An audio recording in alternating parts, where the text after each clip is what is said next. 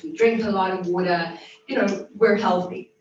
What we don't realize, and we kind of think, and I think a lot of us still believe that we hear mental illness and we put it out there. It's someone else's problem. Someone else suffers from a mental health. And when we hear mental health, we kind of in our heads actually hear mental illness. We get this picture of someone like movie type stereotypes of crazy people and running around and screaming and ex-murderers, and that's not mental illness at all. Okay, it really isn't. That's the Hollywood media version. It's really not it at all. What mental health, and there's a continuum between health and illness, but that mental health continuum is about how you feel emotionally, intellectually, how you're reacting to things. So it's, for example, if someone rejects you, are you going to freak out and go on a rampage, lock yourself in your room and cry for 20 years and never come out? That's not great mental health, okay? Yeah. If you're going to go, well, this really hurts, I feel horrible, I'm going to talk to somebody, I'm going to cry for a bit, and then I'm going to be able to contribute back to society. Awesome, you've dealt with it well, you're mentally healthy. Does that make more sense, guys? Okay, because I think we still look, and one of the big things with mental illness is that we don't see it.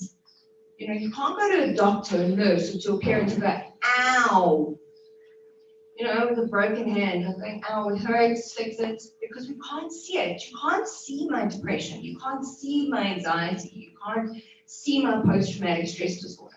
So it comes very much down to the individual, and it, all of us in this room, understanding. The first is, how do we feel? Really. Not what do we tell the world how we feel, but how do we really feel? And admitting if we're not okay. Because we don't always have to be okay. And that comes totally back to COVID, that the pandemic has taken what was, I'm not going to say a perfect world, because we know it isn't. But think 2 years ago, how as youth you interacted to now. Very different. The pandemic has put massive restrictions, but massive stress on all age groups.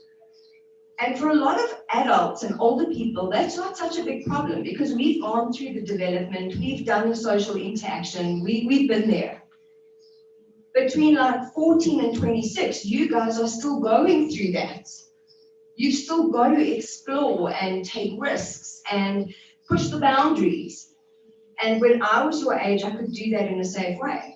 COVID's come along and said, no. So you're going to stay in a room, you're not going to be near each other, you're not going to interact. No, you can't do that. So it's changing the way you guys are learning, and your brains and bodies are being formed. So youth has been interrupted. This pandemic has really taken normal behavior and changed it completely. Are there any questions so far? Am I making sense? Does everyone understand so far? Yes, everyone understands so far. Okay, let me bring in you, Togo, there. Talk to me about especially interpreting what Janine was saying from a young person's point of view. As a social worker who deal with young people on a daily basis as part of your work, what are the challenges for the young people to actually interpret that my youth is being interrupted, or I might have a mental illness?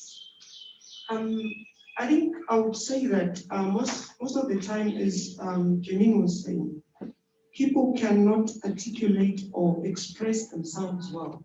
When it comes to emotions, it's so difficult for people to say, I'm angry. It's so difficult for people to say, I'm sorry. As long as a person is not self-aware and doesn't know what or how she is feeling, it's difficult to express it. So it becomes so difficult as a young person to say, I'm not happy.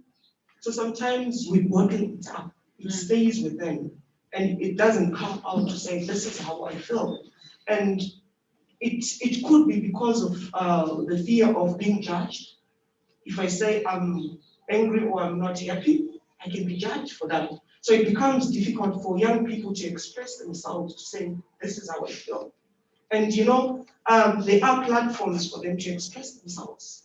But mental health has been categorized as crazy. Mhm. So obviously, if I say this and people hear that I'm going to see a social worker or a psychologist, then they can picture me as a person who is weak. Yet, it's something that you need to say out and speak out and say, this is how I feel. Mm. And believe you me, as a young person, it's so difficult to do that.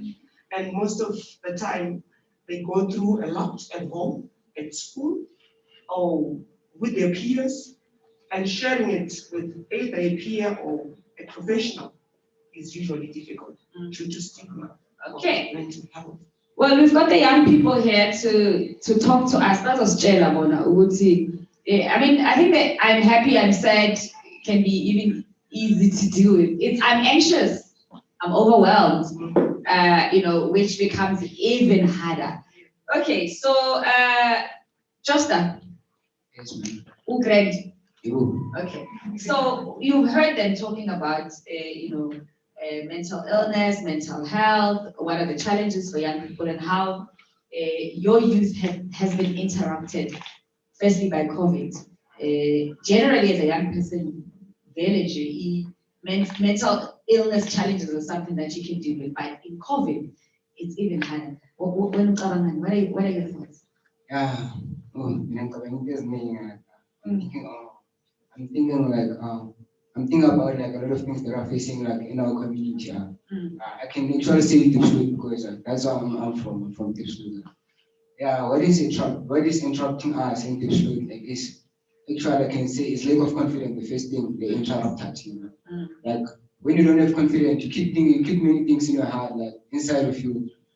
You don't express your feelings the way you feel. Like sometimes there's a lot of abuse in Dipsloot. So like when you get abused, you feel like if when I tell Josta is going to discriminate me, he's not going to say that I'm a man or I'm not strong enough, like social norms, those things. Yeah, that's one of the things that is interrupting us. And for now, in these times of COVID-19, like we don't go to school every day, we have days, just like us in our school corrections, we only go once a week, things like that. So it is also interrupted. We don't learn a lot of things that like teenagers were learning before 2019, before Corona. So that's one of the biggest like interruption. And like I can also say like in our center, we also go like 1 week and then we jump other weeks, then we go 1 week like because of COVID-19 protocols, as you have said. We're interrupted. So your normal life and your normal way of doing things is interrupted. Actually, we can say that COVID-19 is not our normal life actually, because like we don't have that life where we were living before Corona. Yeah. So like we can say COVID-19 is our normal life. We just have to get normal to eat, express our feelings, and do all those things we were doing, but we just have to do them like in a certain way. Okay. How does that make you feel as a young person? Like, what are your true emotions? How do you feel? Does it make you sad, angry, disappointed, anxious about your future? How does that make you feel? All of those things that are happening around you. Like what I'm feeling like I'm craving for my brothers and sisters to learn about like things we're facing in our community, because like we had many programs before learning about these things that are affecting us emotionally and physically, because like actually you don't just get affected emotionally without something being done before. Like the abuse you, they beat you, then you don't express it, then that thing causes stress. After stress is depression, it's a step. After that, then it's mental disorder, which is now mental health. It doesn't just start like just feeling you today I have mental health. It doesn't start like that. Yeah, like it's a stage where you go to stress, depression, anxiety, which is fear, you can't express it. Yeah, things like that. Have you had a personal experience like that? Yeah, I can say so, but I was young. How old were you? In grade 5, which are by age. Yeah. But I remember the grade. You were in grade 5. Yeah. Do you mind to share with us what you experienced? Okay, since I'm here in the panel, I will share. No, it's because you know what they always say to people like myself and adults is that we always speak for you. Okay. So I want you to be the one who tells your experience, because this session is called Youth Interrupted. It's your youth that's been interrupted. So we want to hear your stories and talk to your stories to help the other young people who are watching and who are listening and other parents who have children to realize how the things are affected. So you're basically representing your friends that you say you crave to talk to. So you're here to talk to them. So your experiences are very important. As long as you don't feel like you're re-traumatized if it's traumatic. You must feel safe to tell me. If you don't feel safe, don't tell me. No, I'm very safe. Okay. It's not that big story. Yeah, okay. I can share. No, like, so let me start with this story. Actually is from Zlatan Ibrahimovic, like he's a soccer player. Like comparing a dog and a cheetah, you know. Like there was this speed race, it was a speed race of a cheetah and a dog. You know what happened there? Like a dog created an appointment comparing himself and a cheetah. And guess what? The cheetah said, okay, I'm gonna be there. Like, let's say it's 8 o'clock, I'm gonna be there at 8 o'clock. Guess what happened? The dog was alone then. Then like, the dog was surprised that like, why didn't the cheetah come? And the cheetah was like, no, man, you can't compare like a cheetah and a dog, like it's obvious. A dog is something that can see every day, and a cheetah you cannot see it every day. Cheetah is dangerous, like a dog is dangerous to that point of like, I can say that it's like woof, woof, things like that, you know, like it is scary face, things like that. And a cheetah, it's like, things like that. Yeah, that's how it is. And a cheetah is fast, the dog is slow. Right? Those are things that are normal. But if you can check that, when you start like comparing yourself with others, that's where like you lose confidence and you say like, okay, see, have a lot of growth, like his level of life is there, my life is there, and then you don't feel comfortable with things like that. So that's did you compare yourself? Yeah, comparing yourself, that's where it starts. So when I was in grade 5, you know, when I was in grade 5, like my day, like we used to have like I can see certain stages of my day, like it was not a normal thing. I know that like when I woke up in the morning, I go to school. Okay, at school I'm quiet. I'm that quiet boy at school. Then like after school, I go to Chigun. Like at Chigun, they know me as like an energy guy. When I play sports, things like that. Like, I can say like in my center, like 75% of them they know me just things like that. Yeah, that's how I am. Pop, but they keep me nicknames. Yeah. Pop, Justeo, things like that. And I was doing a lot of things where like in school, I was feeling like lack of confidence, you know why? Because like in school there is a lot of peers. And sometimes you know like at school as young people we compare ourselves with others. We don't have that confidence we have. But at school, like they give you a platform to express yourself, the way you feel, like you do sports, things like that. You know, in those times like I was a sport captain, things like that. So I used to enjoy a lot when I was on Africa Chigun. Like, and most of my times, I used to spend my time in Africa Chigun. Like on Saturdays, it was soccer games, things like that. So yeah, but you didn't feel as confident at school. Yeah, I didn't feel as confident at school. So like sometimes I can say like, oh, you see, I'm on the panel, like I don't feel comfortable. But when I go and sit there, like the confidence I have, there's not the confidence I'm gonna have on the panel. Yeah, like so that's how my life was like. Okay. So you're comparing the both experiences. Yeah. Okay. All right. So let's bring in your friend here. Siabo Mamsimanga is also part of the Young Urban Men. Okay, so Siabo, what's your experience? Firstly, what do you think about this youth interrupted? How has this time that we interrupted your youth as a young person? First of all, I believe that this problem we would have been able to deal with it a long time ago. The problem is that people rush to find the solution for the problem, not wanting the reason why we're deficient in the first place. Yeah, it's on now. Yeah. Did you hear me? Okay. Yeah, I can hear you. All right. So the problem is that in our societies, people rush for solutions, not wanting to know what is the. They can't hear you. I don't know why. Okay, let's try. All right, there you go. So, according to my own opinion, in our society, the youth is interrupted in many ways. So it first started when people wanted the solution to overcome a certain problem, not wanting to know the reason why we're difficult in this place. There's a quote that says, I wish that people could understand that the brain is the most important organ in your body. Just because you cannot see it, as you can see a broken bone, that does not mean it's not as detrimental and devastating to a family or an individual.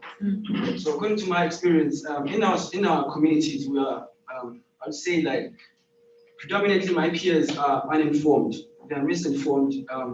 You get nasty comments, or you get comments where people say, and those comments come from old people that that I can't. So those things, it's like when you want to express your feeling that maybe you're sad or you're angry, it's hard to express it in front of your family or your peers in the community because they'll think otherwise. They don't have that mentality to say that no, if you're a man or if you're a boy, you're supposed to cry. Crying heals. That's why we forget in our society. And the other thing that's an interruption in our society is I think it is influenced by social media. Yeah, with the social media, obviously, social media has changed people's lives. Like in this fourth industrial revolution, people became successful through social media. But social media also has the power to destroy one's self-esteem. You could post something on social media and you can receive nasty comments, and that could lead you to be socially isolated and then not being able to express your feelings. Have you had a personal experience, with some of these experiences of like what people have said and how it has affected you, or you wanting to express your emotions or how you felt and no one was giving you a chance to do that? I won't say I experienced it, I witnessed it Okay. to someone else. So I was in class and my history teacher, Mr. Potu, came into class and said, guys, here's a problem. The printing machine has a malfunction. So I cannot make copies for you to get those today. And then Mr. Potu came up with a solution to say that since you guys have smartphones, I think you should take out your phones and then take pictures of the notes because I have them in paper. Yeah. You can take the pictures and then you'll write it home. Yeah. So Musa Nkos, my classmate, he stood up confidently and said, Sir, I cannot access the notes because I don't have a smartphone to take pictures so that I can write from home. And guess what? The students in class, they laughed at him, And then I had nasty comments coming out of the classroom from various students. Yeah. Some of them were saying, you don't have a cell phone at this age. What kind of a guy are you? You're so yesterday, things like that. And that really left Musa Nkos torment because like he lost self-esteem that day, He was socially isolated. How did that make you feel watching that? That made me feel sad because at the center we learn about these things, we are informed. So you kind of like have certain ways to identify whether a person experiences mental health issues. Yeah. I saw that Musa went under mental health illness because after that incident, he was socially isolated. He couldn't hang out with anyone because he felt that he's not worthy to hang out with other guys just because he doesn't have a smartphone. Yeah. So that made me feel very sad. Yes. Okay, so thank you so much, for that. Is there anything else that you'd like to add about the time that we're in terms of COVID as a young person, how that has affected, your youth and interrupted it? I think, first of all, this thing is new to us, the COVID-19 pandemic. It came unexpectedly, we just saw it in China, and then we're like, no, it won't come here. And guess what, it came, and yet we're living with it, and it's hard for it to end. So us in our communities, for me personally, I think I have been interrupted by COVID-19 pandemic. I lost many opportunities due to COVID-19 pandemic, and that really affected me badly. And one of the other affections that I had was when my mom wakes up in the morning and goes to work, I kind of think twice, will she ever come back because of this COVID-19? I'm insecure about I'm fearing for my loved ones' well-being in this time of COVID-19. That's such a lot of responsibility on you. How old are you? I'm 16 You're years old. 16, and you're carrying all this. You're worried about that. Okay, so let's talk about that. Let me give it to Sister and talk about, young people have a tendency of burdening themselves with things like that. Is that part of the things that create challenges for them in terms of mental illness? Because he's worried about his mental safety. He's 16. It's supposed to be the other way around, or it should be the other way around. How does that work? as children, we usually, especially if we have people that we're looking up to, it's not easy for them to just believe that they can take care of themselves. They're big enough. They can do things by themselves. If your mom is going out there as a child, believe me, you get worried with the news that you get on Facebook, the news that you get on TV. So as children, most of the time, even if they're not responsible for anything that happens in their lives, they blame themselves. They say, you know what, maybe I could have done something for it not to happen.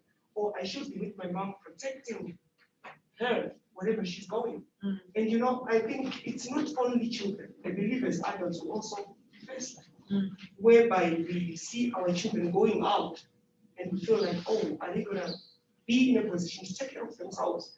And believe you me, with children and young people, they do the same.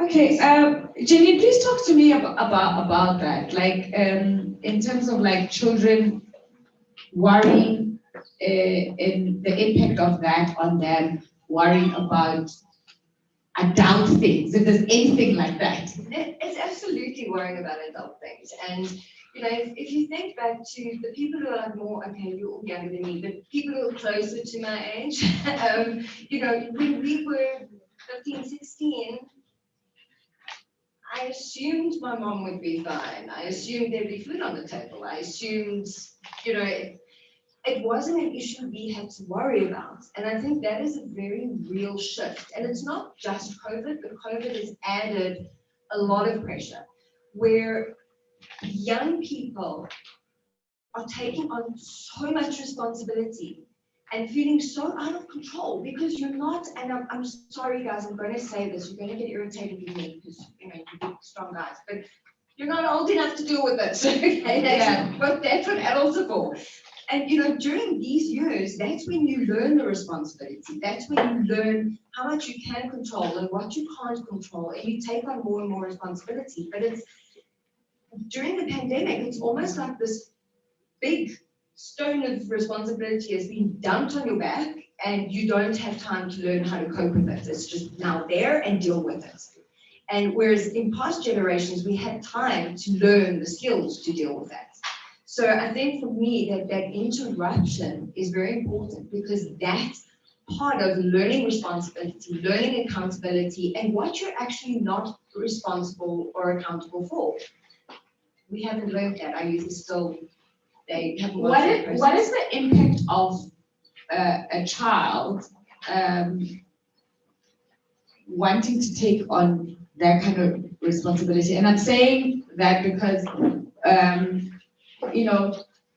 it depends obviously on what kind of like environment are they in. But I think what I'm trying to speak to is how do we get children to understand that they're children in the same way that adults should know that children are children? Because it's like when the lines get blurred, it's part of the problem that leads to the mental illness challenges that we're talking about. So I think I'm saying that's how we do it, but this is why we shouldn't do it because it leads to this problem. How do we speak to that? So it is important, and I'm very grateful for the African Security programs because you guys know this, you learned this, you've been taught this, and you are now the voice for your friends and your schools and your peers, and you can spread that message. And I think very often in a very stressful situation, which we find ourselves in now, parents also feel like totally powerless. And let's be honest, none of us really has power over this. We do what we need to do. Do we really feel in control of our lives? No, none of us do. But there has to be a division. And I encourage all young people and all people out there and parents and whatever, speak to each other. Speak to your friends and go, hey, this is what I feel is weighted on my shoulders. What is happening in your life? Speak to your parents about it. See what is okay, what is the right kind of pressure and what is the wrong kind of pressure. What can you not control and let it go? Because ultimately, that lack of control and that sense of I am responsible for the whole world, and if I do something wrong, then it's all a disaster. And actually, it's not your fault. Yeah. It really isn't your fault. So we need to get, and I think you guys are in that space, but to spread the message that we can only control our decisions, we can only control our minds. Yeah. And learning to say, hey, I'm not going there, this is not my job. Or I'm putting this down because I don't need to carry it. And spreading that message and talking about it is our first very important step. Yeah. Okay. So I'm gonna ask the big boys here. Do you ever feel like that? Because I'm just thinking, like this one here. Do you also feel like I need to go out there and protect my mother in the streets? I should be a man in here. You're 16. I know it sounds like it's the right thing to do, but you're 16 years old, don't have a license, you can't get a job. Then already you're feeling we're in this situation. Maybe it's because of me. If I wasn't, you know what I mean? Do you think about that? Do your friends talk about such things? Actually, Don't give me an Africa Tycoon answer. no. Yeah, don't give me an Africa. I want you to give me a real experience of being a boy who's 16, living in deep slums. What are your friends talking about? The ones who go to Africa Tycoon and the ones who don't. You know, like growing up in the school, I can say it's not a challenge, but you learn a lot of things if you are smart.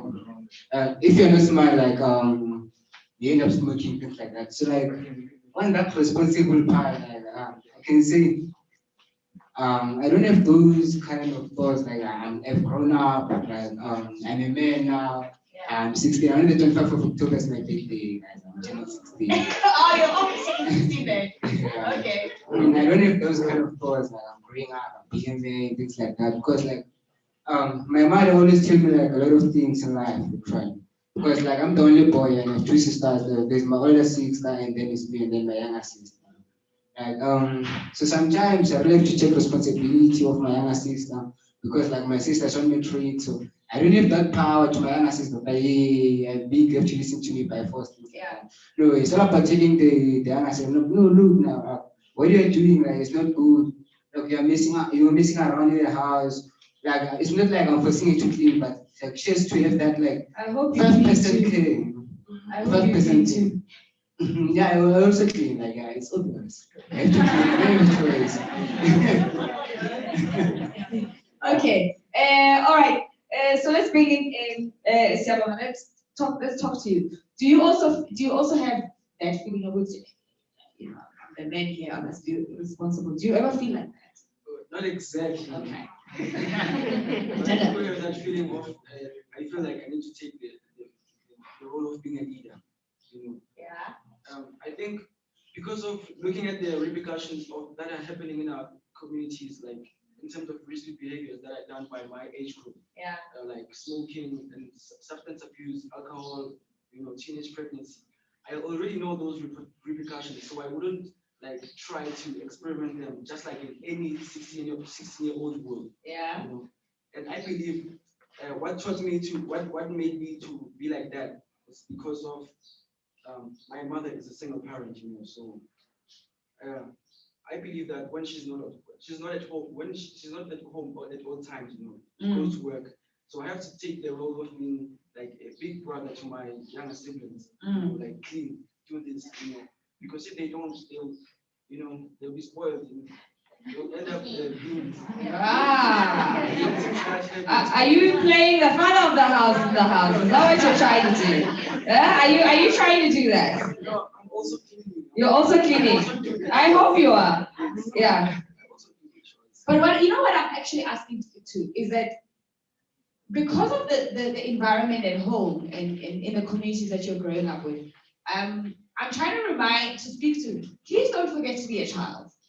Because I think one of the challenges that we're facing is because of the environment that the children find themselves in, they forget to be children. And sometimes because also we're single parents, I'm a single parent myself, is that because of you're a single parent and then the children have all these responsibilities and suddenly, they must bump up and be adults. And that shift, because obviously psychologically they're not ready to be adults. Do you know what I mean? They're children. And how do we strike that balance? Because if they're saying children as small as 14 are dealing with those kind of, and it could those could be some of the triggers. And later on, we're going to talk about triggers and traumas, somewhere to turn self-care. So it's what I'm trying to speak to. Do you guys remember to just be children? Yes, You do. I am a child. I won't run away from that. Okay. I allow my parents to take the responsibility of being a parent. Okay. All right. Let's bring in the social worker to speak to that about those kind of like I don't want to call it a danger because it's circumstantial. Children find themselves in, but it can be dangerous. When you deal with the children on a daily basis, what are some of the things that I don't want to say complain, that they speak to? Do they feel overwhelmed and burdened by the responsibilities of growing up in the communities that they grew up in? The environment, this is what the young people are dealing with, and suddenly now I must just be adult about things. Yes, I think with the children that we have and the youth that we have in our communities, believe you me, some of them, they do not have parents that are always there. Yeah. And mother goes to work from morning and only comes back late in the night. And they're left alone in the house to fend for themselves and to take care of each other. And those are the issues that we face and we come across as social workers in Africa Tikkun. And we have noticed that even when they come to the centers, with that responsibility and that mindset that they have from home, they bring it even to the center to look after others, kids that are in the center, because that is how they are attuned and that is what they have learned from home. And it's a pity that some of them, they forget that they are kids and they usually play that adult role wherever they go. And I think the programs that we also run as such as parenting skills, they also help in talking to the mothers and getting them to understand that even if you're a single mom, even if you're going to work, you still need to have time for your children and you need to be there for them. And they also need to feel that a mother is here, a father is here at home. And those are the issues that we face because they're always having that responsibility of looking after their siblings. So obviously it's within them to just be like that. And yet they need to be kids. Yeah, I just want to tell you guys, as this thing of being responsible for your siblings very young, it does make you an adult before you're an adult. So that's the one thing that you need to always have like a sign that says, I'm a child. It must remind you. Because you miss out on being a child, and then when you're an adult, you want to be a child. Yes. Do you know what I'm saying? So there's a lot of 40-year-olds who are children right now. Because when they were 16, and 17, and 18, and 19, they were not children. I mean, I'm being frank. Yeah. And you also need to say to your parents at some point, can I just be a child? Like now. I just want to be a child. Do you know what I mean? Yeah, it's part of your affirming yourself and your mental illness. Don't be childish. Be a child. Be childlike. And like I think later on when we also talk to some of the professionals, they're going to talk about how a lot of people are dealing with healing childhood traumas because it starts from there. It's like when you're skipping this. You're going to have to fix it later. It's like mathematics. If you skip one, you keep solving the problem. I'm telling you, and I'm talking as someone who's over 40. When I learned that, I realized, okay. Oh, there I was made to be a parent. I'm sorry, I'm not parenting you right now. And my generation is learning to parent ourselves, parent our parents, parent our children, heal from that. It's a lot of work. That's why I do this work that I'm doing, so that you guys don't have to go through what we went through. I'm telling you, it's a pact. So, boys, be boys now. Play, have fun, enjoy yourselves. Yes, help your mothers, but learn now. You're not fathers now. You're not husbands now. You're not boyfriends with whatever. You're just kids. You're 16. Do you know what I'm saying? Yeah. Please. children. Okay, so Togo, I mean, what are some of the things in the community around mental illness that the children that come with to the centers that you've had to face? I mean, they spoke about risky behavior. I mean, that's the extreme end. But what are the smallest things that build up to that you deal with? Okay, they usually bully each other. Bullying. Yes, bullying is one of them, and they tease each other.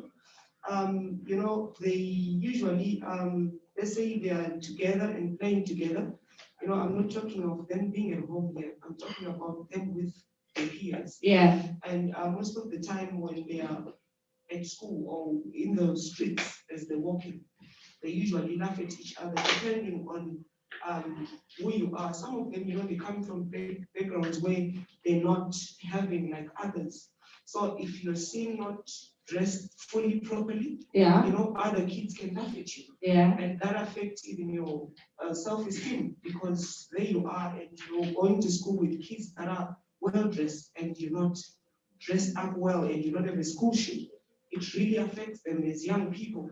And some of them, they also laugh at each other. Let's say that the girl gets pregnant. Yeah. That child is a teenager. Yeah. So obviously they would laugh at each other and they come to the center and tell you that I'm not that confident to say to walk in the streets because of this and that. And there are a lot of things, and even social media is, as you say, it really affects them in a big way, because when they go to internet, Facebook, Instagram, they saw these pictures of beautiful bodies and they want to match up with that. Perfect, pretentious people. Yes, and it's so difficult for them not to match up with that, and yet they want to match up with their peers, and that affects them deeply. Okay. Yes. So, gents, talk to me about that. This thing of laughing at each other, how does it work? Yeah, like laughing at each other. What was the one? Josta? What's the other one? Josta. Pogba. Isn't the player? Yeah, the soccer player. Soccer player. Do you play? Do you play? Yeah. Ah, okay, nice. Okay. But like that thing of laughing each other, I can say, it's not a process, right? It's just like being bored in class, then after school, just see you, man, look at your socks, man. Then like when I say look at your socks, man, like without recognizing that there's someone behind it, you just like boom, he's laughing. And after laughing, obvious, like don't be curious about it, like, hey man, what is this guy laughing? Then they go to confirm, like, like as teenagers, is that like that thing of confirmation? You share the joke with us. And the teachers also do it, like share the joke with us. And then when you share the joke, they'll be like, they say, oh, don't laugh. Or read, like, they're laughing like inside. I can hear everybody's laughing. Yeah. Things like that. So like laughing each other, I can say sometimes it's not about background, but mostly it's all about background. But like in this age we normally don't laugh about backgrounds people. We actually laugh about like maybe I want to pronounce something. Let me say I wanna like pronounce apparently. Then I say apparently, things like that. They'll laugh it the whole week. Second, the following until someone makes another error, then they'll stop laughing at you. Then they go to that someone and laughing. Like it's a process. Whoa! There are adults who are doing that on Twitter. They're being childish. Yeah. Okay. So, all right. Obviously, there's the light side of it, but how do you guys deal with it when someone is affected by that? When we start about it, like we normally don't recognize that it's going to affect you tomorrow or today, because like some of our students, like they are soft, like they cry easily, especially girls. They cry easily. And like somehow like imagine oh, which was the kind of symptoms and they'll be like you're not a man. What kind of a man are you? Why you saying look, she's crying, things like that. So like how do you guys deal with it? How do you deal with those dynamics of like people who are girls cry easily or they're sensitive, or other people? I mean, obviously, I'm sure there's boys who want to cry easily, but you guys are likely to make them feel that they are not building confidence. So how do you guys work around that? like normally, let's say can what I have to do like yeah, no, obvious when I go there, who's about what you know, should bring with me. So when I go there, like, I'll be like, oh, let me wait a minute, I'll go tomorrow because today, like, yeah, she's still ill, so I know that when I go tomorrow, like, she'll be better, she'll come down. So you go apologize. Yeah, I go and apologize and say, like, hey, sorry for what I said, like, I mean, I won't say like it wasn't me because it was me. So what I have to do, So you take yeah, I responsibility. take responsibility. Sorry about what I did. No, please forgive me. Like I know I've done something wrong. I don't know if I deserve to be like forgiven and things like that, but like it's obviously You must not apologize. You can teach some 45-year-old how to do that. Okay, that's very good. That's very good. As long as you genuinely mean it, but also you understand that other people are sensitive.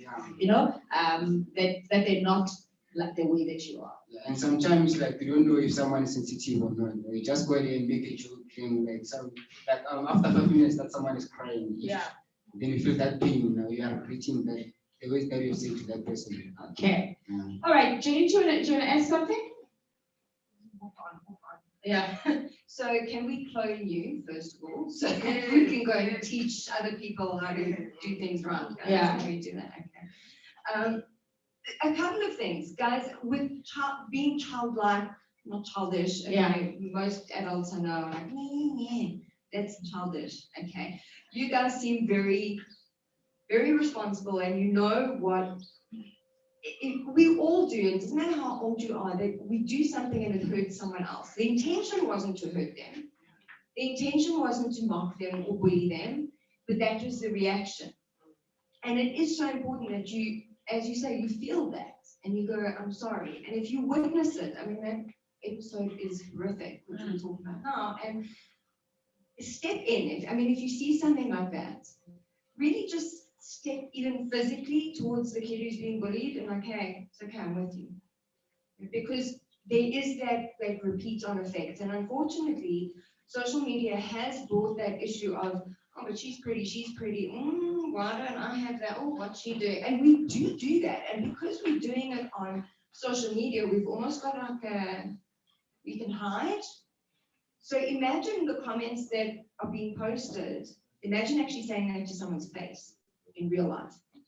Promise you 90% of the time you wouldn't react or wouldn't say something. So always think about that. And remember, please, be a leader, as you guys have said, and I'm probably not talking to anybody in this room because you all feel like amazing youth leaders to me.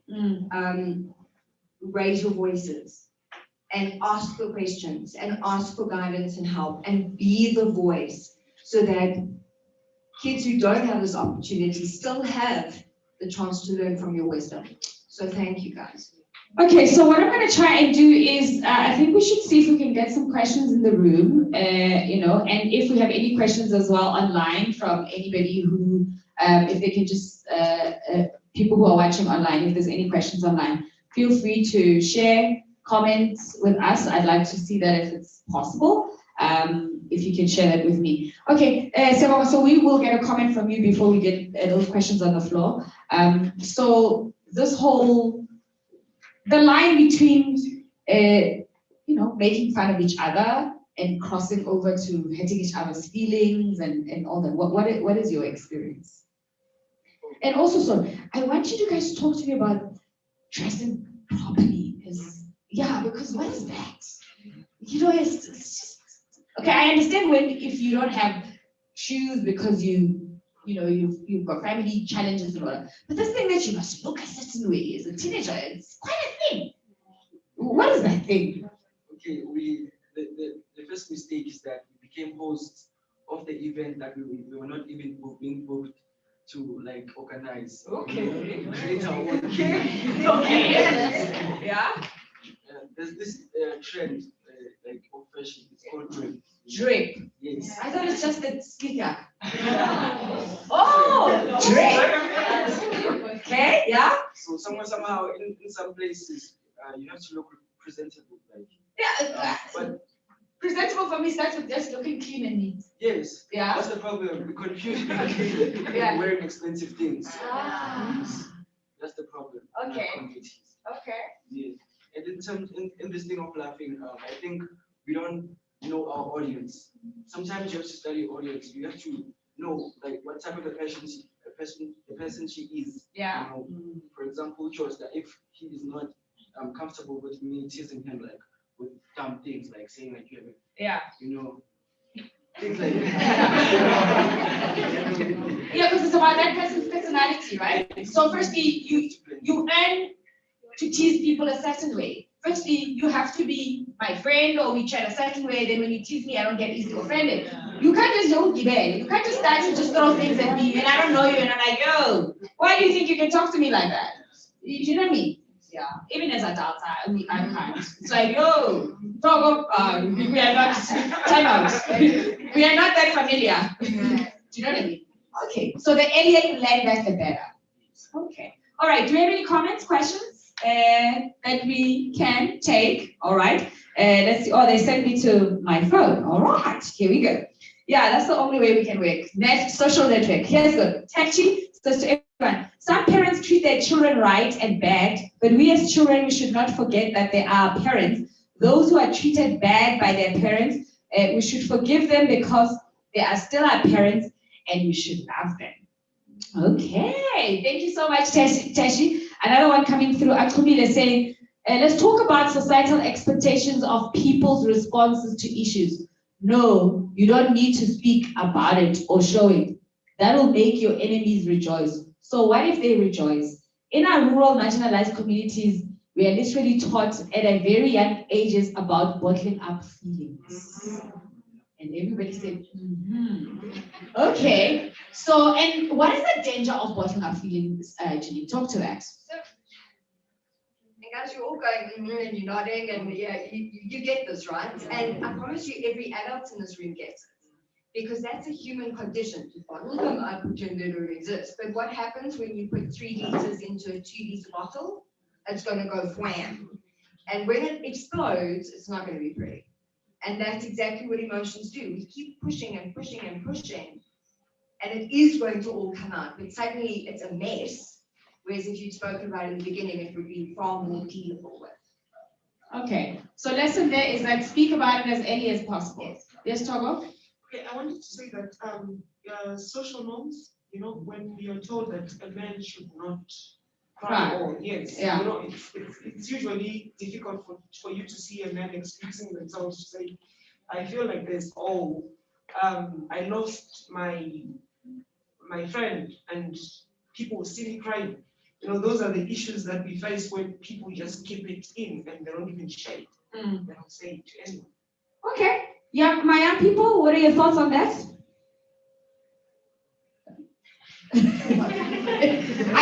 Do you guys agree with that statement that we're taught to bottle up very early? Yeah, I think I wouldn't say that we are like literally taught. We see it. You know? It's a land. Yeah. Yes. Okay. It's a thing like that. How can I- Kuluma, bua. I don't know. Express yourself. Kuluma, bua.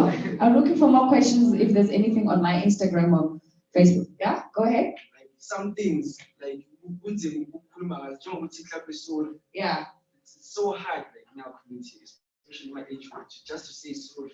You know, you put it up like, and it affects you. Yeah. So, in danger.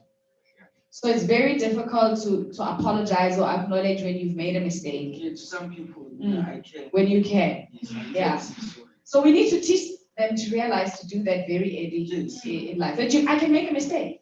Just wants to say something. As you say, like we have to teach them. Like teaching someone. Sometimes they might not take it serious. You know what? Because like it's lack of confidence. Like saying sorry, it's hard because you don't have confidence. Like you are throwing stones on your head. Like, it's like you are digging the ground. Then you get inside. Then you tell you see. Then we just things like that. Just so you bury yourself in the pride rather than taking responsibility, and that obviously can cause you mental illness in the process. Okay, final words, Janine and Togo, as we wrap. Okay, we have another question coming through, or comment coming through from us. Zoom. It all comes from the way our parents were treated before and they therefore believe that they should treat us the same way they were treated. Somehow, they end up mistreating us in a way that they believe we should do what's right for them and not us. For instance, in terms of house chores, at their time, they used to have the burden of work and had to do things differently. And now times have passed. We, as the young generation, believe that house chores shouldn't be a burden, but a responsibility. Does anybody want to say something on the floor? Adults, young people, that's true. Okay, yes, sir, please, you can stand. So I just wanted to add a comment about what the fellow person said. Yeah. So there's a theory called the son of a son theory, right? Yeah. So the relationship that a father has with his son determines the relationship that a son will have with his son. So I feel like that is the problem. I feel like times have changed, and we as young people sometimes tend to be rebellious. Actually, you must come here so that our Instagram people can see you and tweet. Just come to the center. Just walk. Don't worry. Don't worry. Yeah, just stand here. But more, DJ. If it's not the back of your head is fine. Just here. As long as they see you. Yeah. Perfect. So I just wanted to say that the solutions that work out for our previous generations are not working out for us. Right? They can't. So I feel like with this thing, I feel like especially when it comes to the youth, we have two types of youth. Yeah. We have the new youth, and then we have the traditional youth. I feel like I'm the traditionalist because I was isolated from my age mates growing up. Yeah. So I grew up with older people. Like I was told that a man doesn't cry and what, not because it makes me weak. Yeah. Just to protect me from other bad people. Yeah. So I feel like sometimes our parents are just trying to protect us. Yeah. As much because they're disinformed. Yeah. So they're just trying to protect us by using methods that work for them, by saying a man does not cry. Yeah. For some people, when they say a man does not cry, it gives them pride. Like, yeah, I can go through this. I can walk through this. I can woman up. I can man up. Yeah. But for some people, it's like I'm self-isolated and I don't know what to do. Yeah. So I feel like in our current times, we should learn that there are two different types of youths. There's the new youth and the youth that follows the old traditional. Oh, there's old ways that worked that we can work now, and there's also new ways that can work concurrently with old things.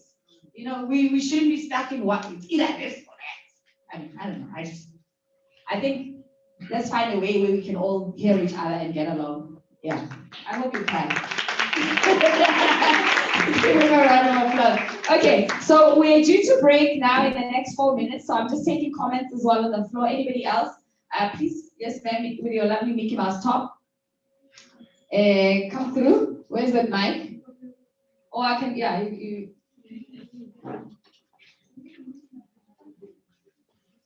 Hello. Hello, good morning, everyone. So I wanted to add a comment based on bottling up feelings. Yeah. And I'm going to share something that I've once witnessed happening to someone, which showed me the reason some people may want to bottle up feelings. It's because they are afraid that they're going to be judged, and they're afraid that if I speak up, what I say is going to be used against me. Yeah. So there's this lady that I know that works for a company.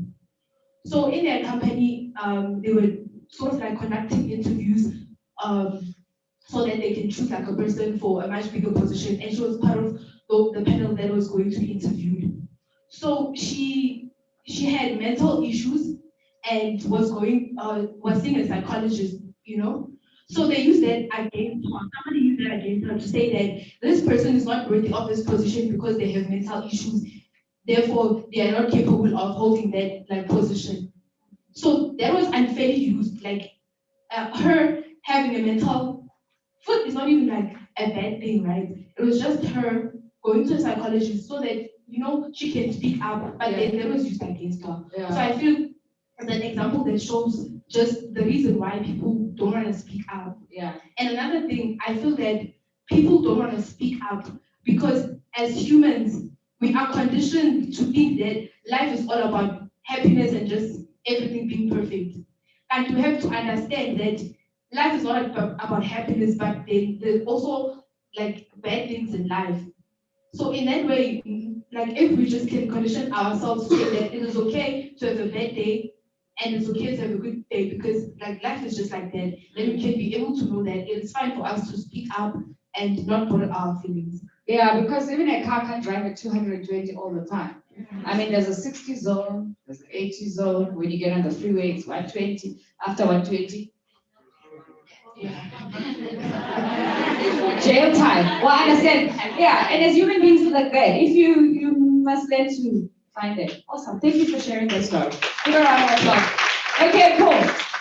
So, guys, I think we've come to understand that yes, your youth is being interrupted, but we also have come to understand that there's a lot of issues that you guys have to handle and tackle as young people. Sometimes you think you're being helpful, but you're overburdening yourself, and that can lead, to mental illness issues. But it's important to understand that you're a child, and there's a difference between being childish and being childlike. That you have responsibilities, but don't be burdened by these responsibilities.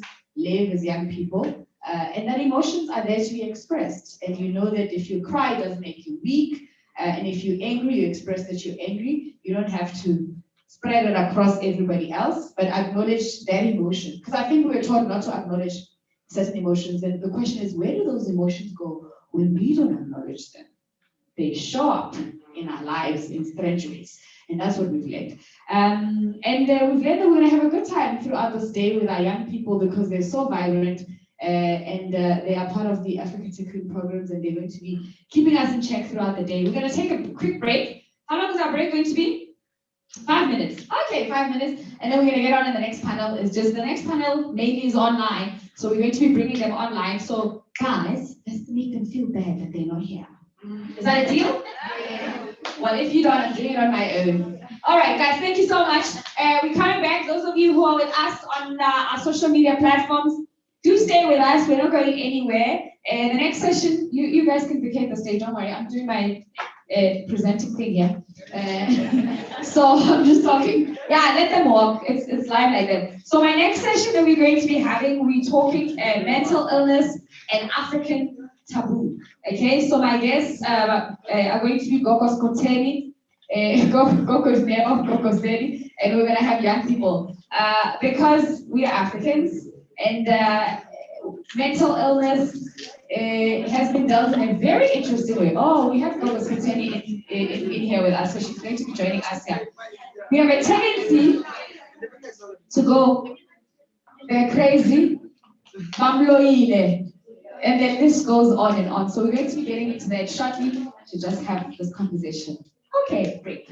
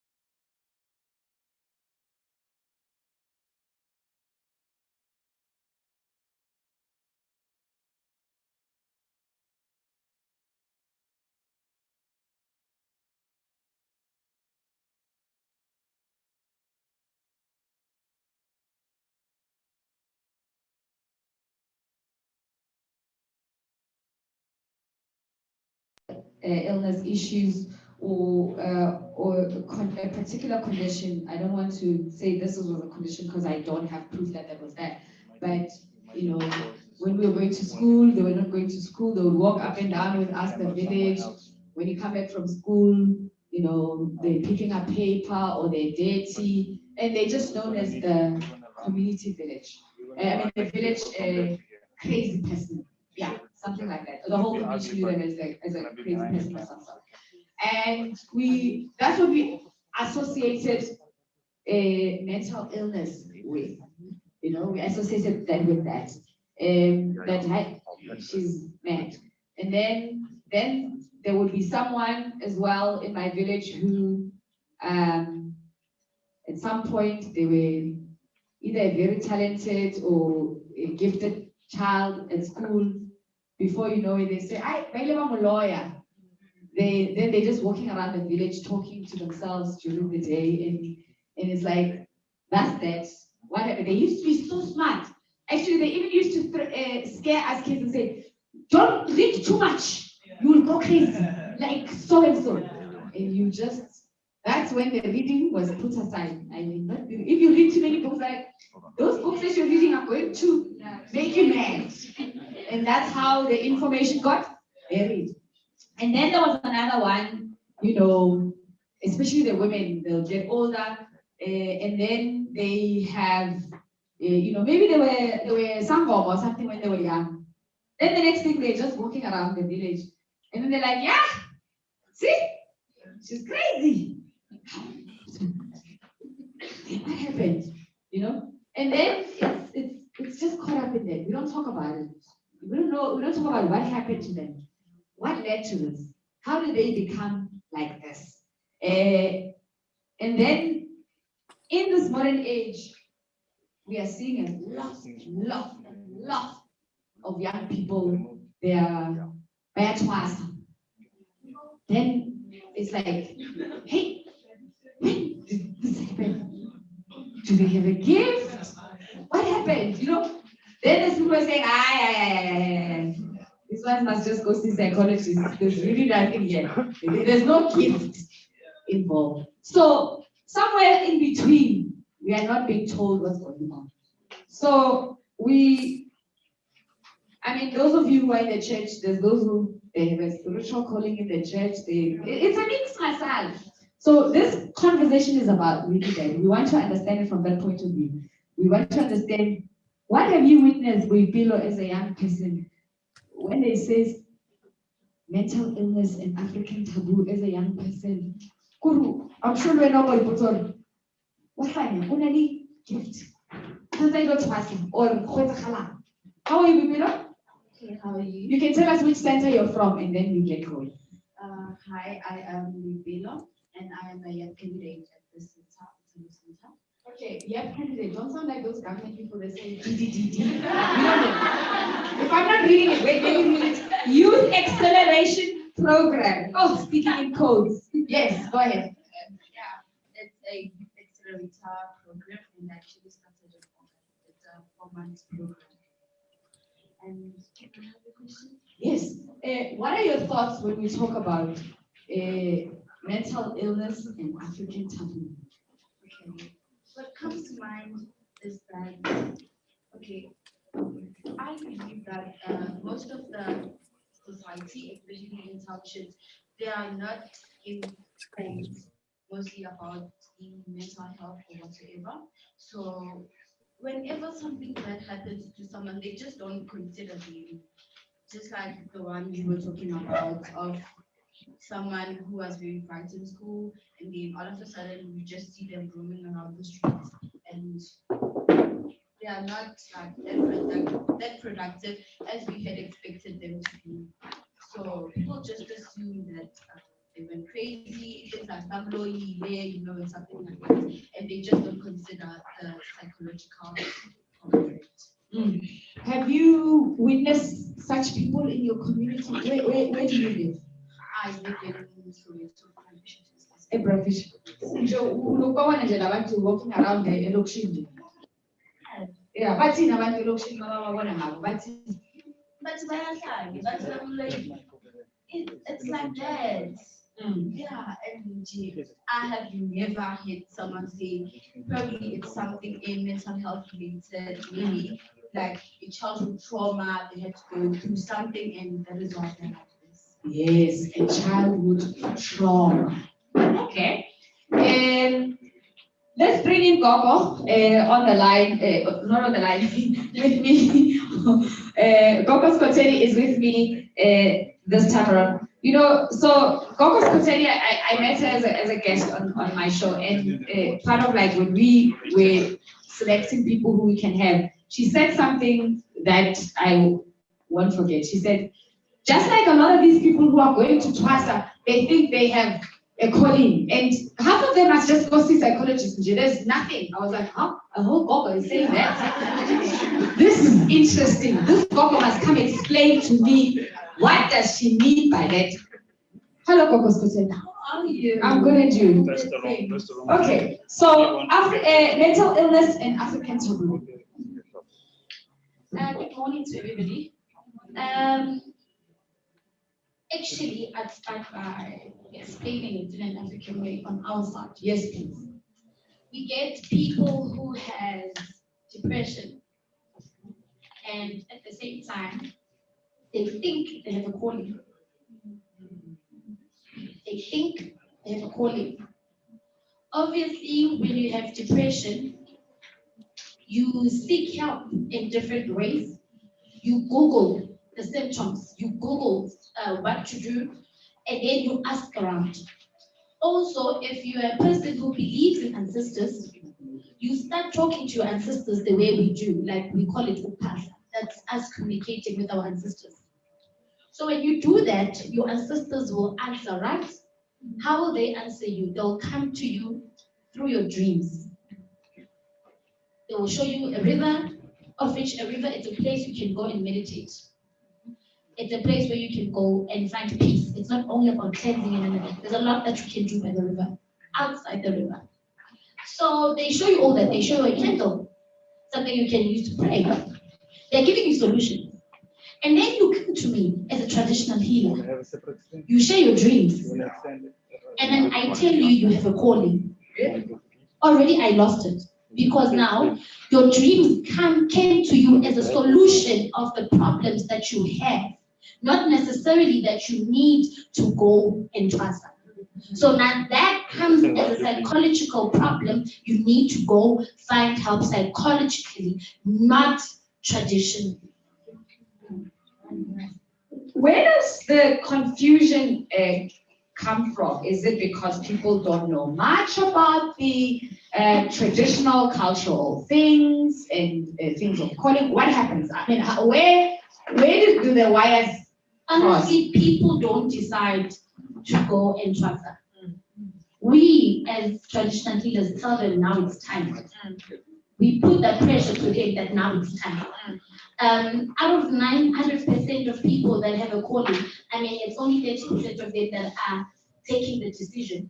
But 70% of them, it's us telling them, would even give them a call and make a follow up. How are you doing? Put pressure on them.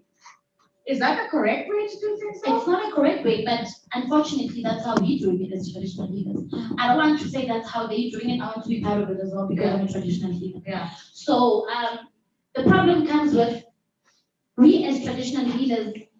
I think if we could work with psychologists, yeah, we can make a youth a better place, we can get people who will become better with this calling thing and with what they go through. Yeah. Remember, having a calling, it's very tricky because you don't know what's going on. Yeah. That on its own causes mental illness. Yeah. Because you need to accommodate this thing called a calling, and it does not go alone. It goes with seeing people that are dead. It disturbs you mentally. Yeah. And when you go to a psychologist, they see you that you are hallucinating, you see things. Yeah. Then when you come to me, no, it's not that. Yeah. You have a calling, these people are talking to you, you need to attend to it. Yeah. So we as traditional healers and psychologists, we need to work together and come up with a solution. Because there's a person who goes into being initiated by a Zangoma and they're busy drinking antidepressants. Yeah. And they come to me It is a new environment. Everything is all new from whenever that I'm going to teach them. Already they're gonna fall more into depression, and when they come out, they become worse. That's why some of them they end up being drunkards. They just lose it after being initiated because they don't know what they're doing. Okay. So one of the things that we try to also do today, we wanted to get the psychologists who are soundbombers to come, join us, or traditional healers. I hope I'm using the correct language. Traditional healers. Yes. Unfortunately, the ones that we spoke to, a few of them were not available. So I just want to let our audience know that, well, if they say, but where's one and that? We did try, unfortunately, calendars and times didn't match up, but it's a conversation that I know personally I continue to have, and we'll find another way to address that. So also joining us online is Goko Dineo. I saw her nodding. Goko Dineo, I hope my lines are clear and everything, that she can be able to contribute. She's joining us online. So you are our first online guest, so Ish, I hope our technology is ready. Because I can hear very clearly. Can you guys hear me there? Yeah, so we can hear you. I can hear you clearly. Okay, so I saw you nodding when Kokos Koteni was talking mental illness and African taboo. And I know that you share extensively in conversations like this, and part of your work is demystifying the taboo around traditional healing and the modern life that our young people who we're talking to today, and obviously the rest of the audience that's joining us. Mental illness, and African taboo. Talk to us. No, I was noting because I was agreeing with some points that Gogo was making about how we use spiritual practices to bypass real issues that we need to be dealing with. We need to also understand that Ugutwasa can be used as a spiritual bypass, same as going to the river to meditate your problems away. We can't patha and beta and futa every problem away. I need to contextualize this, and please allow me to do so. So as Africans, we need to understand that we've inherited trauma. So we have trauma that is passed on from one generation to the other. And trauma is that which one has experienced that sits within. And because we are a society that has kept everything in silence. So in our attempt as well as African practitioners to keep things sacred, we have also kept secrets. So secrecy has played an incremental role in perpetuating trauma. So I was listening earlier on when I came, and we spoke a lot about childhood traumas. We can speak about it, but we don't understand it. We are a nation that is one of statistics tell us that 1 in 6 South Africans are depressed. And remember, statistics only work with reported cases. So what about those who don't report the cases? The statistics tell us that one of the leading causes of death in South Africa amongst young people is suicide, right? And what then causes suicide? It is trauma. So we need to really understand that Emandulo, when one was called to become a healer, it was an intensive process where you would be trained over a period of time, where you would understand that when you are working with the health of a human, you are dealing with a complex system. You are not working with a machine. So you're not just dealing with the spiritual element, and I'm going to help you, Pasha, I'm going to perform a ritual, then you're going to be made whole. You were dealing with an emotional and a psychological being. That therefore, outside of ritual, what are the other rituals that are going to aid one restore back their sanity? Because like what Kokos Koteni said, that already awakening to the gift is trauma, because you are sensing and seeing things that nobody is seeing. And we come from a history where African indigenous practices have been demonized. So already you feel alone because you feel secluded, that in my seeing and hearing, I'm not supposed to, because it's ungodly, because it is demonic, because it's not religious. What religion took away from Africans is their own ways of doing things. We were spiritual healers, not traditional healers. Spiritual healers understood the complexity of healing one person, that we had a community of practitioners. When we were facilitating healing, we had a community. We just didn't have Izangoma. We had Izinyanga. We had the elders and the council of women. I would want to make an example. For example, one of the things we lost over colonization and apartheid are rites of passages. Some cultural practices still have them, baro ya kokomengi o ya lebolong orientabeng. But what has happened with that is that we've lost the essence of that because we've made it about masculinity, or we've made about how a woman should serve a man in a relationship versus a rite of passage, because those practices were helping young people. They would help you transition from one part of your childhood to another, and helping you transition was to understand your body, understand what happens to you psychologically, understand what happens with you emotionally, and then give you systems in place that will help you cope and align with the new life that is emerging when you move from 0 to 5 years of age, what it becomes of you. When you move from primary to high school, what becomes of you. So with the loss of that, then everything gets put in one box. Because even when we look at psychology, and that's why a lot of psychologists who are Izangoma right now are advocating for, let's restore some indigenous therapeutic methodologies, because we've lost them due to what I indicated earlier on. Because what Western psychology focuses on is just the mind, but it doesn't understand that the mind is connected to the spirit. So I am hallucinating, I am hearing voices because there is indeed those voices I'm hearing. They're voices of my ancestors. There are hallucinations because I'm seeing things that have happened, things that are about to happen, or things that are happening, but my brain cannot conceptualize it because it does not make cognitive sense. It's not logical. So I don't know how to work with it. It creates a distress in your brain. It alters your brain chemistry. So we have been moved as Africans from our true nature. We got conditioned by the environment and the systems that were created to move from our true nature, because our true nature is one that speaks like, but I also have mental illness, and maybe I need to start with something else before I can engage with other, or they can happen parallel, because spirituality always looks for collective solutions. It doesn't look for one solution, because we're not machine. I'm not a car. When a battery is flat, I fix it, the car goes. I'm a system that when I have a headache, I can't function.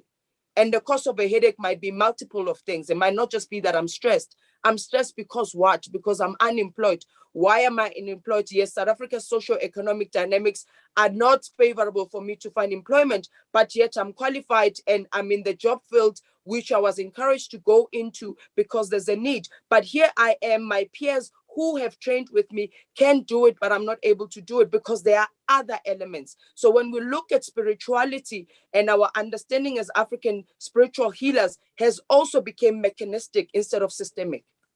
Okay, very, very thorough. Coco, thank you so much for that extensive explanation. All right, Janine, do you want to make a comment, following up on that, mental illness and African taboo? So it seems a bit weird that I'm making this comment. You're in Africa, you're in Africa. But, with representing SADAG, South African Depression and Anxiety Group, we work very closely and have done almost since we started 28 years ago with traditional healers, because we understand, and our group understands, there isn't one path, and we're not all made to walk one path. There may be a multitude of things going on. So we work with any spiritual, religious community, healer, traditional healers, because our way is not necessarily the right way. We might be missing a lot. And maybe the standard traditional healer way, maybe there's someone who's schizophrenic who needs medical attention. So it does become a balance. And I really thank you to both of you, because that's exactly it. We've taken away so much of the spiritual connectedness to ourselves, to each other, to the world around us. And we kind of filter our emotions through that lens. And that's not always correct. Okay, so I've also got some comments that I'm going to be taking from our people who are on our Zoom line this morning, as well as on our Facebook page. And feel free, both Gogos and Janine, if you'd like to answer to that, if it's a question or comment. Okay, I have recognized what to our parents when they don't understand that we as children, we don't like this and that. And when we try to tell your mother that you don't like what you're doing, it's like you are disrespecting your mother. But they don't understand how it's hard for you to keep on addressing this issue, but you're not being heard. And it's like you're disrespecting your mother. when you come with someone who you trust, but you're trying to help yourself from a thing that your mother does to you. Okay, I've tried to make sense as much as I can. I can't for that. I think this partly speaks to the generation gap because mostly our audience today is young people, and we're trying to bring solutions, that will speak to them at their young age, and we fellows here to represent, their views as well. So, Gogo's Kuteni, I mean, when it comes to issues of religion and spirituality, the challenge, the gap just becomes wider and wider. What a young person might be seeking and being challenged with, whether it's mental illness related, or they have a calling, and then you're speaking to an adult who, as Gogo was saying earlier on, how generations even before stopped practicing certain things, and here's a young person who's faced with the situation. What is your experience in that space, speaking to this background? With me, it was very, very difficult growing up, especially with this calling, because I did not understand myself even a bit. I did not understand how is it possible for me to see someone's problems. Remember, at that time, I did not involve anything that had to do with traditional herbs or traditional medicine, or I was not even a traditional healer, I'm just a normal person. So before me being Ugogon, it's me being Utumi, which is who I am. So at that present moment, I see people's problems, I just sense whenever they're not okay, physically, spiritually, mentally, and then I would not understand how am I connecting to that person. So I'll suggest that before a person takes a step to become or to take this calling or to understand their spiritual journey, they need to first understand who they are. You must first understand who you are before you can understand the journey itself, because the journey needs you. It's not about being spiritual. It needs you mentally, physically. Remember, it's not easy dealing with people's problems and also trying to find solutions. It's like your parents dealing with a teenager who's reaching an adolescent stage and will not know what to do. So that's what happens with us when we meet the spiritual world, and then when we start the journey, it becomes difficult. Now I had to let go of myself and understand what is it that my ancestors want. So what I can say is, it is so difficult for us to talk with our parents, especially with everything that we face spiritually, because when we start telling them, Mama, I saw Coco, and when they look at you like, okay, this Coco you saw passed away before you were even born. Yeah. And she came to me in a dream, but this dream looks real. Some dreams feel like I was there physically. This was not a dream. Yeah. So now you need to explain that to your mother. Obviously, now you are starting to see things that are not there, especially if your parents are Christians. Now, this thing is new to them, and it's also new to you. You don't know how to express it to them. And I bet they will just take you to a pastor that will pray for you. Yeah. And you come back and like, Mama, depression. Hey, depression, you know? Yeah. It's like Well, give it to Wipilo. You just triggered Wipilo right there. Wipilo, talk to me. Why did that get to you? No, because I've been seeing this on Facebook, and it happens. It's very difficult for Abazan, to be specific, like, when you go to the Fathers too. yes, please. When you go there and then you talk to them, you have this anxiety, depression, and there's just pressure of in them, like, like, how can you be suffering from this? It's like we get money, you get everything you want. Imagine, like, why are you having this? To them, it doesn't make sense. Yes, it's like that. And it becomes worse if there's a calling connected to it. Okay, Gogo now, please give us your wisdom from this point of view. Because the gap between the young people, and then you heard how it flowed. Go ahead. Yeah, no, I just want to say, I spoke about generational trauma. We are being parented by wounded parents. So when we get parented by wounded parents, they have no skills, no ability to parent the wounding in us. Because when we come with our wounds, it's something that they don't have capacity nor skill to really help us navigate it. We come from a generation, and that's what we call generational curses. Generations of, just be strong, get over it. It is not a big deal. We have tend to numb and cope with pain, not deal with it. So we cannot really heal things that we can't acknowledge. So you come from a family whose cultural practices have been demonized, or their only association to ubungoma or idlozi is witchcraft, which is also a reality. It is also our responsibility as sangomas to understand what is our mandate as healers. We are there to build, restore family systems. So you cannot be dealing with a child without their parents.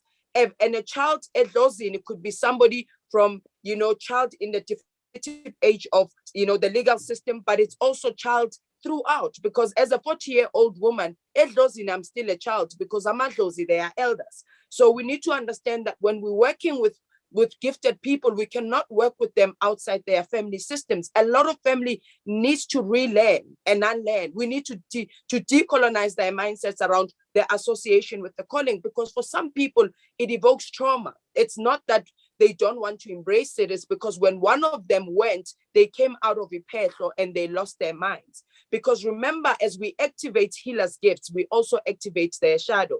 What is your life? I'm a coach. I'm a life coach as well, because I realized that just being a sangoma and dealing with the complexities of a human health system was not sufficient, because we don't train, like I said, Emanbulo, you train for at least 3 years so that you can be certified as a sangom, because you needed to understand the complexity of a human system.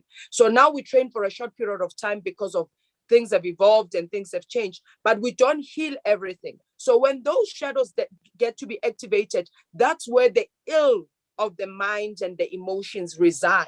And that's where we as practitioners, we need in our institutions of healing, we need to work in partnership with other people, including, because we can say Izangoma has to work. I run an institute. My institute has us as healers and practitioners of spirituality, but we have 2 clinical psychologists we work with. We've got a counseling psychologist. We've got a general psychologist. We've got a school of life coaches who are going to be training the gogos who are becoming sangoma in holistic counseling. We've got medical doctors that we work with, because the human system is made of a biology, a spirituality, an emotional entity, and a mental entity. And we all cannot be skilled and masters of everything, but we need to have a general understanding of how the human system operates, because then we can tell what our limitations are and how we can also support, because schools of initiations have to have support systems for families, because as the child goes through the gift, they're going through it as well. They are also in pain, they are also in torture. So it's not only dealing with the one with the gift, it's also dealing with the family so that they can then support. Because what we do is also we divide families. Your mother comes and you say, I'm feeling this thing. Your mother, everything, we've put everything in one. No, she's jealous of you. We also perpetuate trauma. We also trigger trauma through initiation processes, because we are not understanding that as we're dealing with the spirit, we're also dealing with human limitation here. And we need to have an integrated, holistic approach to healing. We cannot just be focusing on bungo, because that's not going to heal everything. It's going to create foundations. It's going to reveal things. Like I said, when we activate the gift, which is power, because initiate is to return you to your divinity, but you can't return to your divinity if your human self has been wounded, has been traumatized, has been exploited, is addicted to, because we are a nation that is addicted to substance, we are addicted to sex, we are addicted to shopping, we are addicted to social media. You have seen over time, especially with Twitter, how it has become evident that we are a society that is mentally ill. How we treat each other on the social streets is the twas and the wars that our parents would fight on the streets. And we cannot heal that by continuously perpetuating the trauma. Thank you so much, Gogo. Okay, so we've got some questions and commentary coming through. This one is, user 32 to everyone. If you are a Christian and you have a calling, how can you prevent that? Unfortunately, we don't have a pastor or someone who can share with us on the panel, but we'll hear what my panel will have to say to that. To everyone, Gogo Dineo and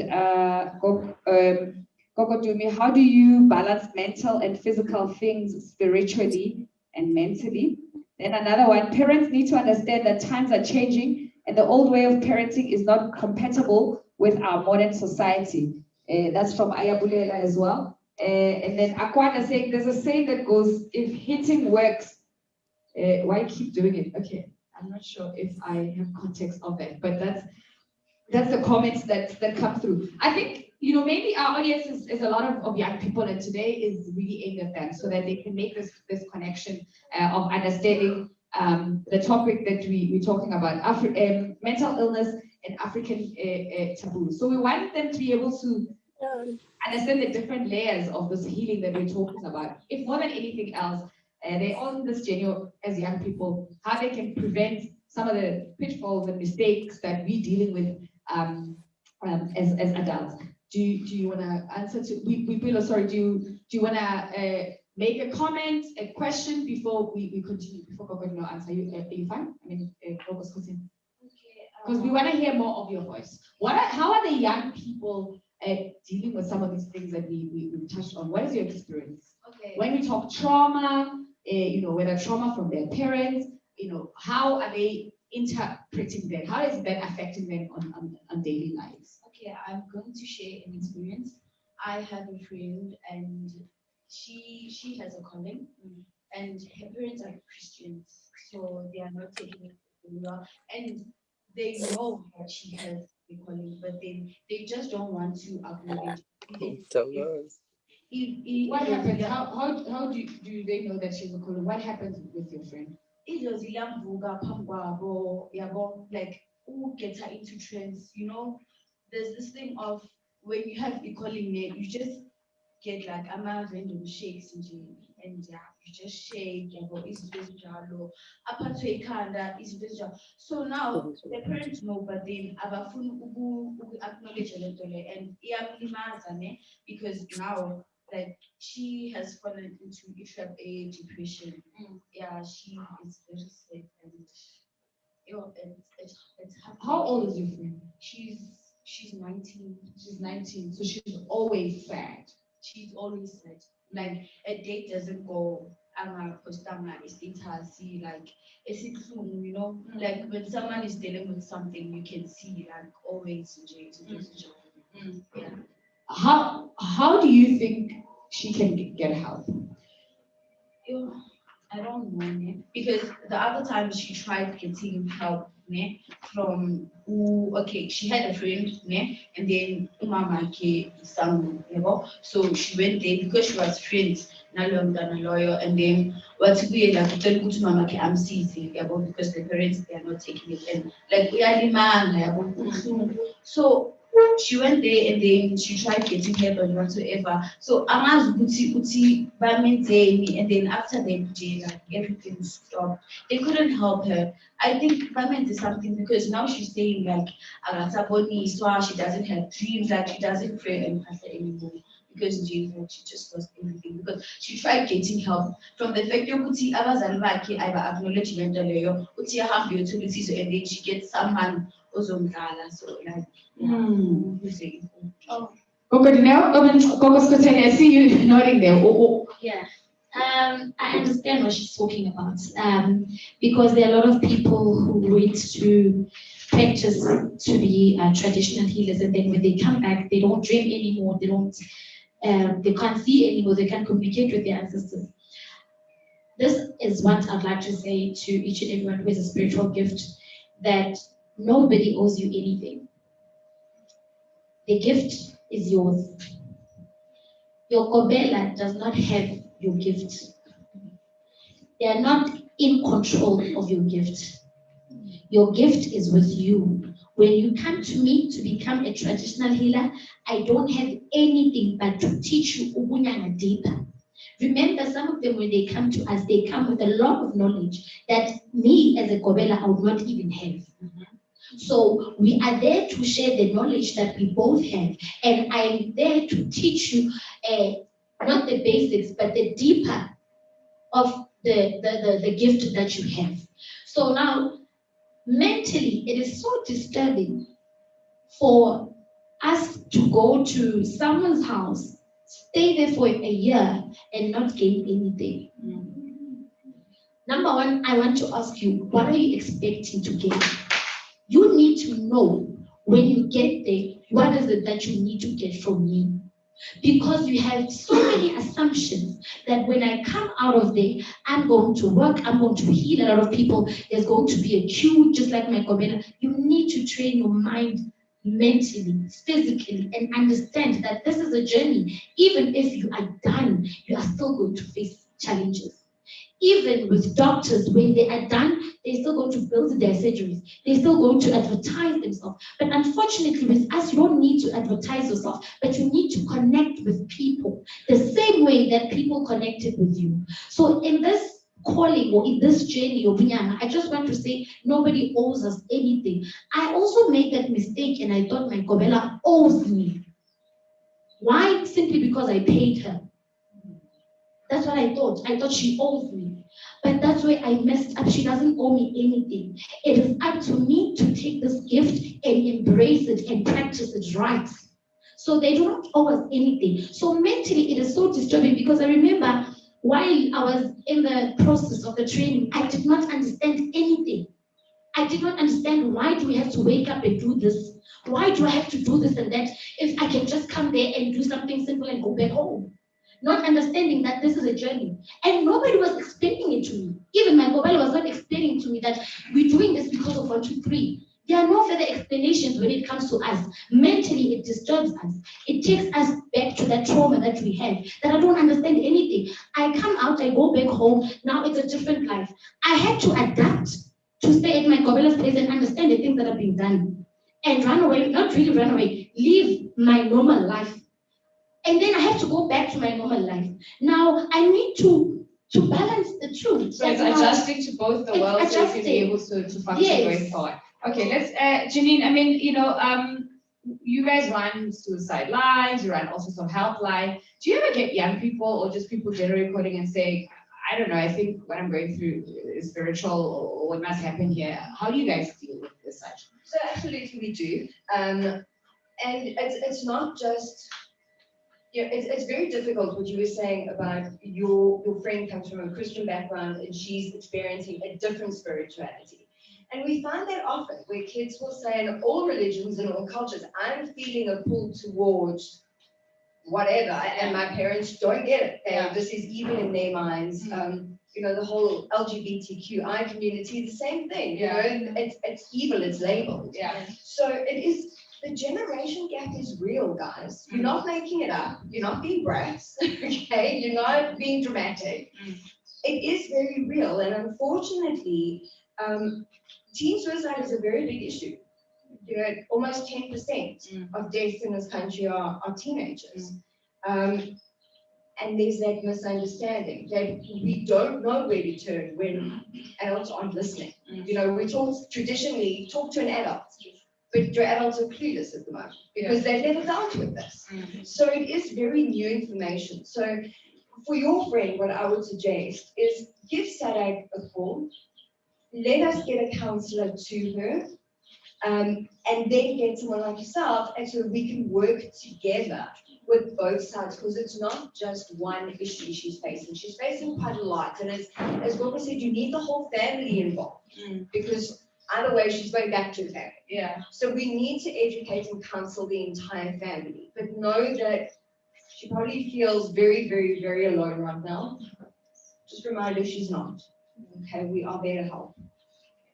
And Bibela has a smile on her face. Okay, Dr. Dineo, let's come back to you in regards to these young people that we're dealing with who find themselves caught up in two worlds, and there's this generation gap. And we spoke about the previous traumas, and I'm glad that Janine added the fact of that also happens with our loved ones who are members of the LGBTQI plus family, is that once the adults believe one thing, and then you are this young person experiencing, a different thing, then it just widens, and you supposed to be forced into what they believe or they understand, and that's that. But obviously that causes a lot of harm. It creates even more trauma, How do you tackle that when a family comes to you or a young person comes to you, and that's what you have to deal with that particular family or person?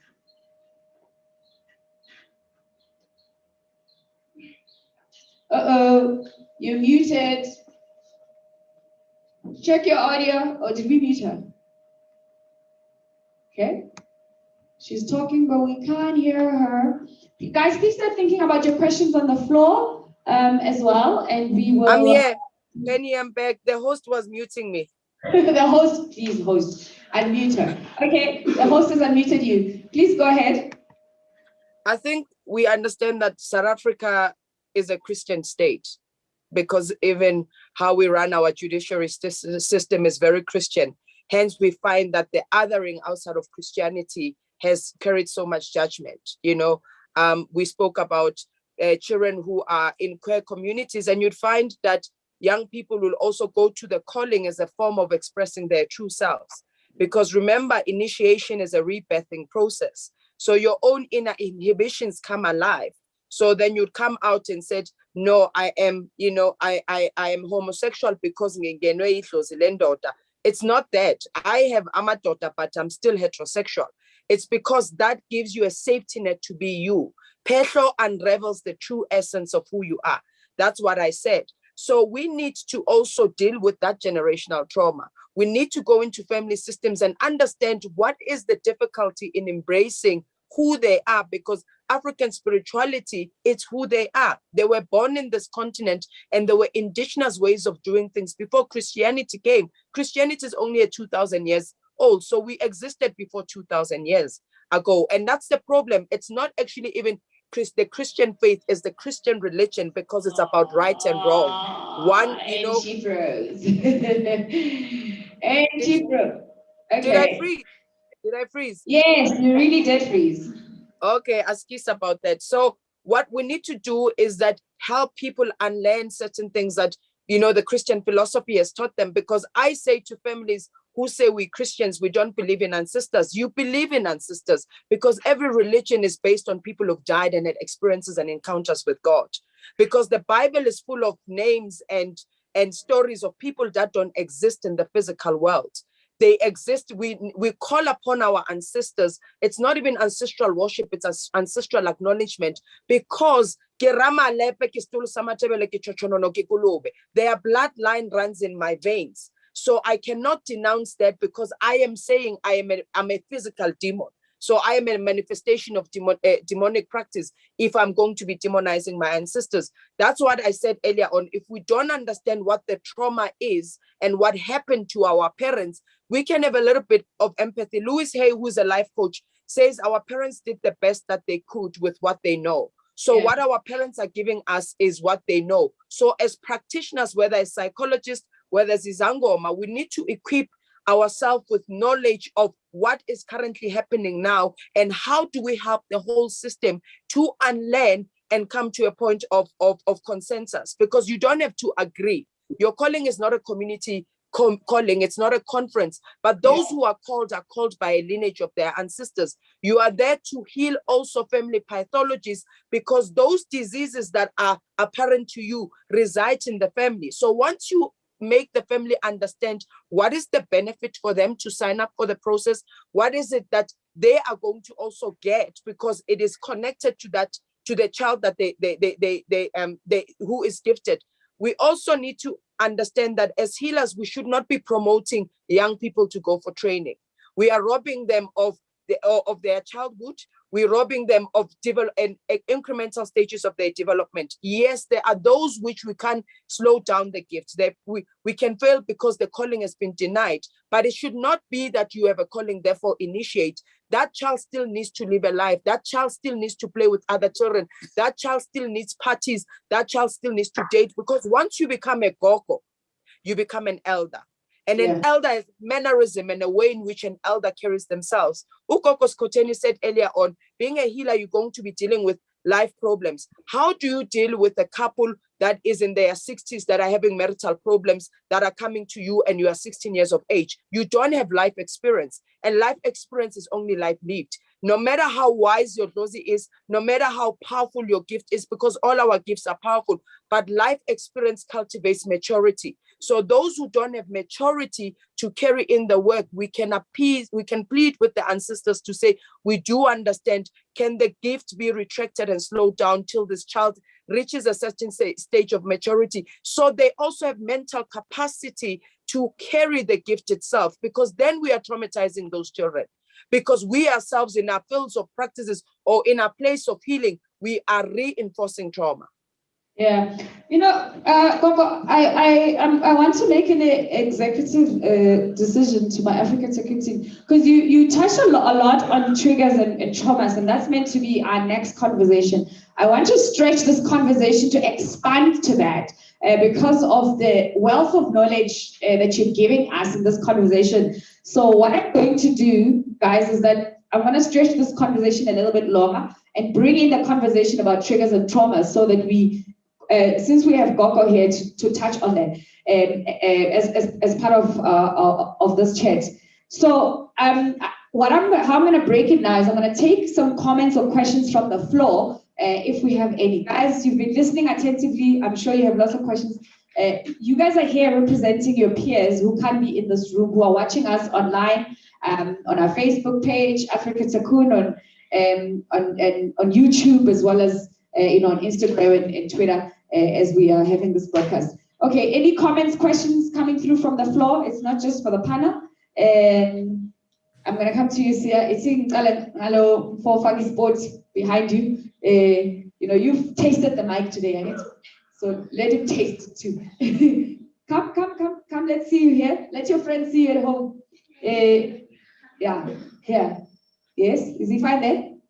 Okay, come to the side. Yes. Yeah, you can ask. My question is that.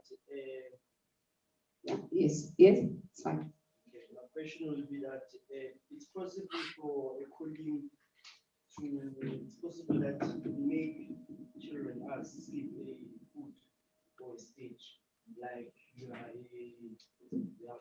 a child and you're a teenage, then suddenly you get a calling, but you are only like 14, 15. And then like when you engage in that calling, suddenly skip your teenagehood and become an adult, as Coco said. My question is that how can you your family has accepted that, but you still want to enjoy your teenagehood? Yeah. How could you How do you balance that? That's a very. There's a ceremony that you do at home, depending, because there's Zulus, Sutus, Zwanas, Xhosas, Vedas, on how to ask your ancestors to take it easy on you. Your parents know what is it that they need to slaughter or what is it that they need to buy.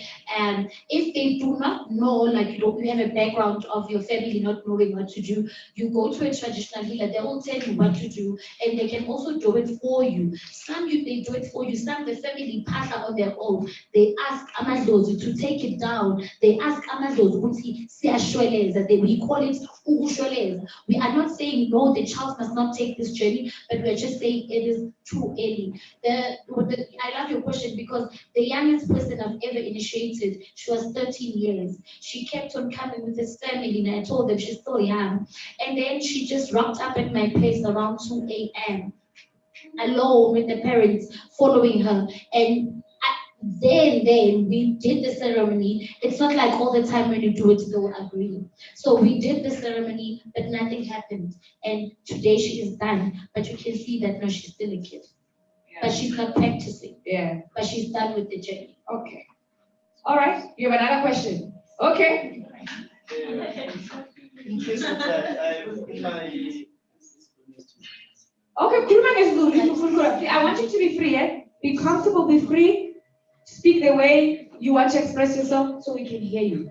In my location, guys, I would say we're having an increasing rate of young people becoming someone. Yeah. Isn't that worrying? What area do you come from? Okay. All right, that's fine. Coco, do you want to answer to two-part questions that have been asked? Okay. Yeah.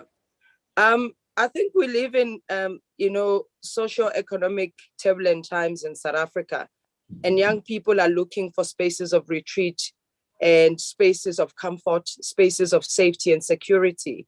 And somewhat we have created with sangomas, Tina, that are on social media. We have made it appealing to initiate. We've made it attractive. We have given them an image of this is where you can escape to. Like I said, we have created spiritual bypassing because, and in those spaces, then we go and condone addictive behaviors because an addiction is not the problem. The pain is the problem because an addiction is a temporary relief of pain with long-term consequences. So we've also said to young people who are not wanted, who are not validated because of their difference, yes, they can be gifted, but it could also be that they are queer and they're not accepted. It could be that they've got learning disabilities and it's had nothing to do with the calling, but because everybody's supposed to be a fish and swim at school, and not that, our education system is also quite biased because it assumes every child is the same. Every system of ours is religious. The school system wants us to think and behave the same way. Our healthcare system does the same. Our family systems want us to do the same. I am a mother of 4 kids and all my 4 children are different. And how do I rewire myself that each one requires a different style of parenting? The other one requires me to listen more than to speak a lot. The other one requires a lecture in me. So we are a society that puts people in boxes. So when young people feel they are suffocating in those boxes, some of them go even too early because the gift has to mature.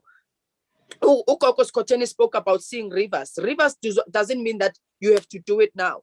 We have healers who are wounded. We also, as healers and Abokobela, have mental issues. We've got narcissists, we've got borderline personality disorders, and that's where we become manipulative as healers. That's where we send out threats because we even tell families that if your child doesn't do this now, they're going to die or they're going to be dire consequences. We are no longer working with nature. We have moved away from nature and we are working with instant gratification. So young people, we are the generation of instant gratification because I send you a message, you respond. Before, it would take 3 days for somebody to get back to you because there were no telephones, you had to walk. So it taught us patience, it taught us perseverance. So certain important principles have been lost with the new world, right? It's got its benefits, but it's got its own weaknesses as well. So yes, we are gifted. I don't deny that most people are gifted. They've always been gifted. We just didn't speak about it because it was shameful. You would be demonized. It was even illegal to become a Sangoma. The Witchcraft Act of 1956 was passed saying anyone consulting, anyone practicing witch doctor, which we are not witches, was to be arrested, fined. So people shied away from it. So when we're seeing an emergence of healers, it's not a trend. It's just that now we have fought through to be accepted and say this is who we are. I mean, we have inherited a legacy of young people that stand for truth. The 1976 youth, what is currently happening in the country. We are a revolting youth, but in our revolt, let's be careful. What are we fighting against? Because we could be fighting against ourselves. Okay.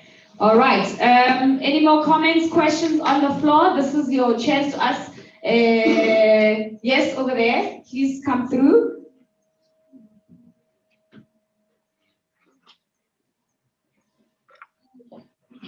Good day to you all. Hello. It's fine. Don't press anything. You must stand with there, right?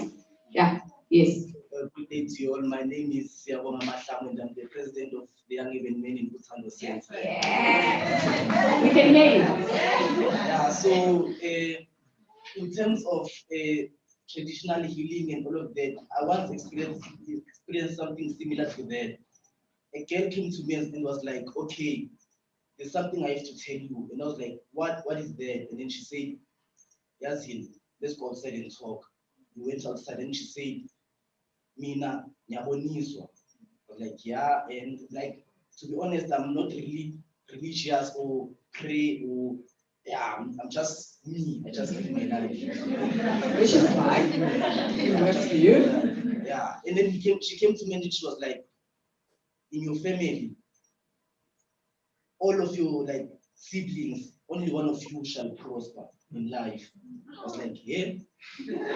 Like, what do you mean? Like, only one of us will prosper. Like, one of you is going to prosper, and when you're living with your mom and dad, one of them is going to pass away. Then I was like, that's like heavy. Yeah. That's something heavy to tell me. Yes. And then she was like, yeah, Mara, don't tell anyone because let it remain between me and you. And then, okay, I shall keep that to myself. So every day, like, I keep asking myself, like, I think it's more psychological, like, when are they going to pass away?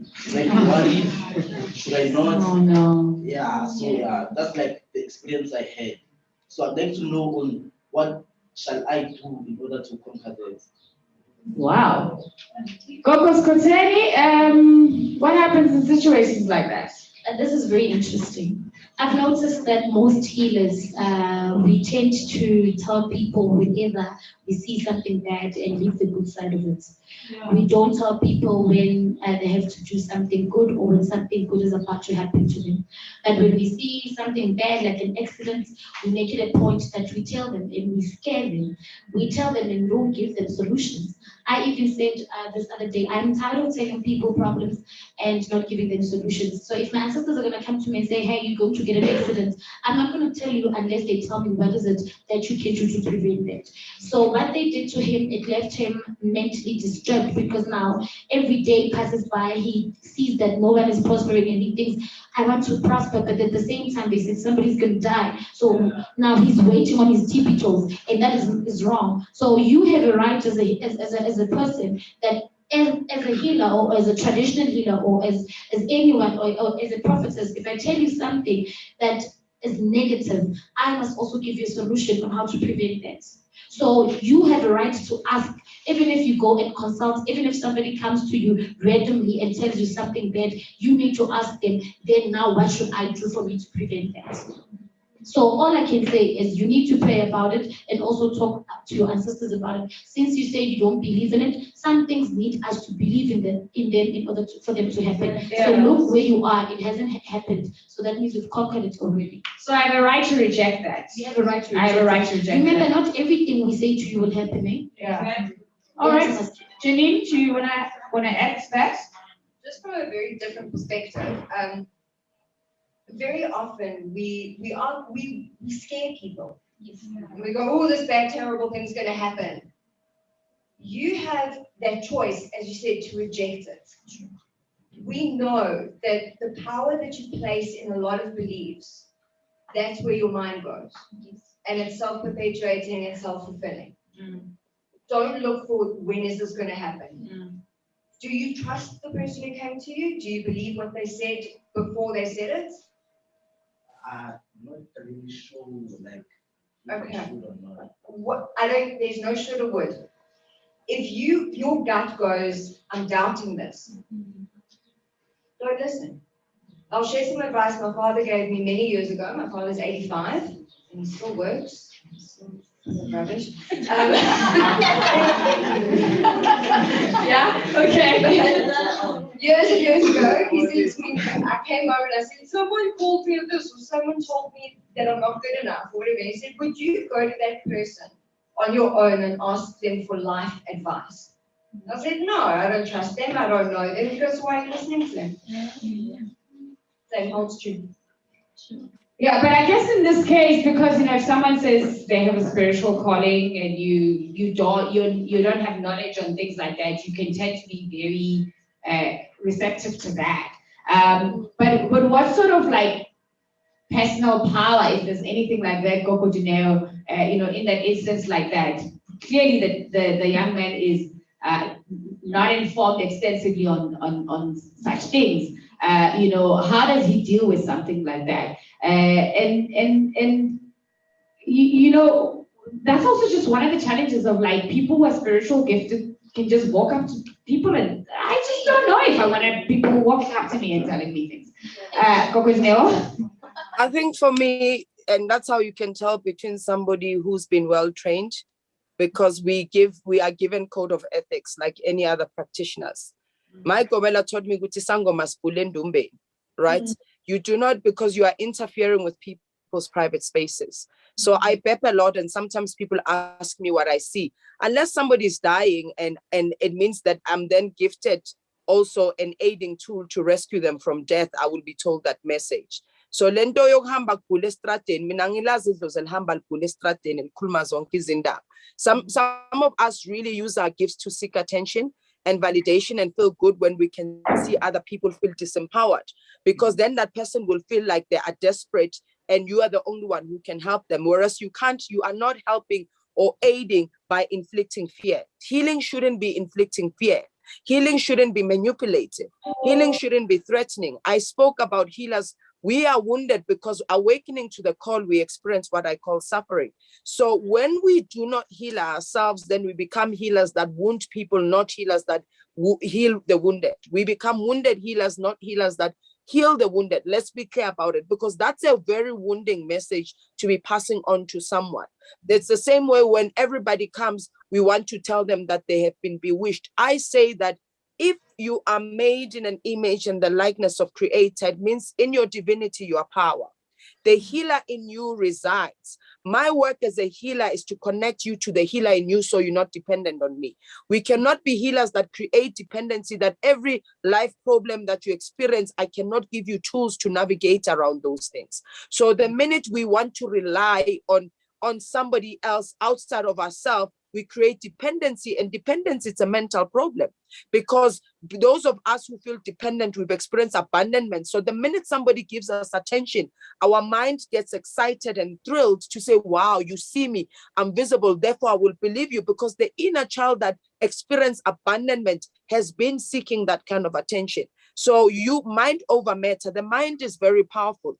I always say to people that no matter how powerful Muti is, or an intervention of a psychologist is, or a developmental program, and that's why developmental programs don't work sometimes, because if somebody's willingness and willingness and they are not ready to meet their level of aspiration, change won't happen. So I'm saying to that person, if your own mind doesn't believe it, it's not going to happen, because you need to sign up to that which you have been told. And if you're not signing up for it, it means that you mind over matter. So you need to understand, even when you're working with healer, I cannot work with you if you're not ready. Somebody who is psychologically distressed will not be present in rituals that we need to perform. Somebody who has been traumatized, you can't wash and cleanse the rape away. You will wash the auric energy fields so that that person can break the cycle and the pattern, but you will not heal the mental turbulences that happen with the rape. And that's one thing that we need to be clear, because our Ndombas have become also hubs of mental disorders. We inflict pain in an attempt on healing. You can't heal somebody by telling them disturbing things and telling them that their life is held at hostage by an external force. Our lives are not, even our ancestors are not holding us hostage. I've got a lot of questions here, Penny, if you give me a minute, because I'm privileged to be on Zoom, so I see a lot of the questions. A lot of people are asking about, yeah, but what if I don't want the call? What if I don't take the call? You know, what's going to happen? Because listen, when you are called, it's not something that somebody's imposing upon you. All of us are here because we are spiritual beings having a human experience. We are energy. So we came because we signed up for a mandate. Penny Lebyane, sitting on that chair, you are serving your calling. Your mandate, right, is to hold is to hold space for people like us to have this rigorous conversation. You in your calling, your work as a broadcaster, you bring healing because you have conversations that other people are not brave enough to have. That's a calling for me.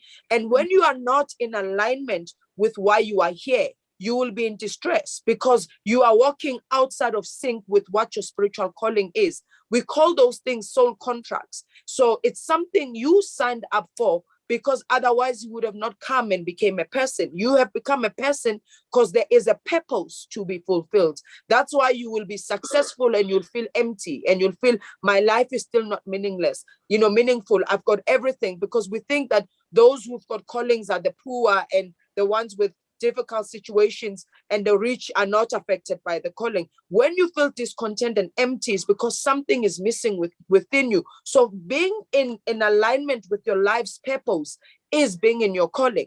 You might not be ready yet because of circumstances. And like Ukoko spoke earlier on Ukoko's Koten, there are rituals that can be performed. So Ushweleza, it's an appeasement ritual to ask for things to slow down, to ask for a retraction, to also say we are in error because we have not listened to spirit. You and your ancestors are one. When we die as Africans, we have a life after death in spirit. So everybody behaved in a manner that bafunu bayidlozele.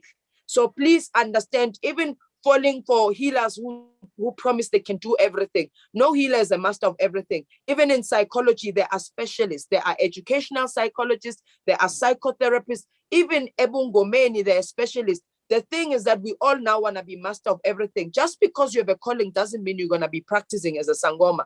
Your calling might be to just heal those ancestral pathologies that existed in the family system. You might be healing a generation of trauma, and then you go on and fulfill, because now you are grounded, now you are rooted, now you are aligned. So whatever path you then choose, you can thrive in it because the roots are now you are deeply rooted.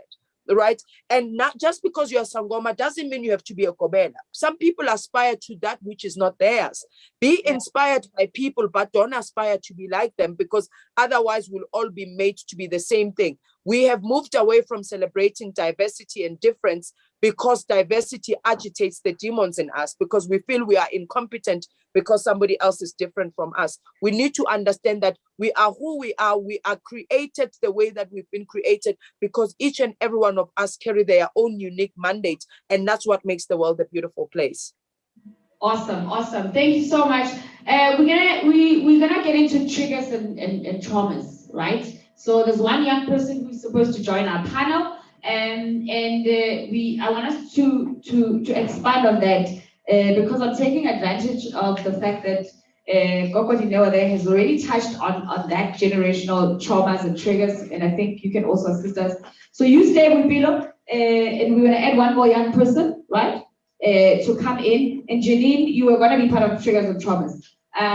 Okay, so let's talk about that from young people's point of view, your understanding of what triggers and traumas are. What traumatizes you as young people? What triggers you as young people as well? We've got someone from MCLA who's going to be part of that, and we can take those comments and questions. He had something that he wanted to say. Sia, you had something?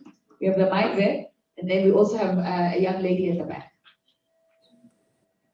It's on. I wanted to ask. You can stand and be in the center. That circle is for you. So I wanted to ask you, does witchcraft exist? There's because that's a trauma on its own. You grow up with that belief, yeah? Because in my community where I come from, usually when they see an old granny, they don't comment and say, we are tired and things like that. Small children usually say that. I don't know where they take that from. Adults usually say that. So I wanted to ask if does witchcraft exist? Does it exist? Okay, so the Cocos are going to answer for them. We're going to take another question because at the back, there's I come from Bushbuck Ridge. Let me tell you, every time I say I'm from there, people say, yo, the witchcraft there. And I learned very early on in my life not to be affected by that. I'm like, sure, there are definitely people who are very good in bewitching people, but that's not my experience. And my favorite line is that if I was using any of the notorious commentary about the witchcraft in Bushbuck Ridge, I would run the entertainment industry. But I mean, I don't know. I've never tried it, so I wouldn't know. Comment question, hello young lady. Over here. Then the Gokos are going to answer your questions.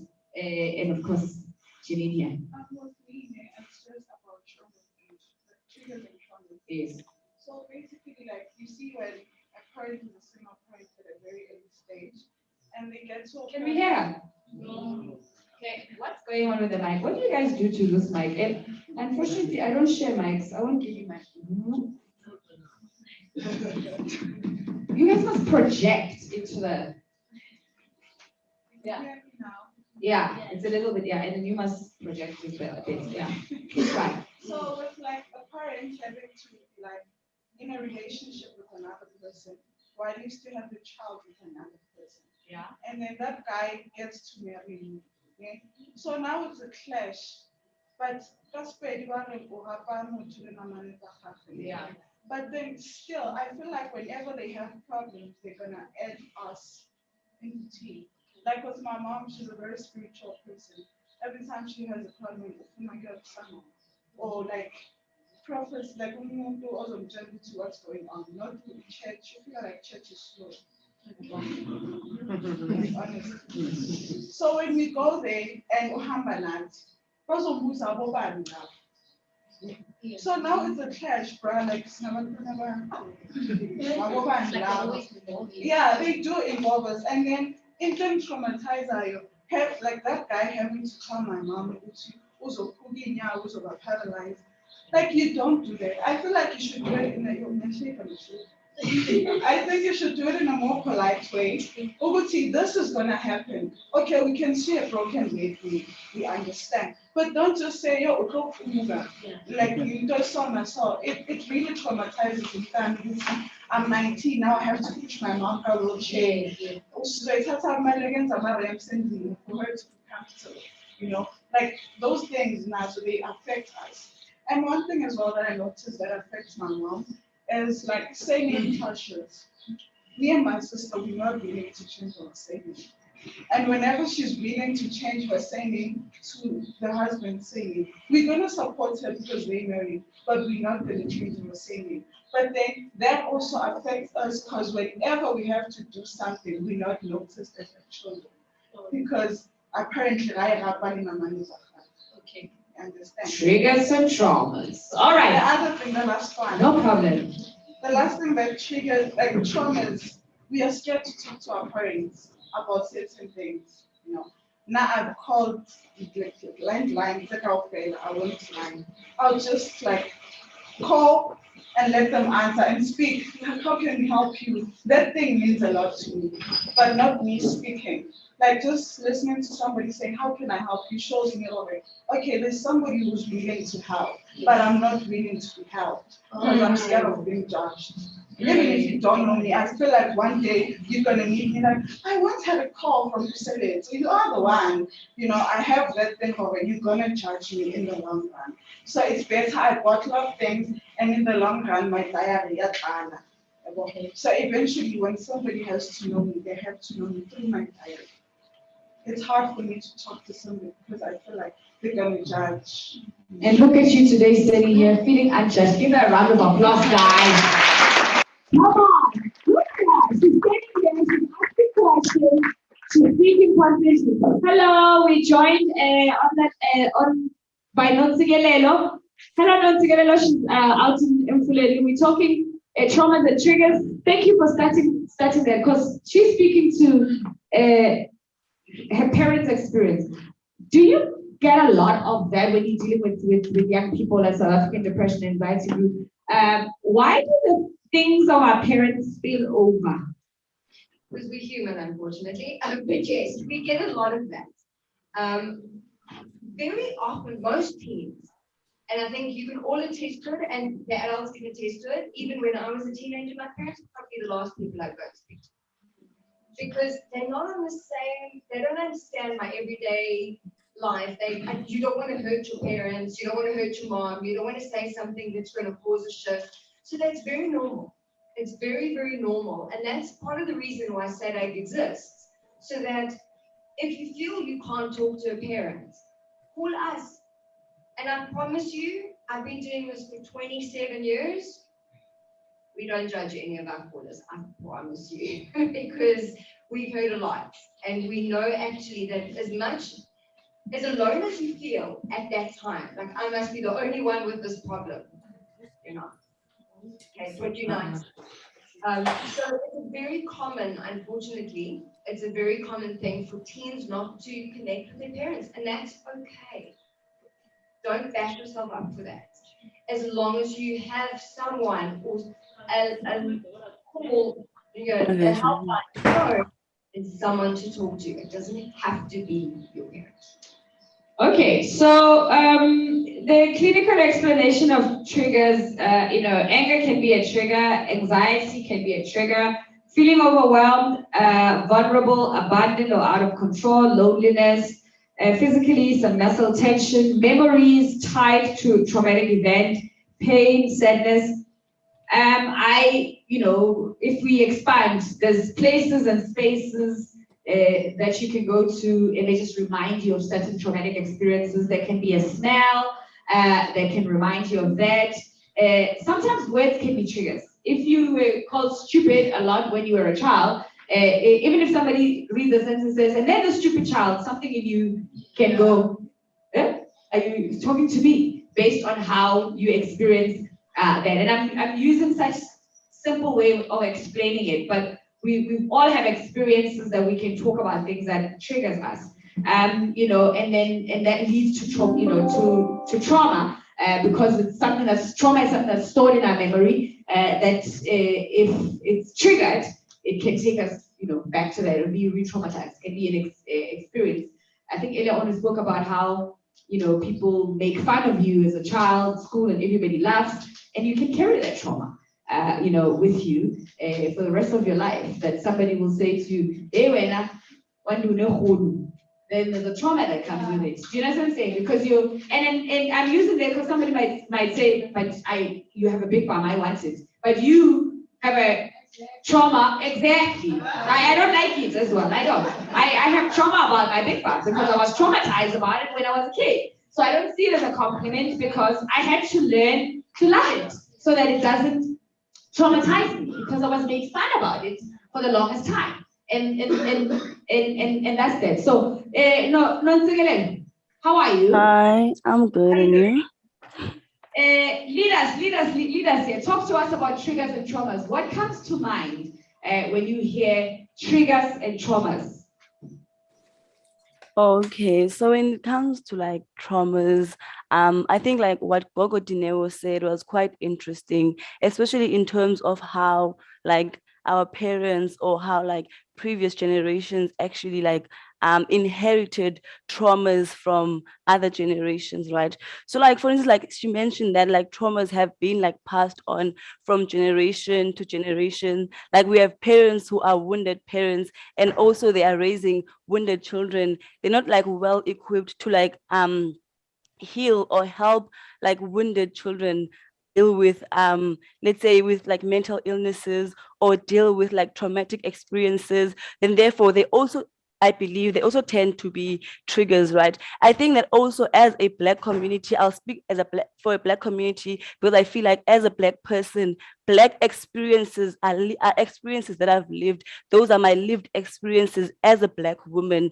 So I think as Black people or as Black children, or let me say Black people, we are like taught to suppress our feelings because we live on survival, right? And this is mainly also because as a result of like colonization, or let's say history, for instance. As a Black person, you have always had to be strong, you have always had to survive. And also like for instance like stats show that white children are more likely to get psychological help when they experience mental illnesses more than Black children. Because as a Black child, you can't be saying, okay, fine, I have mental illnesses, because you have lived in poverty for the longest time, and your instinct already is one that is on survival. And I think also like in the previous conversations, you talked about like how children have to be children. Like, why do you carry the burdens of like adults, for instance? And I thought to myself, this is not necessarily because it just happens. We can't necessarily just choose to be children because we are children, but our circumstances and like the environments in which we live in force us to be like that. And that is because that is also as a result of history, for instance. And those are the things that also trigger a lot of like mental illnesses. For instance, not being a child, as you said, it's important for children to experience their childhood. So there is like history in itself, how like traumas have been passed on from generation to generations can be triggers. Because for instance, like parents tend to say words to children that have been said to them because they think it's okay to say you are stupid, you are useless, because it has been said to them that they are stupid or that they are useless. For instance, also we give children like burdens and responsibilities that are not theirs. We actually give children the responsibility to head households because our parents have to go to work. They work they wake up at like 5 a.m. in the morning and only come back at home at like 7 p.m. and they have no choice because it's just how life is, right? So I think that oh yeah, those responsibilities can be triggers. And also let's say, for instance, as it was mentioned before, that there are instances where children, for instance, as Black communities, where you have special academic needs as a Black child, but because you live in a community or in a household that does not afford to actually, let's say, for instance, like get you help, or like because your parents are not informed about, like, let's say, special academic needs, then therefore you don't necessarily get the help that you should get, and then you find that at school you have less confidence, and those things can be triggers because schoolwork, academics, work, and everything can be triggers. They can be triggers because they can also they can cause the issues or the problems or like the traumas we encounter can trigger mental illnesses and affect our mental health. So wow, Figalelo, that is a mouthful, so powerful. A round of applause, guys. You really broke it down. You're joining, you're staying with us. We're talking triggers and traumas as well. Talk to me about that. You know, your experience, your understanding as a young person, things that you feel, these things are traumatic, and these environments or situations can be triggering, if you want to add to what Figalelo has said. Okay, so, from my side, I haven't had too much of traumatic experiences. Yeah, so triggers, it's the things that I see, like the people I live around with, the people that I interact with every day. Yeah, it's just, okay, what triggers me the most, in the society is it's the youth getting into substance abuse, just them doing wrong things. Buipilo, can you please speak up? We can't hear you. Oh, yeah, just turn it a little bit this way. Yeah. Yes, as I was saying, okay. You're saying things that young people do. Short-term memory. The things that you witness young people doing, how that triggers you. I was saying that, okay, I was saying I don't get why you get like to do or to follow something where you see like it's damaging someone. For example, okay, to the one of substance abuse, you can see Uguti Alex or say next door like is using drugs, and you can see the effect that it has on him. Yet now you still want to go now. To me, it just doesn't make sense. Also, the one of teenage pregnancy. Yeah. What about it? What about the teenage pregnancy? Contraceptives, you can also choose to abstain, but you still engage, okay, homosexual activities. Okay, some they cannot abstain, really, but then contraceptives. So, like, why again go if you can see law and then like she's struggling with the baby. Now you can also see a situation okay, income here too, like it's not even enough to sustain us for the whole month, but they still want to bring down and I would see as you see. Yeah, so that is very much traumatic. So it traumatizes you witnessing that. It triggers you witnessing that. You know, because I think sometimes one of the things that we always take for granted is the trauma of witnessing things. Yeah. How that actually psychologically affects us. Okay, Janine is going to talk about that, but we're also going to take another comment on the floor as well, because I just don't want us to be a one-way situation. Hello, young man. Yeah. So here's the song. Yeah, when I blame all the rappers, you know the rappers that make you guys believe this is how you hold the mic. No one is gonna hear you.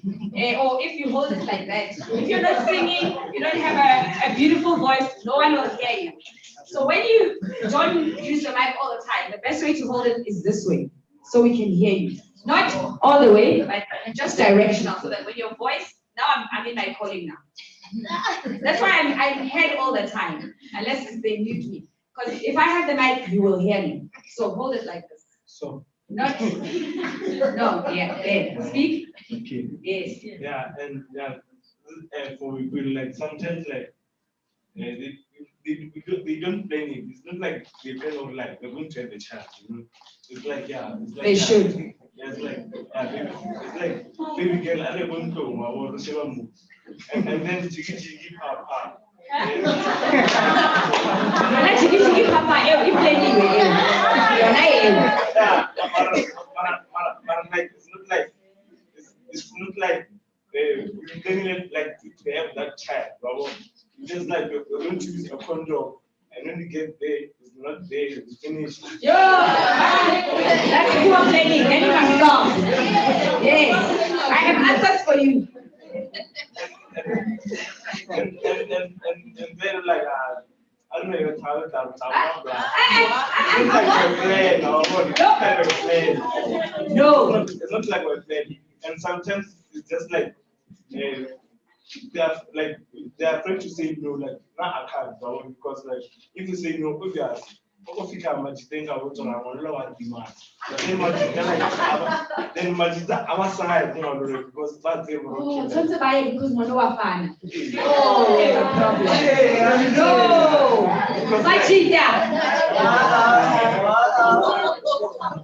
Yeah, you're telling the truth. Now this truth is very problematic. Yeah. Because you know, like even if you go there, like it's only you can't do anything. Yeah. There's nothing you can do. So you want like to go to another person, what's more like this. But what about you who's having this baby?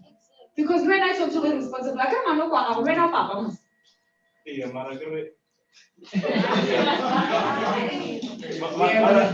like sometimes it's about like multiple partners. Multiple partners. How old are we? Hey, when now? Peer pressure. This is what you're telling us. Multiple partners is a no-no. How old are you? 16. Multiple partners at 16. Sex without a condom at 16. Unplanned pregnancy. And then another girl who's closing and one who's opening. We have a problem. No, I sometimes like I get to stop. Yeah, but what you're telling me is what young people are doing. I like your honesty. I love your honesty. Yeah. And like the other thing that makes like us boys to deny like banana. Yeah, but denial.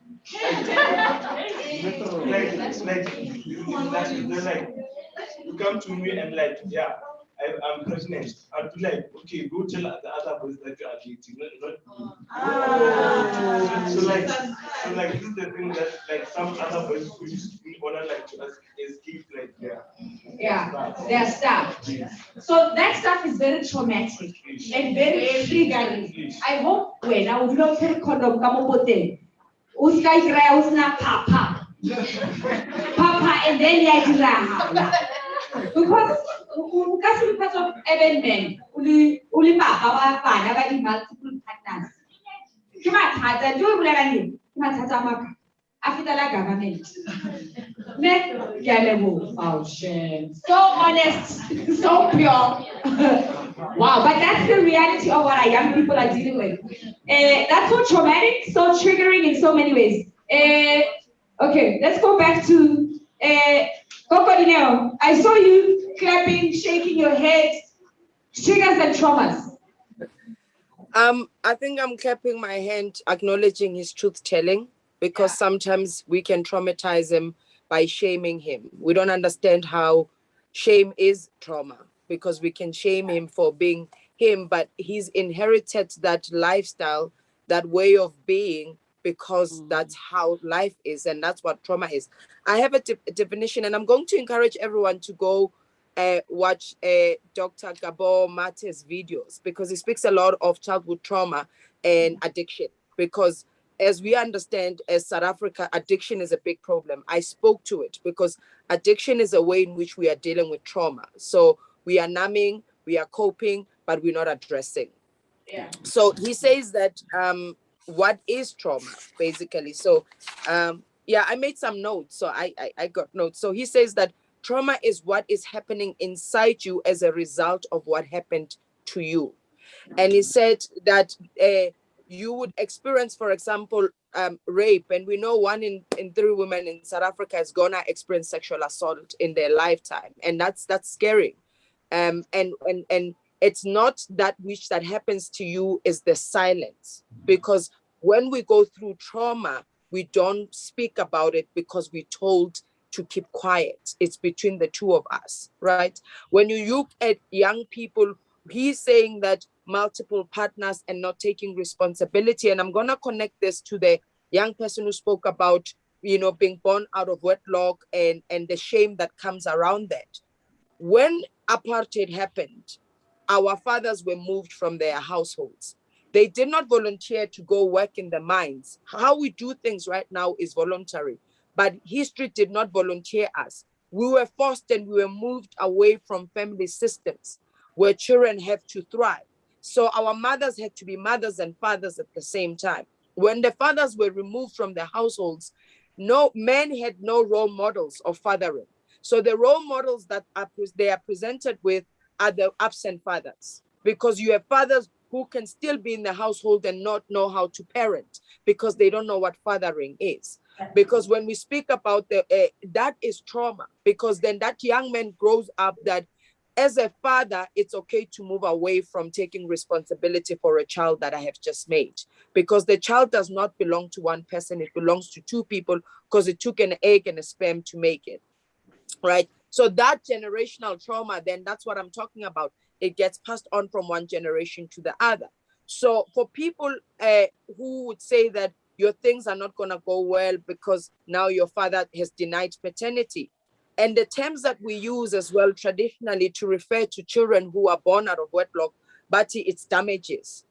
What's the psychological impact on a child who knows that they have been damaged? Because already the association, you identify yourself with damage as a child. So you grow up from being rejected because I am damaged. But isiZulu noma isiNguni sithi inhlawulo, and literally lekame lithi inhlawulo, and I need to say it that way because it is deep. It means acknowledgement of paternity.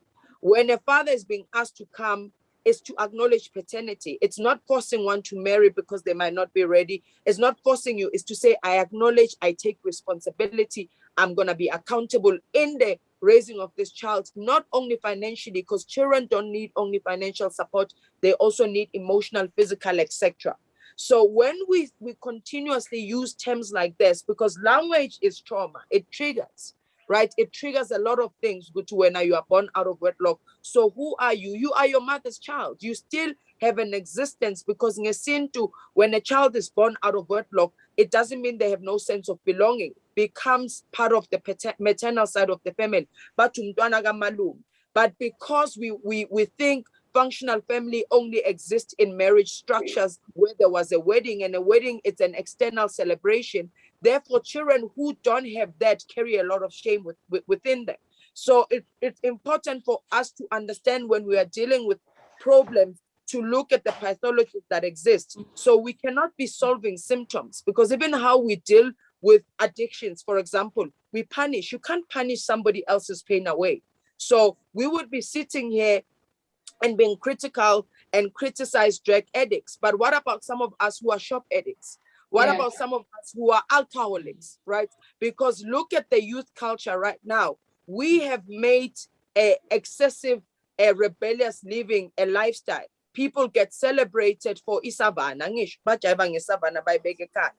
right? And we don't understand that alcohol is not meant to deal with the pain. Alcohol, it's not an additive. When we use it as an additive or a stimulant, that's where people get addicted. Because when you are traumatized and you are drinking and it numbs the pain, you're gonna wanna go to alcohol every time you've got a problem. And I wanna, give a round of applause to SADC, because I refer a lot of people who don't have resources to mental health care to SADC, because the work that they are doing, it's amazing. And we need institutions like that to work with institutions like us, because we need to be in partnership, because we cannot deal with the complexities of the social economic ills that our country is facing. We cannot get over apartheid. We cannot get over colonization. We need to address the elements and the physical diseases that are manifesting in our time right now, because the more we keep on saying, get over it, it was 21, 26 years ago, no, it's done, we're not in apartheid, we don't understand the mental enslavement that came with it, because when we became mentally enslaved, we believe we are beneath everything else. So people then have extreme behaviors to try be seen, to seek attention, because we behave in a manner so that I can be seen, I can be validated, but those behaviors are toxic, and we pass that toxicity onto our children. So we are the generation that needs to change the narrative.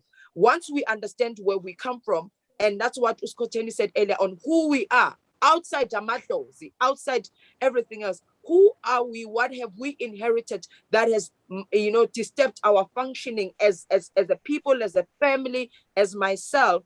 And what is it that we need to address and deal? And we can't pass our problems away. I said that earlier on. We can't drink them away. We can't social media away. Young people who are smart and intelligent, who are experiencing trauma, are failing at school because they're consuming pornography, for example, because they're escaping pain. When you have been raped or sexually abused, I carry a history of sexual abuse. I don't even say I'm a victim nor a survivor. I say I overcame the experience. And we don't understand how that damages oneself, because not only your confidence, but how you relate with other people, because you've been taught that sex is love. So when young people are engaging in sex and they get coerced to go into sexual intercourse, not because they're ready, they don't make healthy choices when they do that, because they come from a history of sexual abuse and they didn't even speak about it. So they carry that trauma in them, and they are seeking comfort. They're seeking fathers, they're seeking mothers in their partners, but the mothers and the fathers themselves in those relationships are wounded and broken. We have 16-year-olds that rape children. We have 16-year-olds that bully other children because it's trauma. So we punish the perpetrators, but the perpetrators have experienced violation. If we do not heal the perpetrators, we're going to recycle the pattern of abuse. It's not going to end. So as much as those who have violated us, they also need healing. Those who have been violated, they need healing. That's how we're going to stop the cycle of trauma. That's how we're going to stop the cycle of abuse. Awesome stuff. Awesome stuff. Okay, Janine, you want to add something? Very quickly. Thank you for all of those words. I just relating to past trauma, and this country does. We touted ourselves as the Rainbow Nation, and we didn't heal. We put a plaster over it, and we looked the other way. And that's what we still do now, guys. So we know that 33% of girls under 18 will be sexually abused.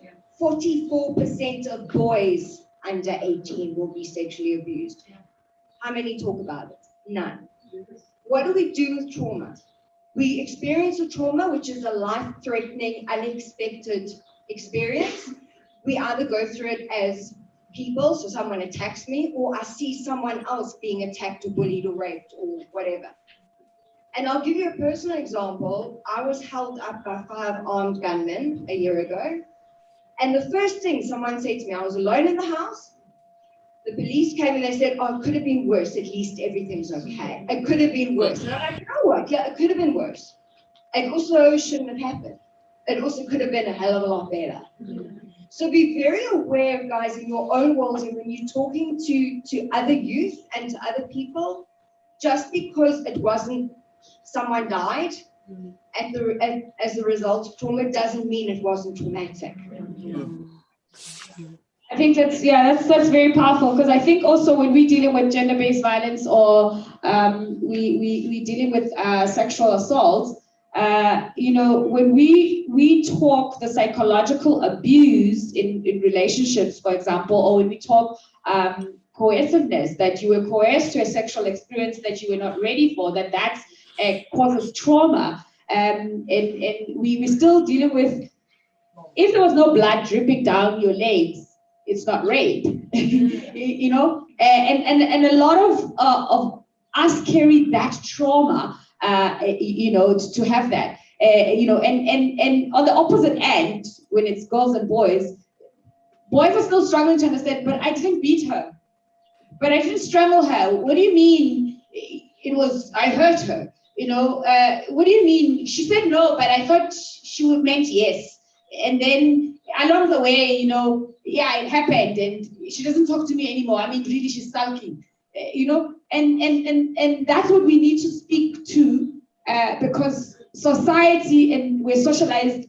Boys believe that, girls are speaking this way. The one is not hearing the other, and that happened in our teen, but now it wants to continue in adult life, and the cycle continues. So for the boys or for the men, it's important for them to also realize that actually, just because maybe I experienced an older woman who slept with me and I was praised for that was abuse. You were taken advantage of.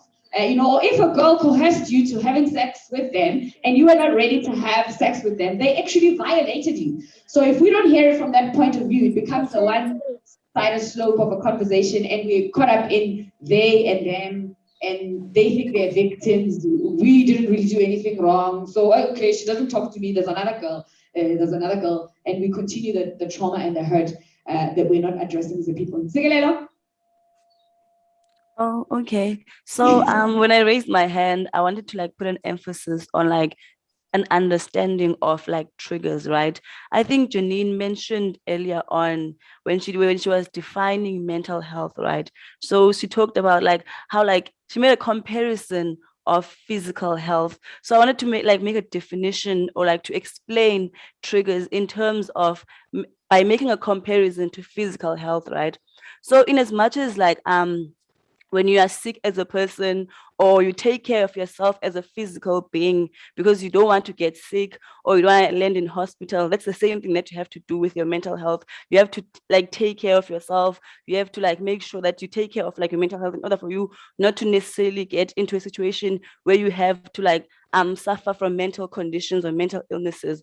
So when it comes to triggers, from my own understanding, it's not a dictionary understanding, but my own understanding is that triggers are things that spike up the conditions that we have, or are things that disturb our health. Because for instance, eating unhealthy or getting burnt by a stove is something that will affect your physical health. So when it comes to triggers are things that affect our mental health, that trigger us mentally, that affect us, or that also spike up the conditions that we have. For instance, if you are a person who already lives with a mental illness, a trigger, it's something that's going to spike up your mental illness or your mental condition. So when I'm going to make a comparison of of chronic diseases. For instance, when someone is diabetic, they have to eat healthy, right?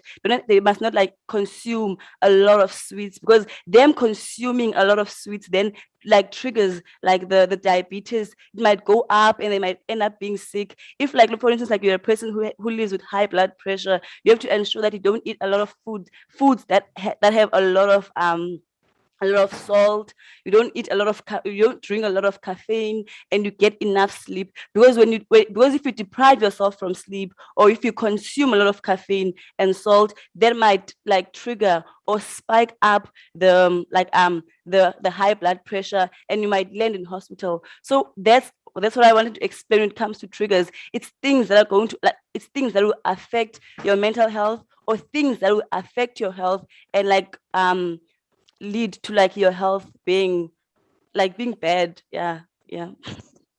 Awesome stuff. Thank you so much, Nansigelelo there, for your thoughts on this conversation. We really, really appreciate it. I forgot earlier on to just apologize that the Gogo lady couldn't join us this afternoon. She just had a family challenge, but we are covered because we have Gogo Skoteni, who is a traditional healer, a community leader, businesswoman, and a mother. And of course, she's known for bringing a modern touch to traditional healing. We also have Gogo Dineo, who is a trained Sangoma certified life coach, a change facilitator, and a global speaker.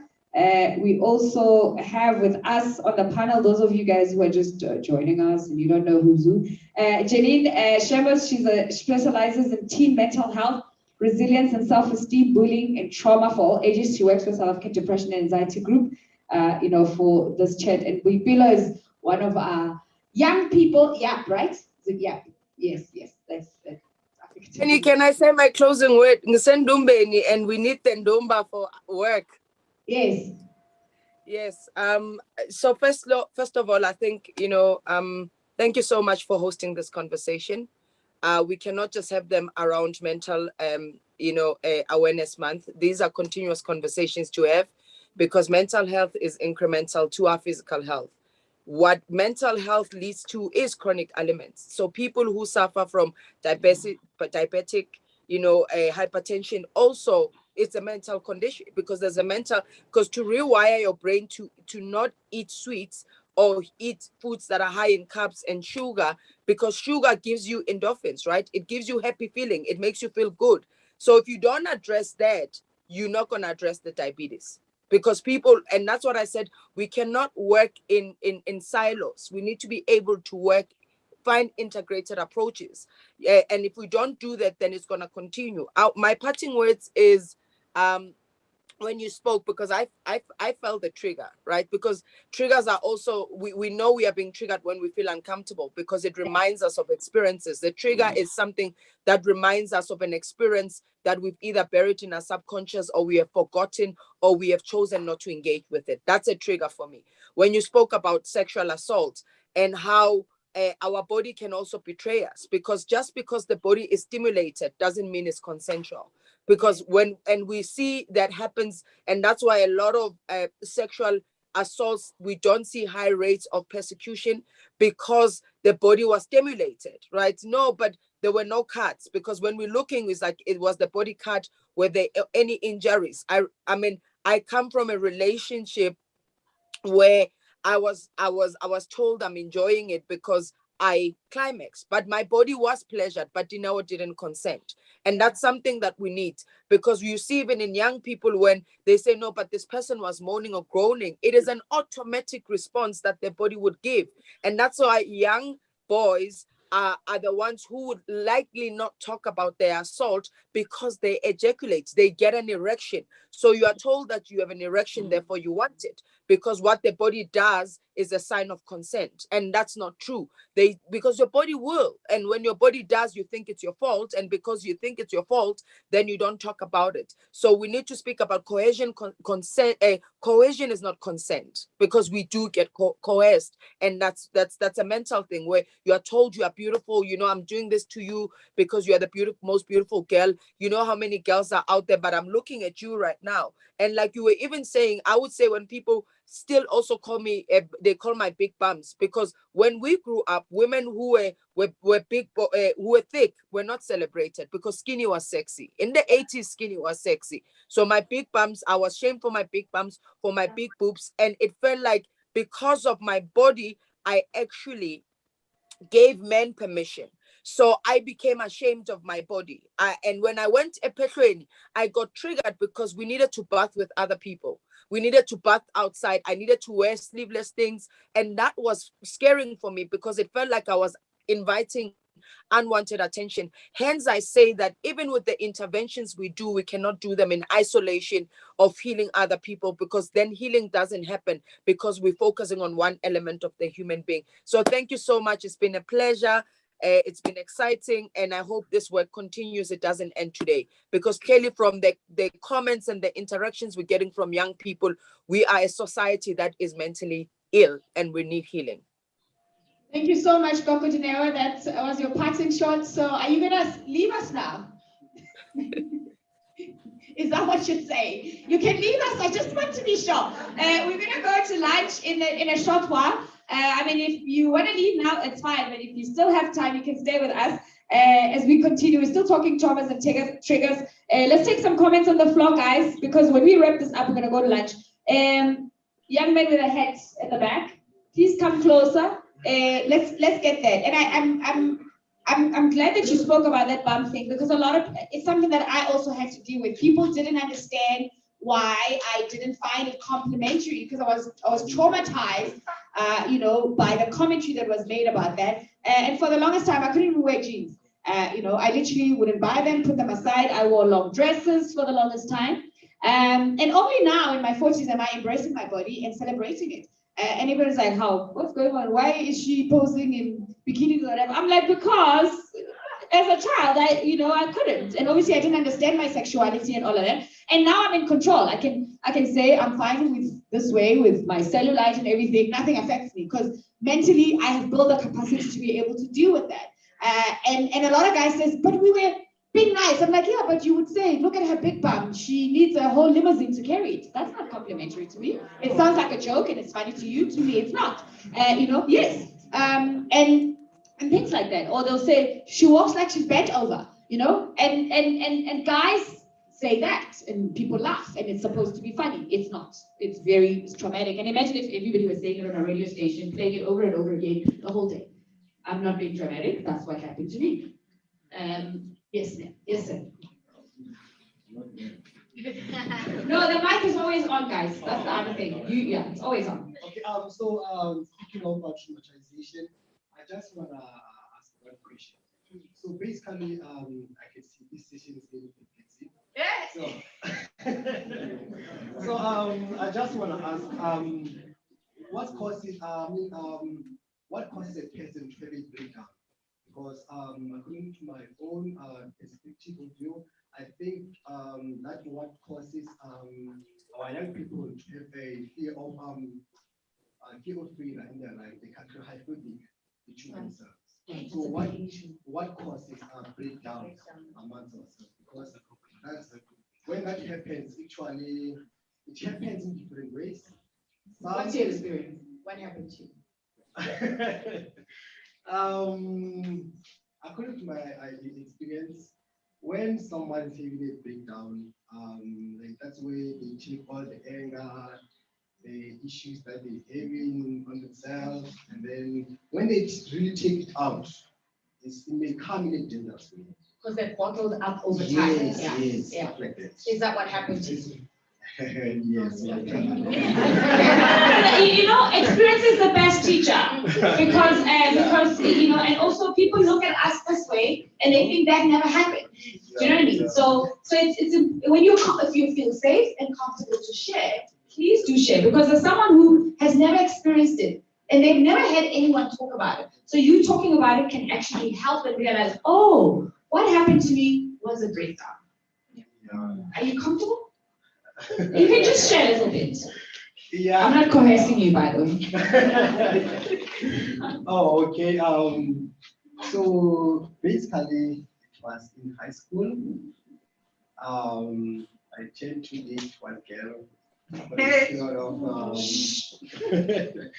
period of a long time. So I had like a bit of courage when it comes to like things to dress up in a nice way, to impress, those stuff. So when it comes to other guys, like it was challenging in which way I can't compete myself with them. So apparently the girl left me.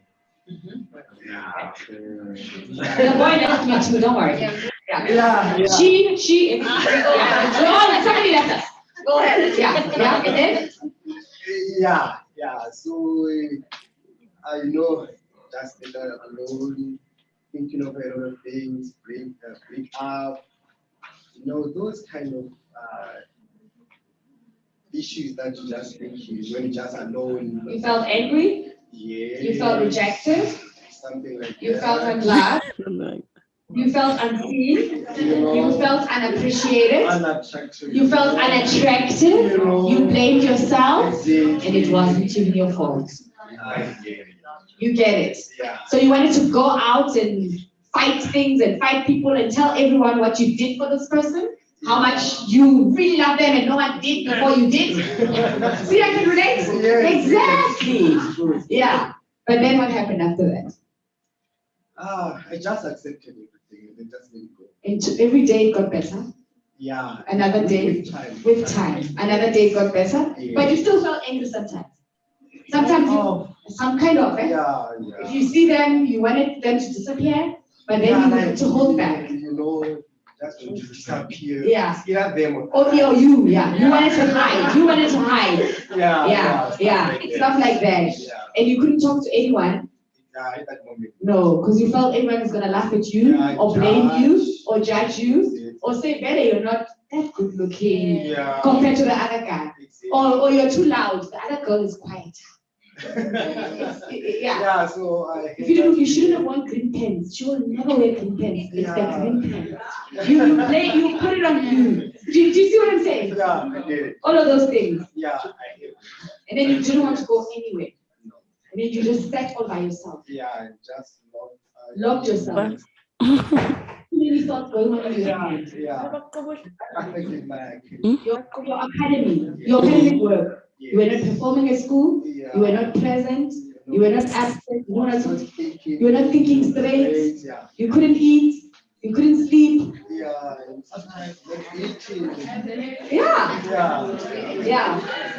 You eat once a day, not eat at all. You look darker than you are. Like our club. Yeah. Can everybody relate? Can everybody relate? Okay, we're happy for those of you who can't relate, but that's his story. Thank you so much for that. Give him a round of applause. Wow. So what happened to the breakdown? That's what happened to the breakdown, Tini. So, well done. Yeah. Okay, anybody who hasn't been where he was, you will be. Yeah. Sorry to say, you will be. Okay. Unless you apply certain things. Yes. Yeah. Listen, rejection hurts, guys. Okay, it hurts. It burns. And it kills you. And you feel like you are not worthy of whatever rejected you. It's my fault. I wasn't good enough. I wasn't pretty enough. I wasn't thin enough. Let me tell you, I might be white. I've got a bigger bum than anybody here, and I still hide it. So yeah. So you know what? We do that. We hide. We blame ourselves because isn't it easier in a way to say I'm not good enough than she was an idiot. She left me. Yeah. Because we're taught that that's arrogant. If I go, you know what, she left me because, that means that I'm worth more than her, so I'm arrogant. And we're taught, society tells us, don't think you're arrogant. It's not. Confidence and self-esteem is not arrogance. Believing in yourself and know what your worth are, what your worth is, and that people can't treat you like dirt. People can't shout at you. People can't belittle you. You don't deserve that. And we need to get that from inside out. And when we get rejected, breakups, guys, are the biggest reason for teen suicide in this country. Okay? Because what do adults do? I'm going to blame adults now. What do adults do? There are plenty more fish in the C-suite. You'll find another girl, you'll find another boy, and you think, if I don't want another boy, I want that boy. Isn't it right? Guys, it hurts. And it's supposed to hurt. But it does get better. And there are people to talk to. I promise you, I'm older than anybody here. I promise you it gets better. Yeah, guys, and you better do that now when you're teenagers, okay? Don't be like me. I didn't do that when I was a teenager, and it happened to me in my 20s. Yeah, and it was even more excruciating because I was very famous. When I had a breakup, I was public and I felt and I was famous. Imagine if I did that in high school, I would have had experience. I didn't have. Yes, feel sorry for me. Say Alba too. Yeah. So do it now, so that when you're like in your 20s, you feel, I dealt with it. It wasn't that bad. I didn't die. I thought I was dying. I didn't breathe. Okay, we're gonna take another comment over here, and then we'll go there. And then we were at 12:41. I want us to break at like we stretched this one so we can go to lunch a little bit earlier. Is that gonna work? Lunch kitchen over there? Yeah, it will work. So I don't want us to exhaust it if there's nothing for us to add. Okay, so please feel free to add. Are there any questions coming through? Oh, actually, Gogo now is not with us anymore. So let's take some comments. What traumatizes me as a person would be life itself, because we are given this ordeal that everyone has a purpose in life. Yes. Yet we see that same life being taken away from us unwillingly by those who see it fit, satisfying to take and destroy someone else's life.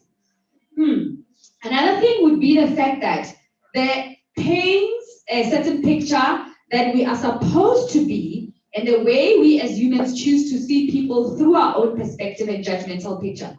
Why can't we embrace, understand, and choose to accept each other in a moral way that will allow us to at least try and live in harmony, peace, and tranquility? This world is beautiful as it is, yes. Yes, people change due to circumstances that force them to change, but people as a whole do play their own role in the sudden change and catastrophic actions that a person has started experiencing. My biggest fear is the type of world that we, as the following generation, have created and are still creating for those who follow in our footsteps and look up to us.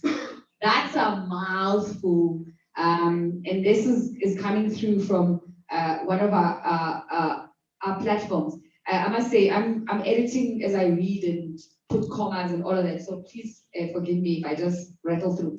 So we see Keso saying, let's not forget the guys also do get raped. We did mention that, and suffer in silence, the fear of being judged or being seen as less of a man, leading them, building up anger within them, and triggered by such experiences. That's Busiso, who shared that. Ugogos Koteni has to leave. Oh, that's for me. You have to leave. Okay. Yes. Okay, cool. So you can put in your last comment. Sorry, I read that's a message directed at me. See, I read AutoCue. I just read everything. I'm a reader. Okay, Gogos Koteni, before you leave, if you have to. Before I leave, I'd like to answer your question when you spoke about you questioned if witchcraft exists. Yes, witchcraft does exist, but when we go to get initiated, we are not being taught witchcraft. We do it out of the greediness of our hearts. So we practice witchcraft just because we are greedy. There's no excuse. Yes, there's no excuse of witchcraft. What I can tell you is in life, you need to train yourself mentally, physically, that you can overpower a lot of things. I remember I was raped the year 2010, and then 2010 I was raped, and then when I reported it, nobody believed me. And it was useless for me to go report it, right? I didn't go to the police station. I just reported it to people around me, and that person was married, and they said, no, that person, I just want to be a home wrecker. Even the wife said that, okay, moving past 2011, I got raped again. So it's just AR part.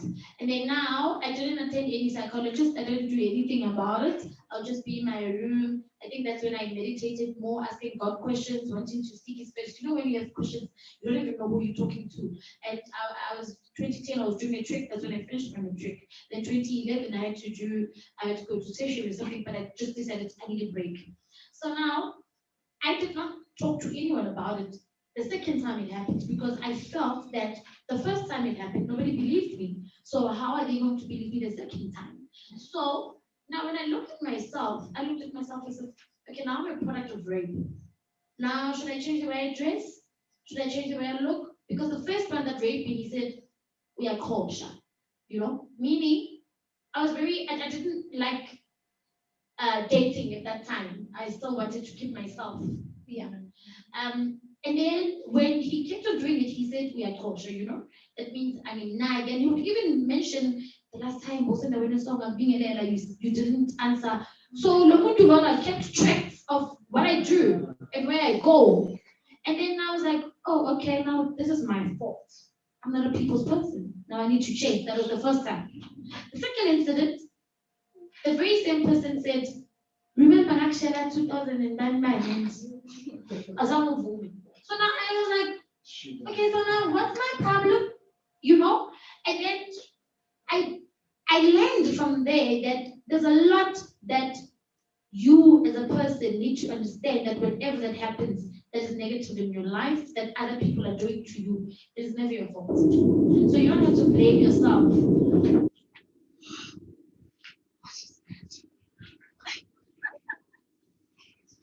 What is that?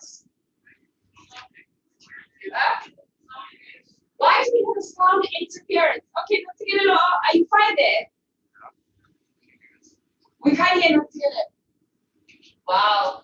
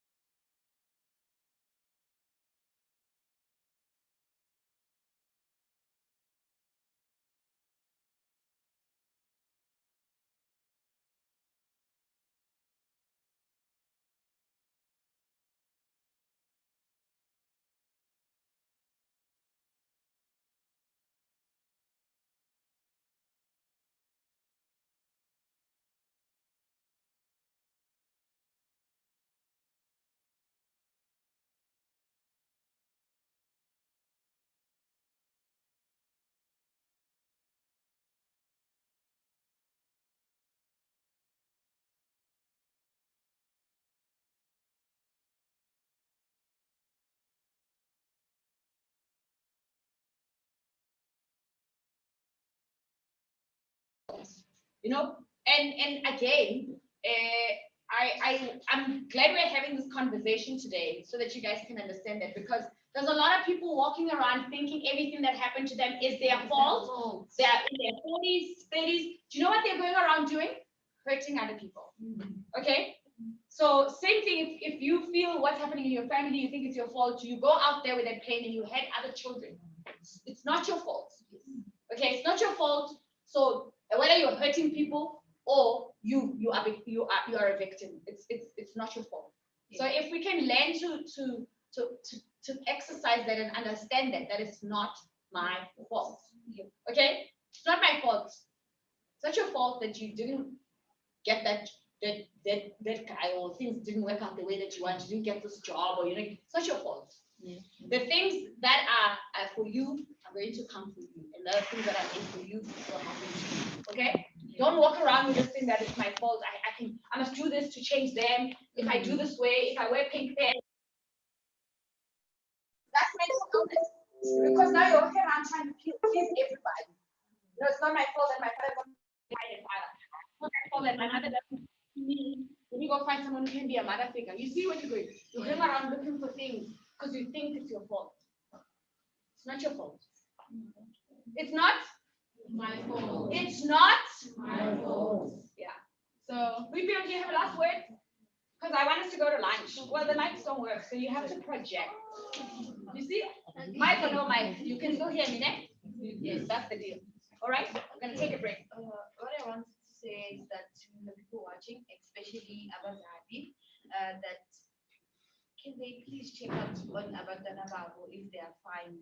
And yeah, but they in the decision about society, we must also include Abadana Babu in decision making, and they mustn't choose easy before Abadana Babu. They must have the same. And to everyone else, I just want to say, take care of your mental health, and whatever you do, just put yourself first. Last words, lunch is calling. Okay, so lunch is calling. We know that the sound was all of your tummies rumbling. We get that. Guys, please just, my last message for all of you, you do not deserve bad things that happen to you. If someone victimizes you, it is not your fault. You didn't ask for it. You don't deserve it. And you're not alone. There is always hope and there is help. Keep that. Coco? Yeah, all I can say is believe in yourself, love yourself, find your purpose in life, and nothing is impossible only if you believe in yourself. So those for you who are they still there? We hope that we answer some of those questions that you have over here. We're gonna take a lunch break. It's not gonna be like the previous one where you still thought we are leaving the room. Or we're gonna switch off or something. We'll come back later. We're gonna take a break because taking a break is very important. Like I've been speaking since 9 o'clock. Now that I can speak. So I need a break. We will be back on the other side. We're going to lunch. We'll be back at 2 o'clock, right? No? It's 1 now. Yeah, it's 12:53. So we're gonna take a full hour and an extra 7 minutes. Bonus for me. Thank you guys. Round of applause to all of y'all. We'll be back at 2. Yeah.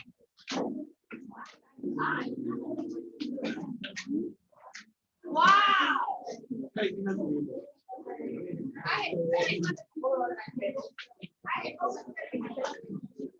So, guys, lunch. Can I just wait? Can we just wait? They'll tell us how lunch is.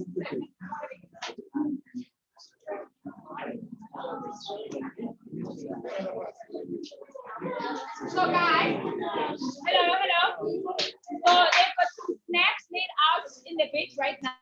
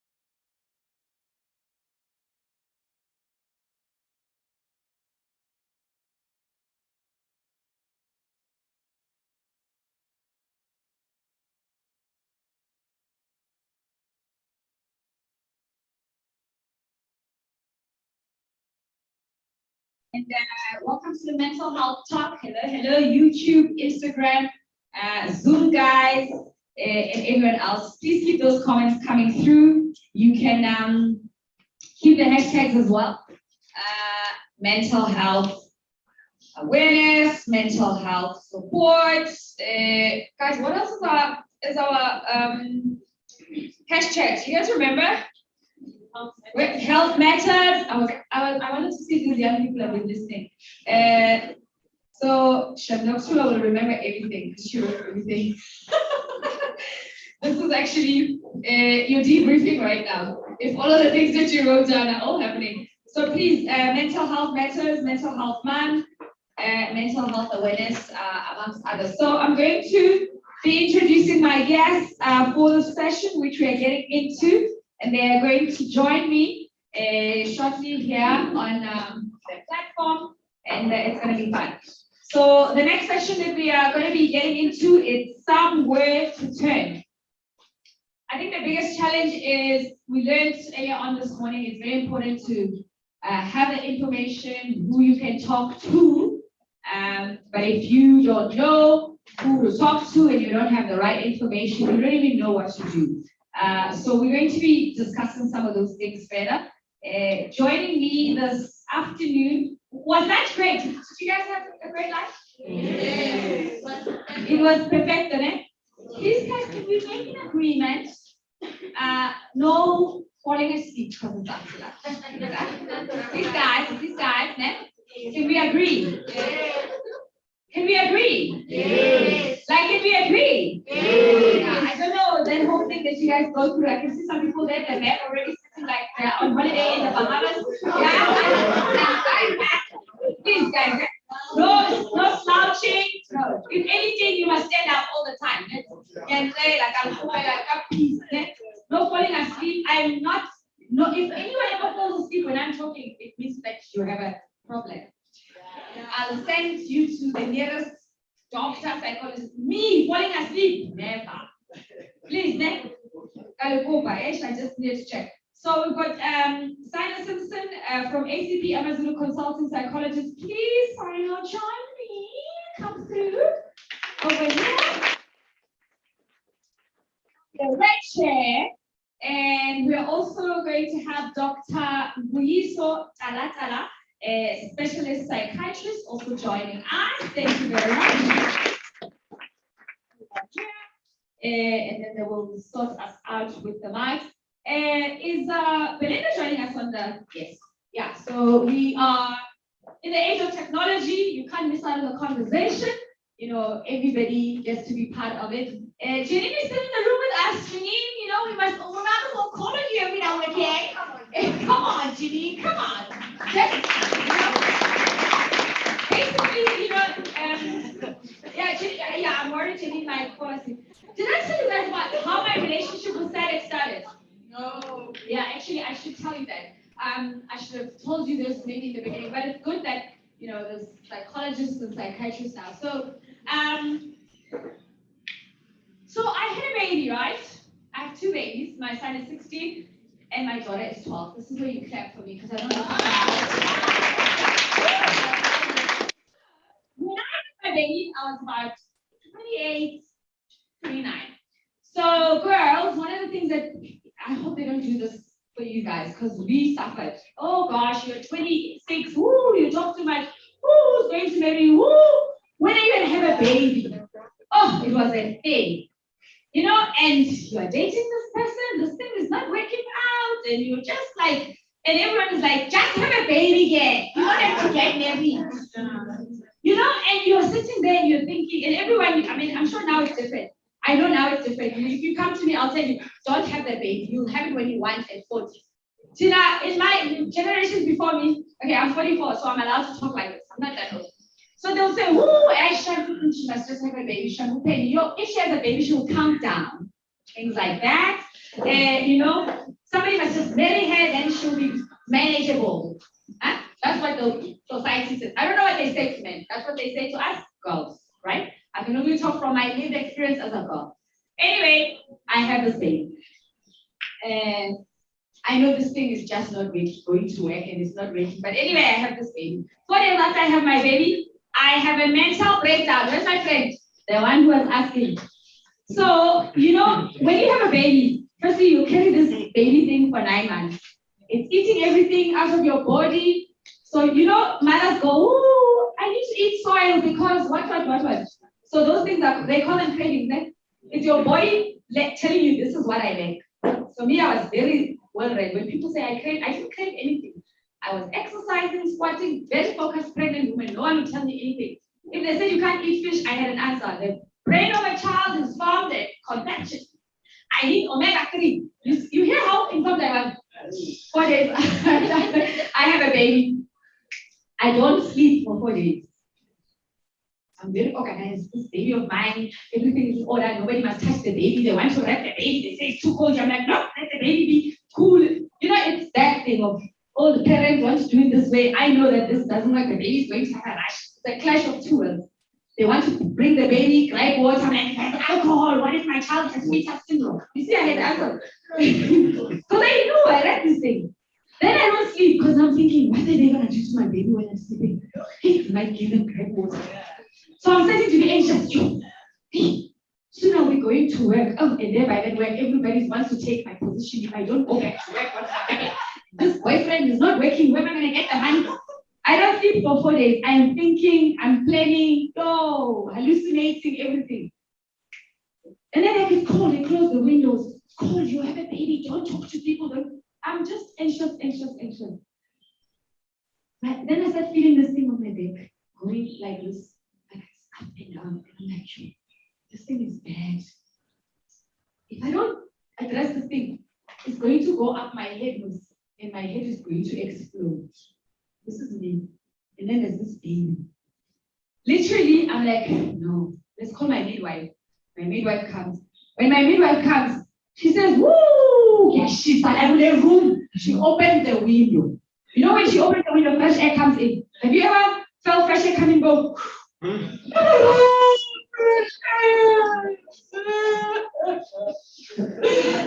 started crying. Oh my God. Firstly, they brought someone to massage me. Well, it didn't work. I wasn't feeling any pain. Now, if you've had a baby, you must feel something. Like, and I pushed this baby naturally. I didn't feel any physical pain. So I was in flight mode. So there's fight or flight. So I was in flight mode. Like I had planned how this baby's gonna come, what's gonna happen. I was literally planning this baby's life at 10. I was like, no one must talk to this baby like this. No one must touch this baby like this. No one must do this. Stay away from my baby. You have evil image. That was me. Then I have a breakdown. Then my midwife says, that's it. She needs to be admitted to a psychiatric ward at Grand Clinic. As they're driving me to the clinic, I'm thinking about how the headline is going to read. Baby, Penny loses her mind after having a baby. Penny dies after baby boy. And I'm just hearing all my enemies going, ha! I knew it! You know, I'm imagining all of those people that driving me to hospital. I'm thinking, who in my family can raise my baby? You see how it went? Cut story short, I'm admitted at the psychiatric ward at the clinic. I remember some father came to see her daughter who had a breakdown because they were writing exams. And they said, Sisi nawe ubuhle ukula ngengqondo. Yeah, I had been to a psychologist before for my other thing that we spoke about earlier, right? That whole break, when that guy remember that story? I went for therapy and what, so I knew how psychologists were. So now that they're like psychiatrists, you have temporal psychosis. I'm like, yo, what's in this room? So most mothers have the baby blues, né? So I had the extreme case of it. I think it's 1 in 100 mothers. It was extreme. So in that, the psychologist will help. There's those who either kill their children or who do everything to protect their children. So me, I was the one who was, don't touch my baby. You all were ancestors, your what, all of those things. But anyway, while I was there, I saw a board of South African depression and anxiety group. I said, that's it. When I come out of here, I'm going to work with those people. Because now everyone here thinks I'm crazy. and I'm not crazy. I'm just having a breakdown. The baby became a trigger on all the things that I had not dealt with, which were part of my trauma. See what we spoke about earlier on? That's it. So give me a round of applause. Relationship with pathetic came. I went to them and I said, I want to be a volunteer for pathetic. I'm going to advocate for mental health. And this thing of black people saying you are crazy when you have such must end. And we've been friends for the last 16 years. Yeah, and they did say I'm crazy in my family and everywhere else. But look at you. Do I look crazy? Thank you. Welcome, my guests. Please give them microphones. Guys. So our conversation is somewhere to run. Really what we try to speak to is, and I use that example of my story, if I didn't know what that was about and how I'm going to get help, it was difficult to surrender to that moment, particularly. I have this baby, the baby is 4 days old, and I know that breastfeeding is very important. And if you're in that institution, you have to be on medication and you're not going to be able to breastfeed, all of those things. So, but I trusted my midwife and the process that she was taking me through, and I could, surrender to that, and that's where I could go for help. 10 days after I came back and I could still breastfeed. So talk to me, my panel. I'm going to start with you, Dr. Sino Simpson. You're a psychologist, consultant psychologist. Do people really understand about where to go for help? Oh, Belinda, hi. Hi. Hi. Are you good? Yes, I'm good. Thank you. Thanks for having me. Belinda is the general manager of Utando, and then she does a lot of work on gender-based violence. So, let me talk to you.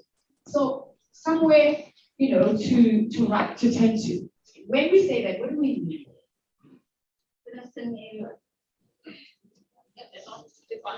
Yeah, just directional. Yeah. Can you hear me? Yeah. Okay. People don't always know where to say. And I think it's because we do not have enough awareness. I heard in the earlier session that information sharing, knowledge is very critical, and we can never have enough of that. We have to repetitively share the information. I think we're fortunate enough that a midwife came and took you to hospital, but in other instances, people don't have support. So a very important part in dealing with mental health and mental illness needs support in order to know about various options available out there that people can take.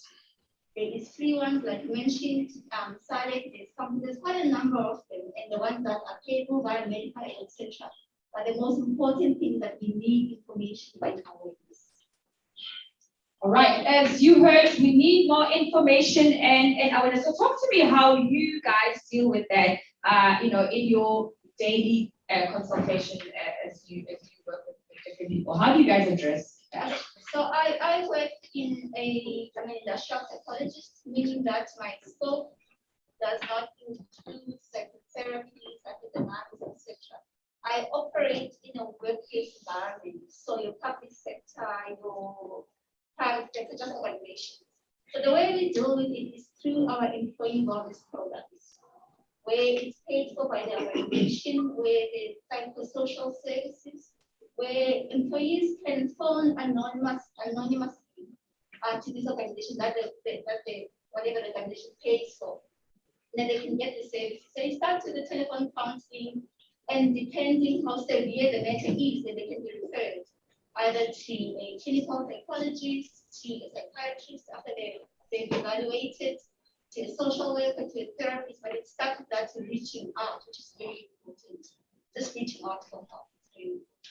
So right now we are in the time of COVID, and we're talking to a lot of young people who are maybe our audience and some who are here and who are watching online. And earlier on, we spoke about how their youth got interrupted, and then we also touched on mental illness and African taboo, and we talked about traumas and triggers.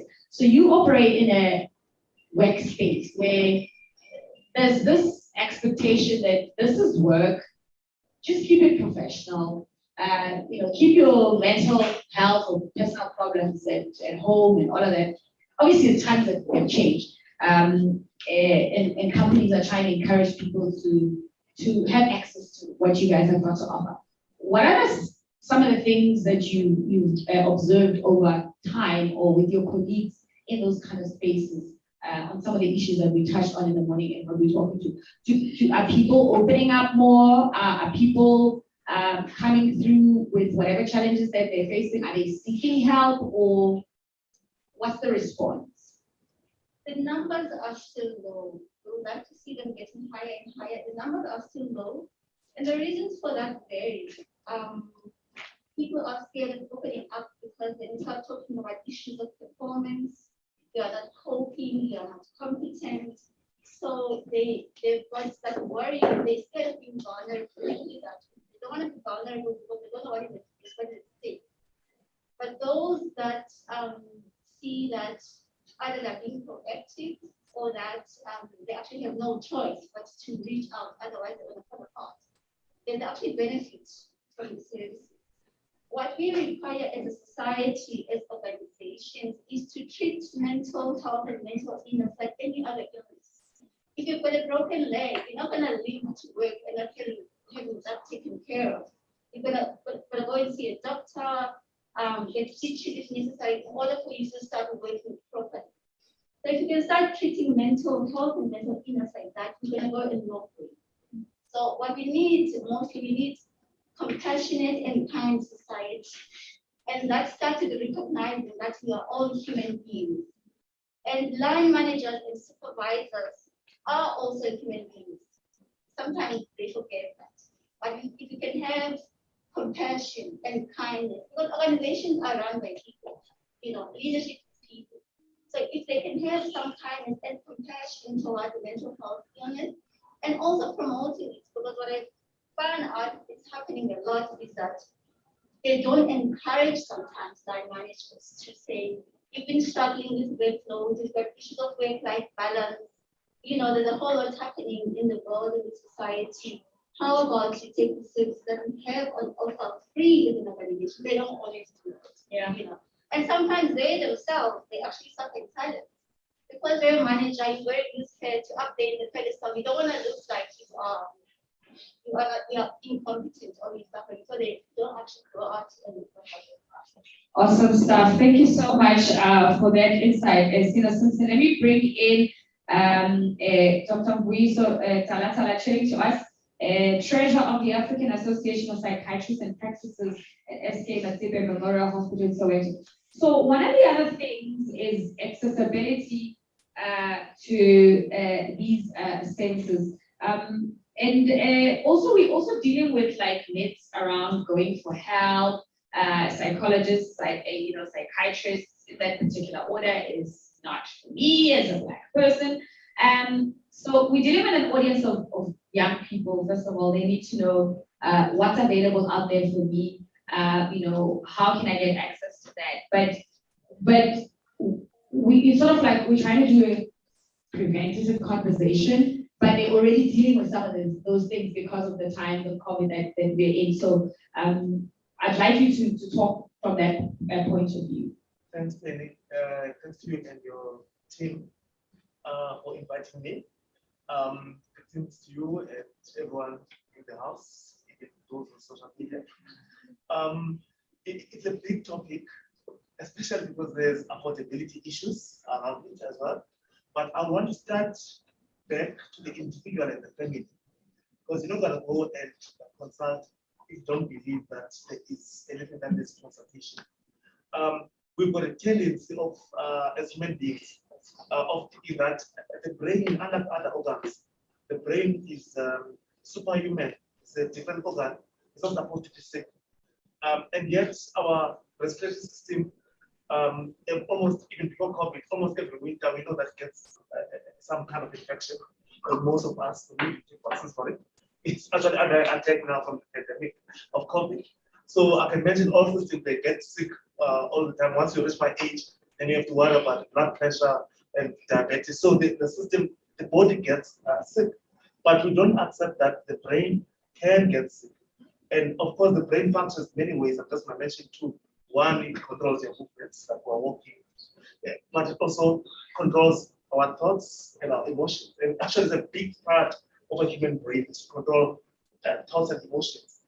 Like any organ, if you've got a lung disease, you can't breathe.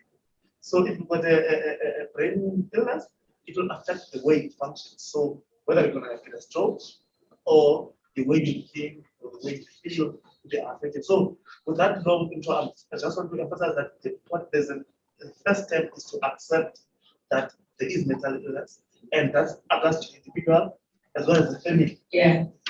Okay. All right. So I'm going to bring in Noe, Belinda. You know, you are on the technology side of things, and you deal with these young people on a daily basis, and you're part of the MMN program and the Young Urban Women program as well, and you see the impact of mental illness on a daily basis on young people, and how other factors like gender-based violence have influence on that, and the impact of COVID. I think all the young men earlier on when they spoke about how their lives have changed. You know, they can't go to school as they used to. They can't do programs even with you guys as they used to.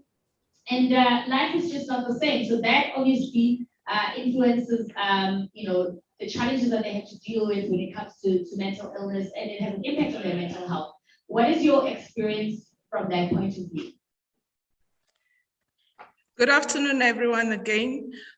So the experience, thank you very much for this brilliant conversation. So our young people have actually expressed a lot of concerns about their mental health, and they actually, because they have been given the opportunity to think and act, they have been demanding these sessions, mental health sessions for them, which is very good. It impacts them a lot because they're not able to focus in school. They're not able to have access to their friends that they usually meet at the center. They're not able to have some of the resources like printing and talking to their facilitators, who they actually trust. Because you know that as young people, when they face these issues, when they come into the center, because the facilitators at the centers are well trained to listen to them, they're able to talk to them. So COVID has actually made it difficult for them to have this access. But one thing is, what we tell them is that they should believe that recovery is possible. Before they actually get into looking for getting access. Africa Tikkun as an organization actually have social workers in all the centers who are trained to start diagnosing or start talking to the young people. And then we work with external service providers to provide individual services as identified. But it's the COVID-19 crisis and the second crisis, which is the gender-based violence crisis, has actually added to the problem of mental health, and we need to take it seriously. Thanks. Thank you so much for that, Belinda. So guys, you are welcome as usual, like we did in the morning, to ask questions. If you have them, we have a mic on standby that is going to be taking your questions and comments. We also have your comments coming through on the Zoom page, and we will be taking some of it. So, all right.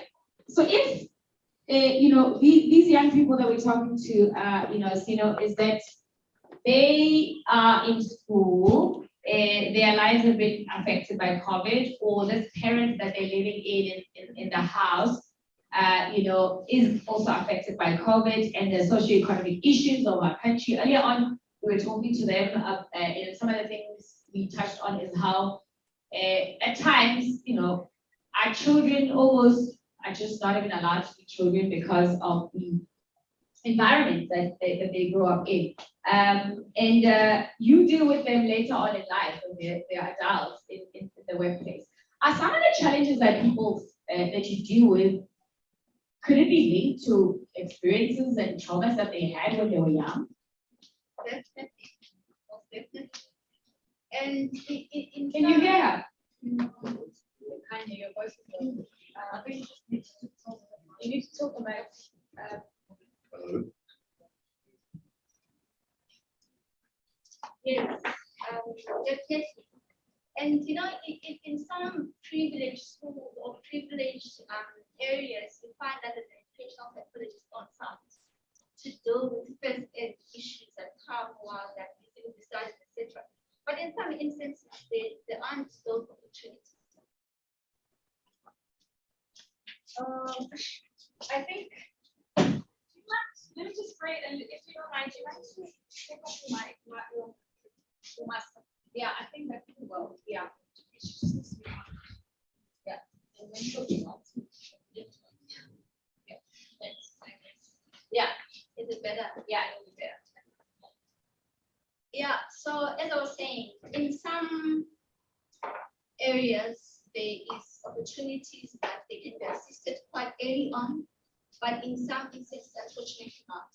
So they go through school, they get to the workplace, they are adults, and then the challenges are still there. Remember, if there is trauma that is unresolved, it will stay with you until something is done about it. So that trauma that was experienced when we're studying, it's untreated and unresolved trauma. So when you get to workplace where there's issues of performance, issues of incompetence, and other issues, because not the only issue, then those they start coming up, they start creeping up because they're not treated. And unfortunately, until you do something about it, it's gonna stay with you. It's gonna follow you until you do something about it. Okay, Precious. Thank you very much for touching on that button. I appreciate it. Okay. So Janine, I want to bring you in there because you guys in South African Depression and Anxiety Group, you get a lot of calls earlier on. You spoke about that, young people, and one of the young people spoke about sometimes they just call as long as there's a person on the other end. They're like, yeah, this person said I can help you, even if I don't know how they can help you. I'm like, oh, okay. There's actually someone who can help. Let me go think about how I want to talk about my problem, but someone picked up the phone. And we spoke as well about traumas and triggers. I want you to speak to me about the connection of this young person here and what they might face later on in life, because that trigger could be starting now. That problem could be starting now and becomes a trigger later on. Performance for exam now is an issue, but performance for a job later, it's not the same thing. I feel judged. I feel like I need to perform again as an adult. Is there a connection? Absolutely. As we spoke about earlier, things that you don't deal with come back to haunt you. They'll just keep coming back to the top and go, hi, remember me. I'm bigger now, remember me. Okay. And think about performance. So exam stress. How many of you, hands up, people over here, feel stressed when you write an exam? Thank you. Yeah, because I'm also one of them. Okay. And then you get to a job and talking performance appraisals. What's the difference? It's still a test. It's still, so if you don't learn the skills as a child, and we spoke about your parenting and your parents are wounded and they giving you what they can give you. If we don't learn the skills in childhood and in teenhood, we're going to go to adulthood without those skills. So that's why this is preventative, because to give you the form now to say, okay, this isn't working for me, I'm not dealing well with this, I need skills in this, so that when you do get to the workplace, you're okay and you're far more able to connect. So what are some of those skills that we sort of like need to start talking to? Because we learn through our children, and also our children are sort of supposed to learn through us. But if we don't have any skills to share, we primarily can't teach them anything. But in this conversation, if we can share some of those skills with them, they sure can also impart, with the adults that are in their life. But more than anything else, they can be equipped to be able to manage, cope, whichever way we prefer to use. Yes, I think since we're talking about exams, the first step is information. Yeah. You're not going to not stress if you are not equipped with information. I'm mentioning it in exams. I'm also mentioning it anything else, including mental illness is I think young people are thinking that they are here, that we must actually always seek information where we can. So as close to the exams, I must talk to the exams. I think it's important that you prepare on time. The exams don't ask what only things that we learned night before the exams. So you need to prepare the whole year. And even though you may doubt that you have the knowledge, when you are facing the question at the exam side, you actually remember what you learned in January or February, what you learned.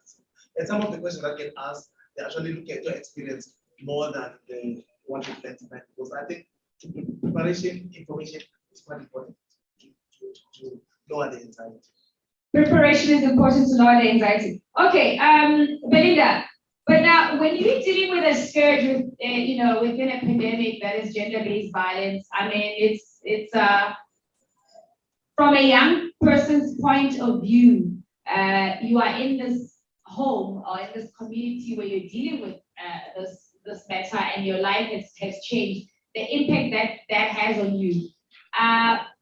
What are the ways that young people can be equipped to have the right information, to feel empowered to do things that are right when whether they're victims of gender-based violence or whether they are living in an environment where they're witnessing gender-based violence on daily basis? Okay, thank you again.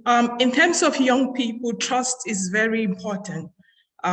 Trust plays a great role because if you have access to young people or if young people have access to you and you work with them, you need to be able to get them to trust you so that they can open up to share what is happening at home, at school, or maybe on the street when they get to you so that you can give them the proper support. Also, believe in them to lead because many a times we want to solve their problems for them, meanwhile they actually have the solutions. So we have to listen, not to talk and not to give them so much advices, but let them talk and together we try and lead the way for them to get support. Young people also need to create a space of peer-to-peer support. It plays a great role because sometimes a young person will look at someone as an elderly and will not feel confident to have that conversation with that person.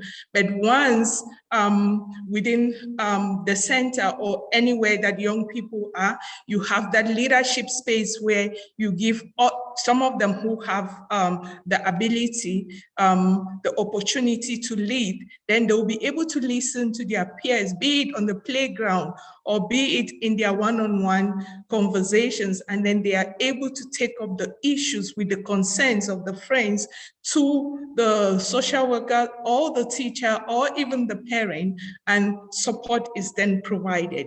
And again, we need to budget to support young people going through these issues.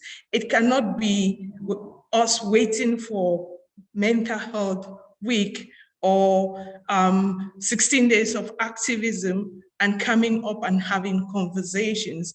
I think each organization, each institution, be it a young person or an old elderly person, we should make sure that we budget to provide these services. Okay. Yeah. Okay, there goes the mic situation again. Let's just check on that. All right, I want to take with that cue that we should engage with young people.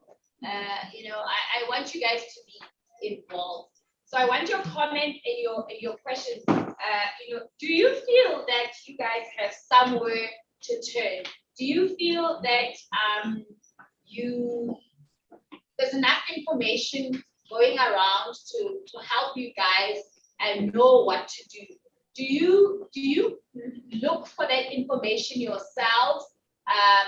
That you think, when you're faced with a challenge, do you say, okay, where do I turn for information? Do you feel that it's available? Is it available at your school? Is it available at African Institute? Do you know a psychologist accessible? us in the media, do you think we're giving the right information that's helpful to you, or you know, it's just like I take what are your thoughts and what is your experience as young people when we say somewhere to turn? Do you know if I'm in a crisis, this is where I must go? And if it's not, if it's there, what makes it the right, place to go for you? And if it's not there, what do you think, it should entail to be able to for you to say, oh, that's where I can turn to. So this is your chance now to get into this conversation and really, one, hold us adults accountable, media included, but at the same time, show your initiative. Like, this is what I realized. The media is not helpful. So me and my friends have our own WhatsApp group. This is what we discuss because it's media. I think it's social media. That's the WhatsApp group is still media. You know what I mean? As long as it's disseminating information. So I'm making it that broad so you don't feel like I'm asking the wrong question because this is a safe space and we want to hear you guys' views, whether you're on the platform or you are in the room. Let's go. Who's first to go? Hands up. Over there. Hello, sir. You know the story. Make a circle bigger. Come to the center.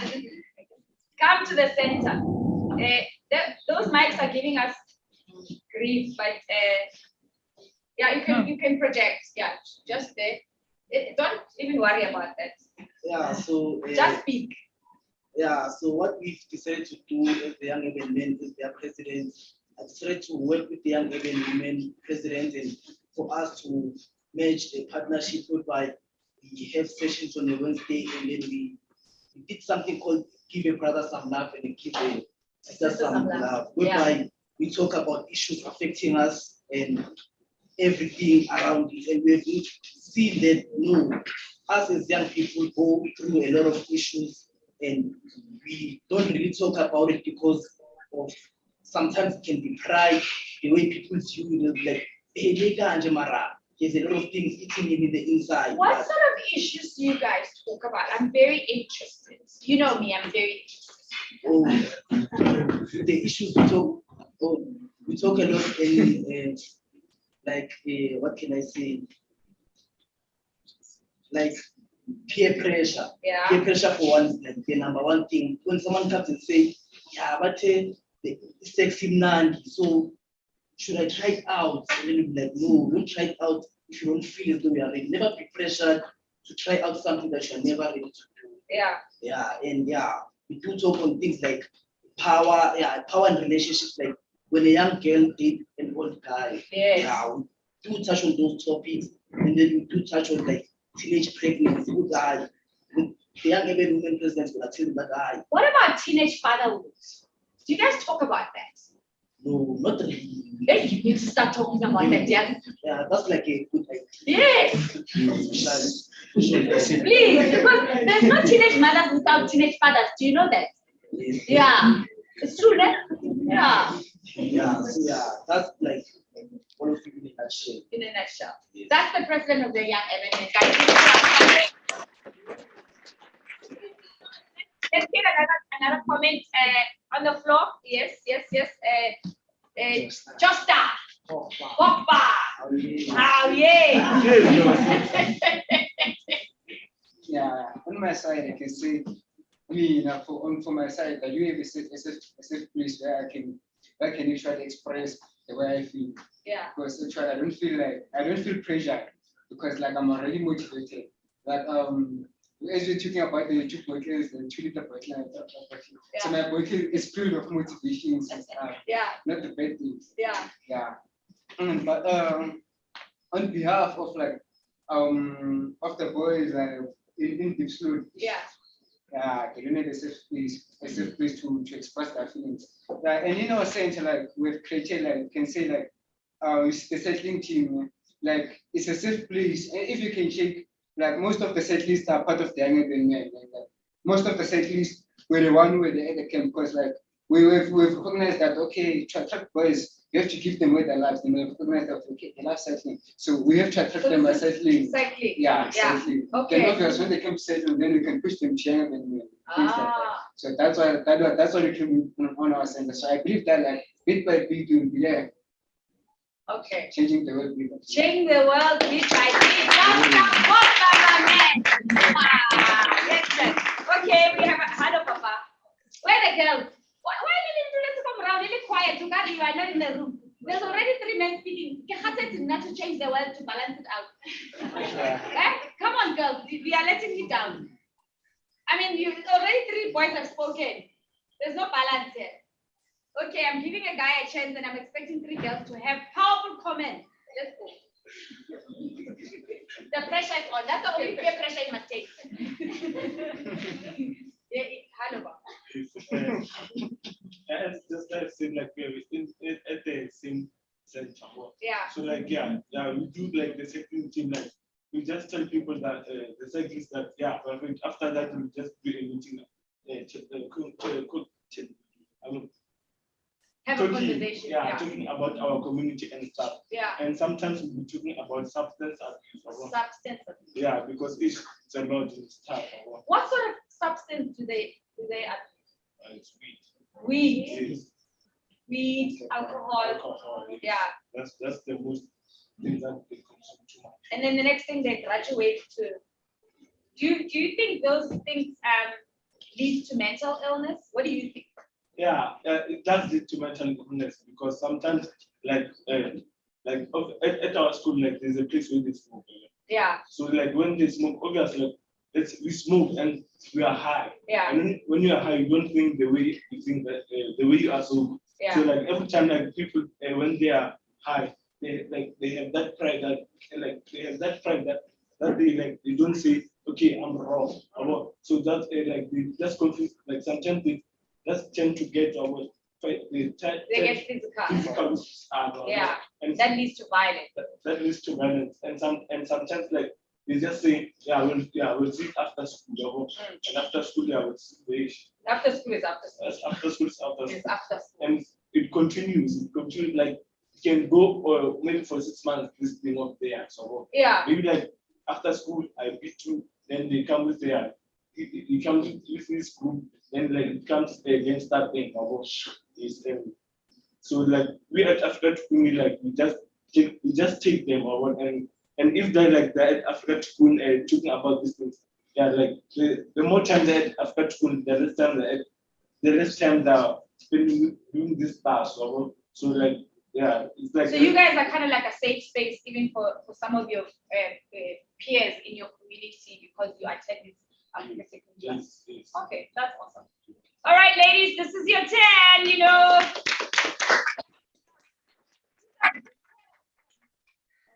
Beloved, just break it down and tell us the truth. High five to you. Awesome. Come, ladies, come. Charlotte and Beckham crawl so you guys can walk. Let's go. Ari. Hello. Hello. How are you? I'm okay, thanks. Okay, talk to us. So, for myself, I would say a safe place to tell. Well, for myself, I didn't recognize this as you. It is you. Yeah, talk to me. So, for myself, I'll actually speak it through experience because, like, with myself, I did go through like mental problems, right? And for me to get past through it, the first place I actually had to go to was myself. I had to accept that I had a problem, and I had to acknowledge that I had a problem, and I had to tell myself that nobody owes me anything besides myself. So I had to stand up for myself in order for me to get help from other people. Because like even like with what had happened before with me, it was like something that I didn't expect at all. It was like I was in class in a session and then I just had a breakdown. I wasn't expecting it at all, and it wasn't an alert as to like, yeah, you're going to go through this. It just happened, and right there I had to accept myself, and I had to come clean with myself and be like, you know what, this is who you are, and this is how you're going to. Nobody owes you anything, and it's not your fault as to what has happened to you. So you tapped inside to the information that you already have to help you come out of that situation. So before you turned out, you turned in. Yes. That's very much like you. High five. Give her a round of applause. The pressure is still on. I still need another lady, please. These ladies, you know why they're under pressure. I went for a hike with them the other day. There's no way they talk a lot. There's nothing like they have nothing to say. You have lots of information. And when I say you talk a lot, I mean that you have so much more to give. Not like Labu or like okay, next. Hello. Come through. You know, I don't want to say, then actually somebody already said that when I put a post of my panel, they're like, yeah, where the people with the experience? I said, what makes you think we don't all have experiences with mental illness? Okay, go ahead. Good afternoon, Martin. I wanted to answer to the question that you posed to say that, like, do we have places where we can access mental health institutions where we can get help? The answer to that is that there are definitely a lot of centers, a lot of organizations, a lot of people, a lot of professionals that are there to help us. Here in African Sekune, we're very fortunate that we can, then we have the organization and we're part of it and that we can get help. But now the question is that, do maybe people from areas like the rural areas have access to these things? Yes, they are there, but do they have access to that? Well, other places like the rural areas, not even the rural areas, even other kids in our townships who are struggling, they are struggling because they don't know that there are these centers. So I think what we should do in terms of availability is to raise more awareness as young people, and is to also host these conversations as we are doing on social media so that they can reach the masses. Yeah. And just to also have other people have their own groups, even in the rural areas, to say, let's host groups, let's host talks so that, people can actually, tap into them because they are there. Definitely, the institutions are there, childline health, everything is there, but then it's about, can you reach that place? So I think, we should just spread the message. I hope you guys go back today and you become those champions and you go outside here and clap the champions. You guys go into the communities, you share the same information that you guys have. Where you don't know, you say, okay, I'm very limited here, but come with me, And I heard, what the psychiatrist said or what the psychologist said, and you share it. Okay, so let me bring you guys back, my panel. Janine, let me bring you in. So obviously, you guys have lots and lots of hotlines for all sorts of issues, right? And sometimes people go, I can't say that their line is always busy. And I mean, it must be very overwhelming for the work that you do. But how do you guys mitigate reaching as many people as you can, especially young people, since we're talking to them today? I know you have a suicide line, team suicide line for that. How do you make sure that they have access to this information? You spread as much information about what help is available so that they know where to turn when they need. It's a very good point, because there might be help available if you don't know it's there. It's not helping. So one of the things that TEDx does is we do school programs where we go into schools class by class and we talk to, from literally we've done primary school, but it's mainly grade 8 to 11, 12. And we talk about depression, we talk about suicide, we talk about substance abuse. And we facilitate exactly the whole idea of peer-on-peer support. That sometimes you can't talk to an adult, sometimes you don't want to go somewhere else, but you recognize in your friends or your peers, hey, there's a problem, let me help you. So we go in school by school. Also, I know there's some guys from Dipsloot, okay? Dipsloot in Ivory Park, we actually have a container counseling center that is a free center that anyone can go into and get counseling and free help and support. So we do online campaigns and social media campaigns, but again, there's only so much that an NGO on their own can do. So we need you guys. We need you guys to also be our voices and let us know, what are we doing well? What do we need to do more of? Where do we need to be? Reach out to us and let us help. Great stuff. Thank you for that, Janine. Okay, so Dr. Talatala, let me bring you in. I love that your organization is like African Association of Psychiatrists. one of the other things people always talk about is, yeah, but I don't want to go to a white psychologist. They don't know my troubles. It's a practice. Do you know what I'm saying? And over the years, what is your experience? Have you seen change of attitude? Would you say there's more accessibility to, different, we're a very diverse nation, different cultural backgrounds, diverse experiences in your field that can speak to the myriad of challenges that we're facing as a nation? Yes, thanks, man.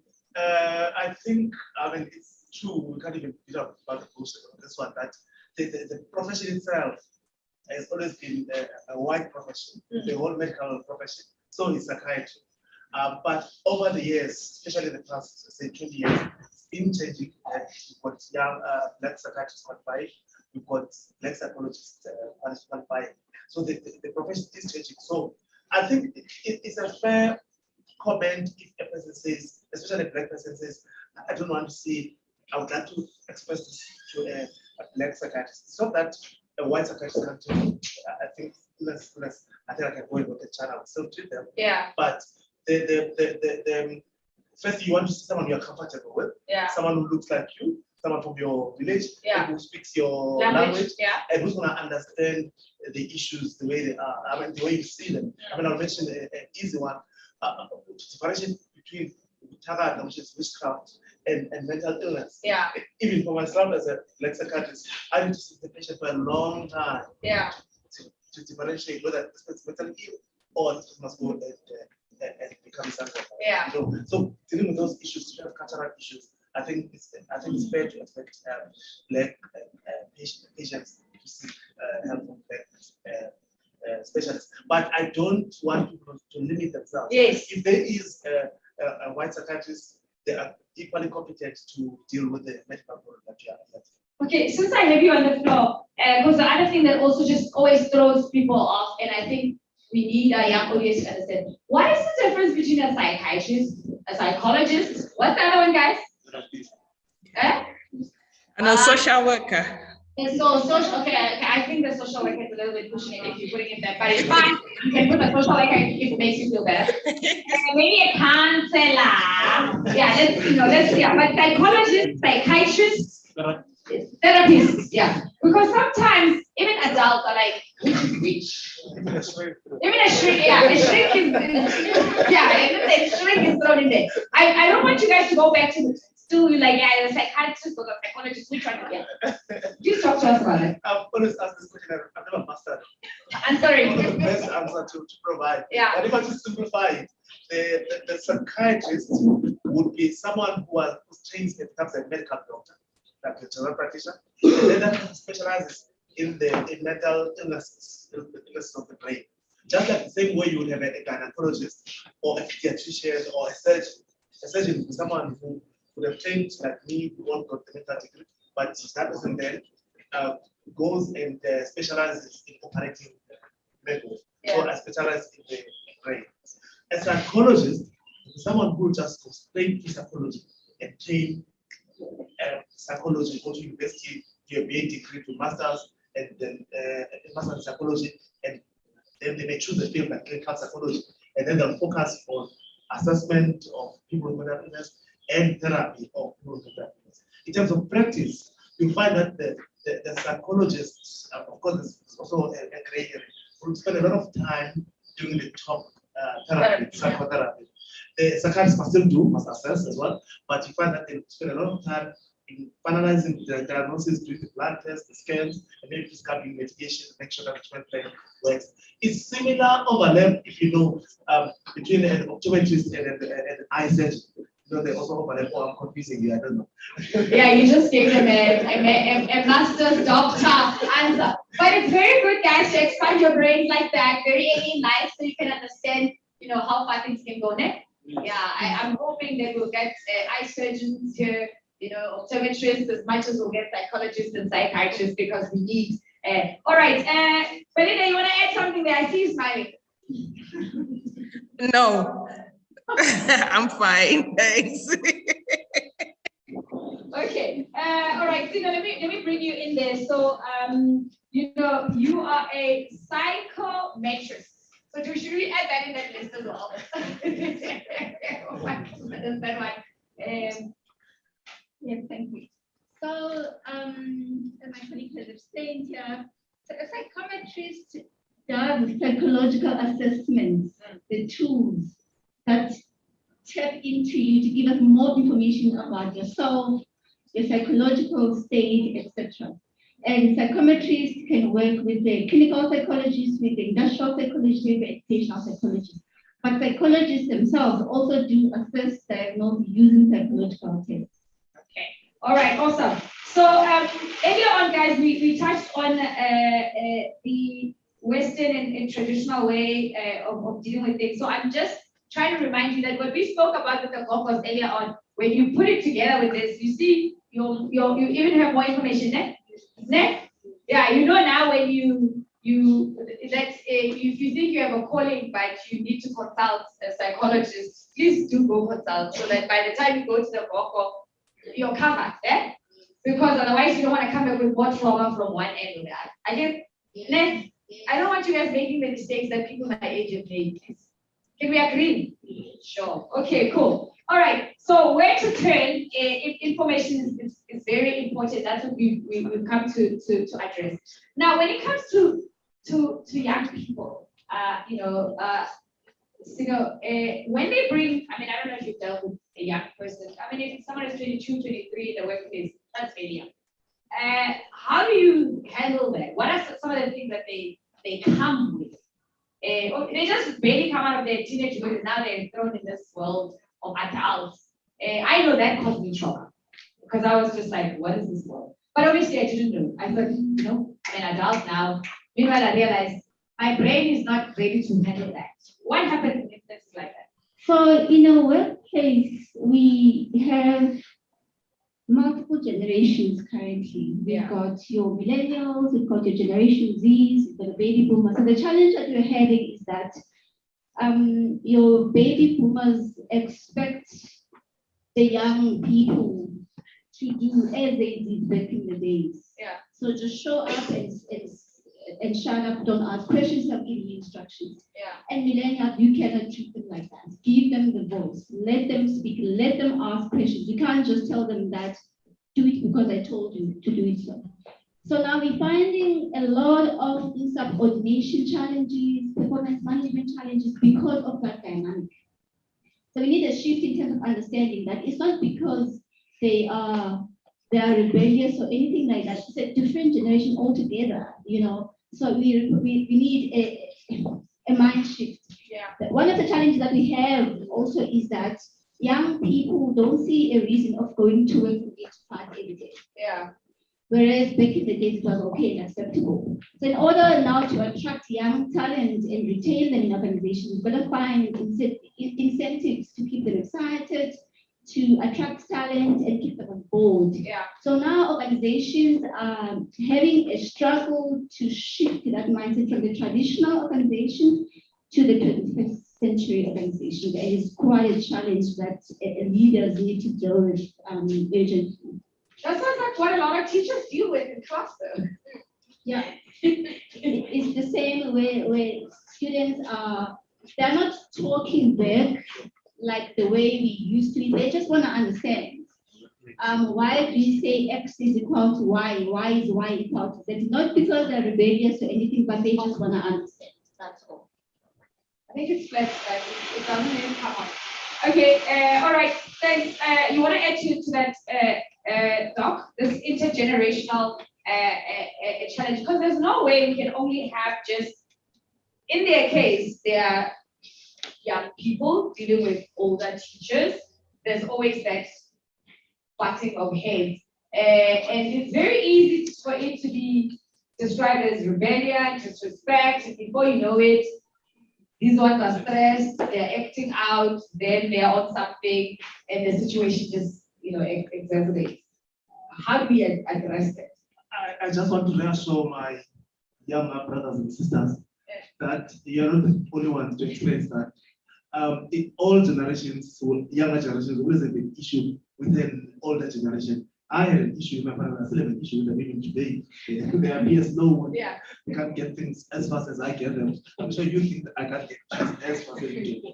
So I think I want to, actually, in my view, it's an essential conflict for our own development. So don't take it so badly. Things will move to your way, but obviously you can't just wake up and move them to your way. You have to fight with us who are older than you, and then we slowly move them to your way. You are actually getting us as humanity a better species if you challenge us.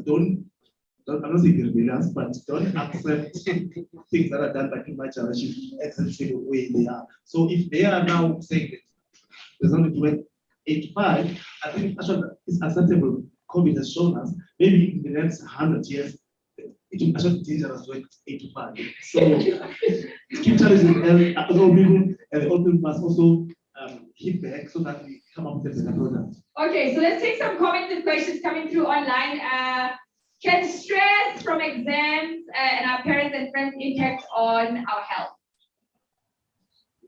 Yes, please, here's the mic. Absolutely, any stress actually affects your health. And stress raises your blood pressure.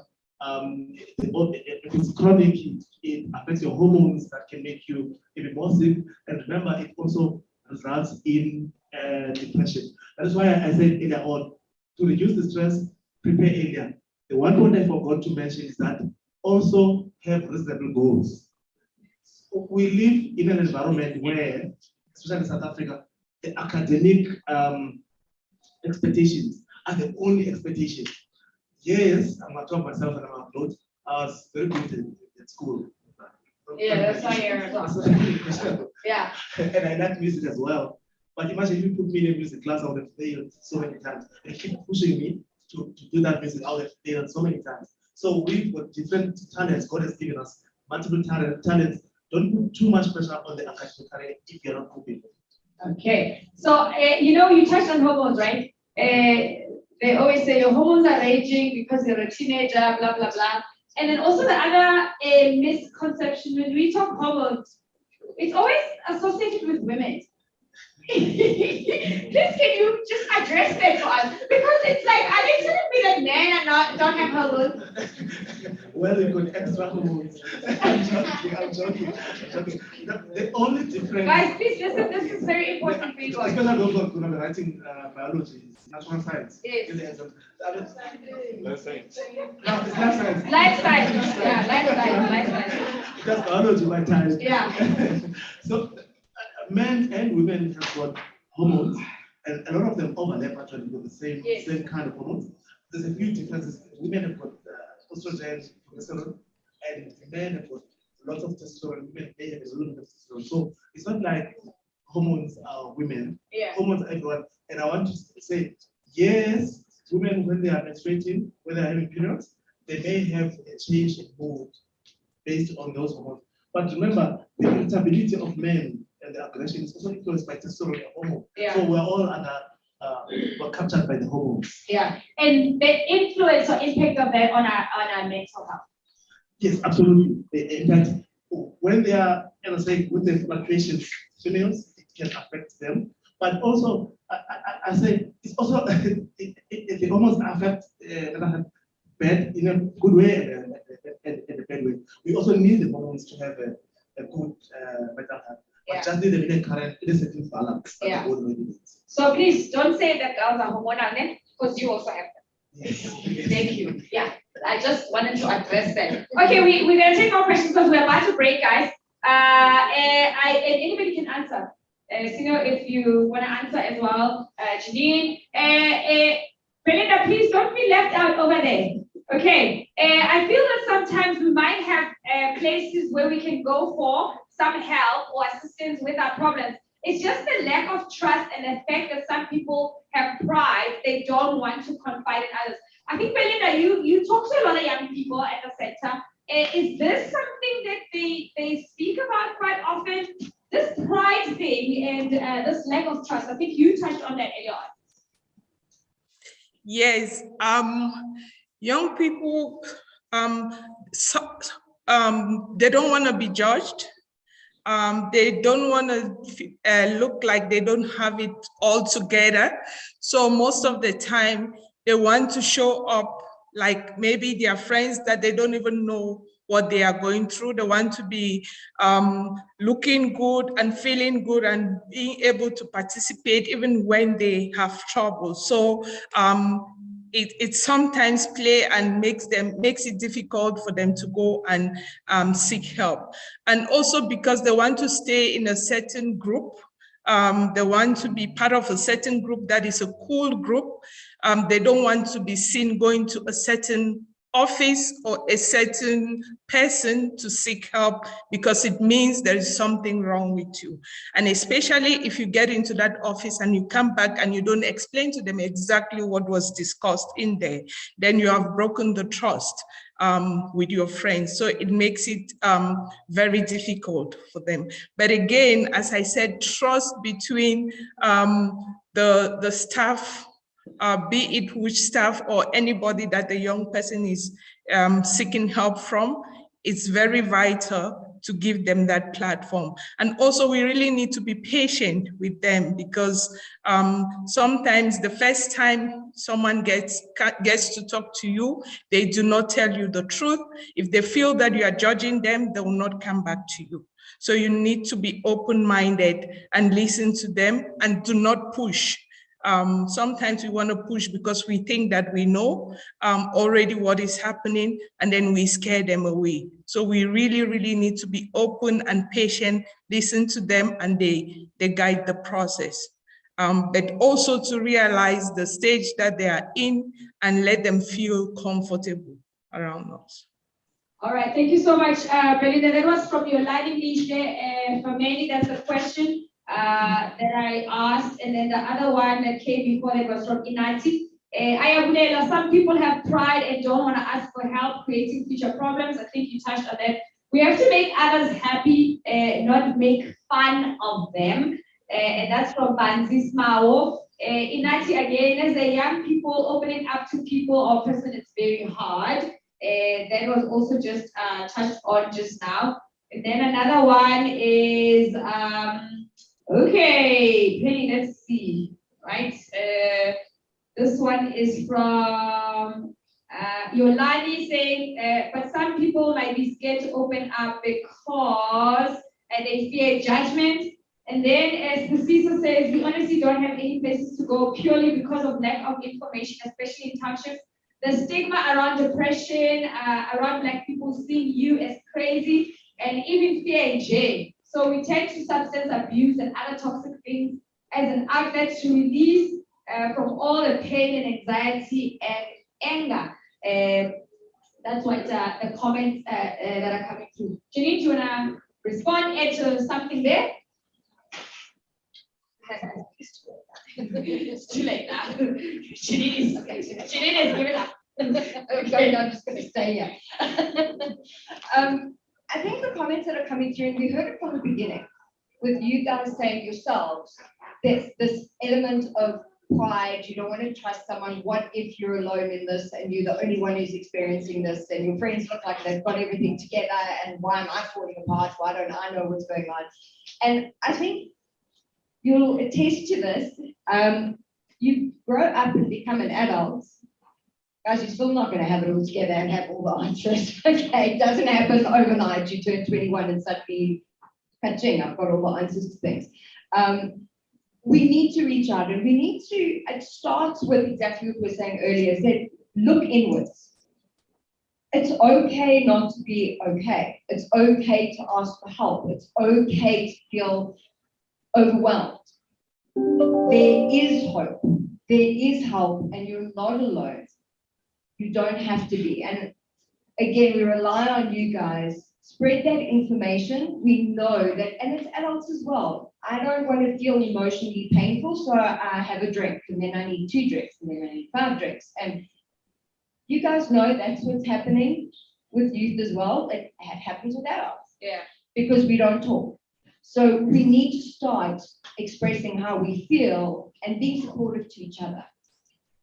All right, guys, just to wrap up the session, one of the things that people say a lot is we have focused a lot on what is mental illness. This is what the person who's got mental illness is dealing with, and then we say, yeah, okay, that's what your mental health, how it should be when you're mentally healthy, and like this one. But we don't talk about me, who's witnessing someone go through mental illness, and how I get affected by that. I mean, I think it's the same case with gender-based violence. We talk about victim, there's the victim that, the victim this, and then we touch a little bit on the perpetrator, but we can't really talk fully about, their character, what are the things that leads to them, what might have transpired in their life, what changed, and all of that. So, how can we sort of like, I don't want to say change what we're doing, because what we're doing is kind of helping, but now we need to add another layer.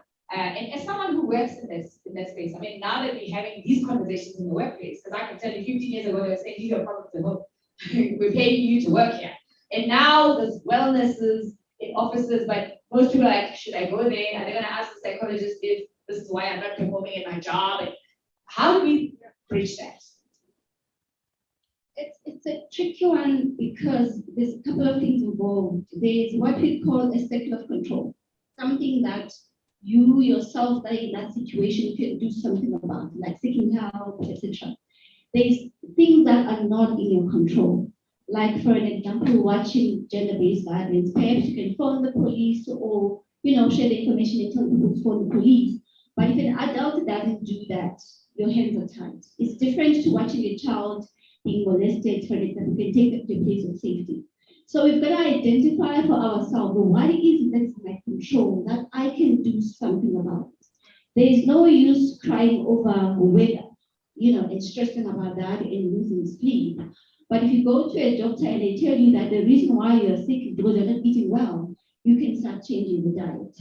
So I think it's very important, also in the process of building resilience, because that's very important. As you are young adults now, my colleague mentioned that it's not going to get any better. You're going to go to work, probably have kids, issues of work life, but it's not going to change. The best you can do is to find the tools to try and build the resilience. And within that, to be able to say, what is it that I'm losing sleep over? Am I losing sleep over the elections? And I'm far removed from them versus I'm losing sleep over the report I need to submit. The minute you make that difference in your mind, it makes a lot of difference. Yeah.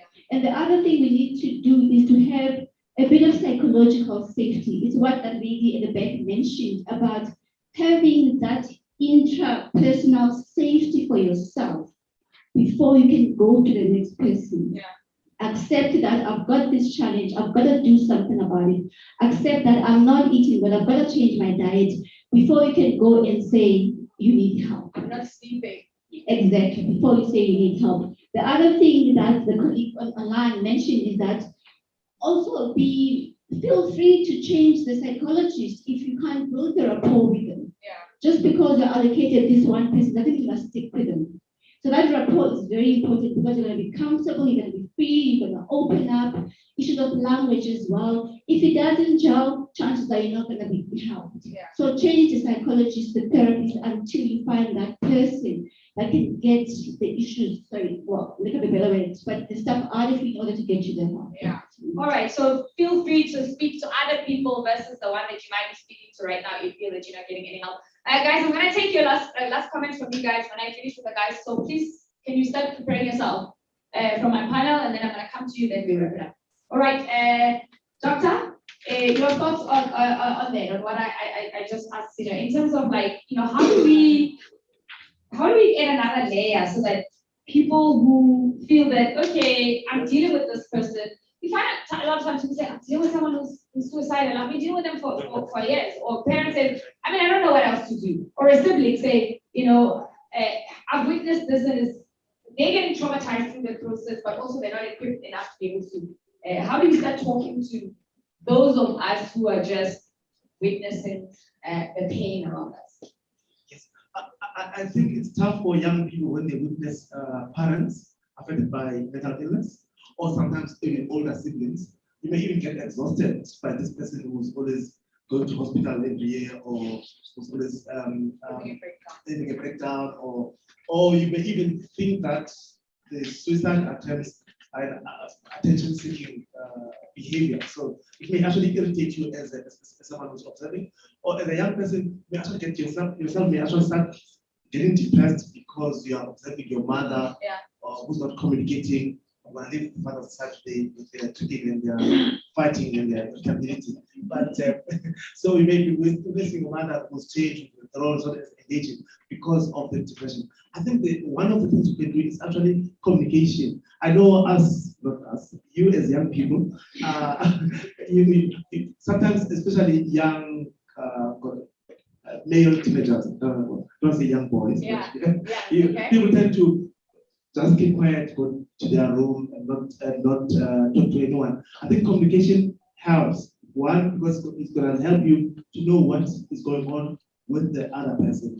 And even though you may have listened to us here talking and think that you've got skills to help, sometimes it's best to help the person the way they want to help. I myself, even though I'm a qualified psychiatrist, after a long discussion with me in the consultation, then I asked, how do you want me to help? So it's nice to listen to another person so that you can hear how they can help you. Don't be impatient with mental illness. It takes a long time to heal. It's not like when you got a pneumonia and the doctors treat you, either you're dead in 7 days or you are well at home. So it takes a lot of time to heal. So you have to be patient with it. You have to be patient with it. Okay, Judith, you want to add something, or should I let my young male teenagers?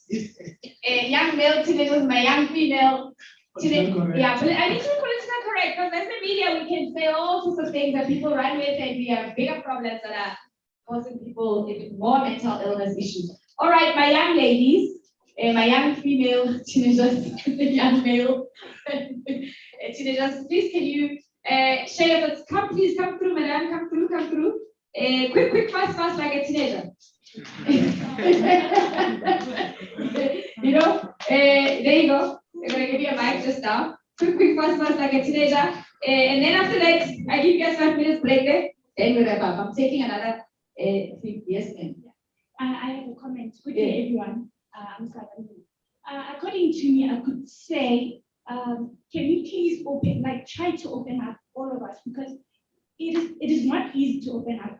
I'm one person who's part of that. I was not able to open up, but I taught myself that I should open up in order for us to have a better environment and society. Because as you can see now, our adults, most of them, it's either they're depressed or I don't know how to put it like stress. Yeah, stress in it. And then other stress is either one set of problems mobile name or mobile studying babona or just danger like penya bona ba zama go ntshetsa go bathong ba bang. So bona as you ntho re ka e changeang ke hore re speak out when on a problem o ska ipotela in yourself, and then how do I motho it tlo ba betere for wena for the society change as a whole. Okay, thank you, Salamina.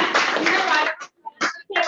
Okay, no, time is flying. As soon as you're like, no problem. Okay, do we have another female or Lebyane after this? Lebyane. Okay. All right, no problem. Yes, please go ahead. My name is Richard. As the lady said, I'm one of those people who I don't really talk to people. It's not easy for me to open up. So when I come to you and there's something that I really want to talk about, how do you make someone feel comfortable to talk about the thing?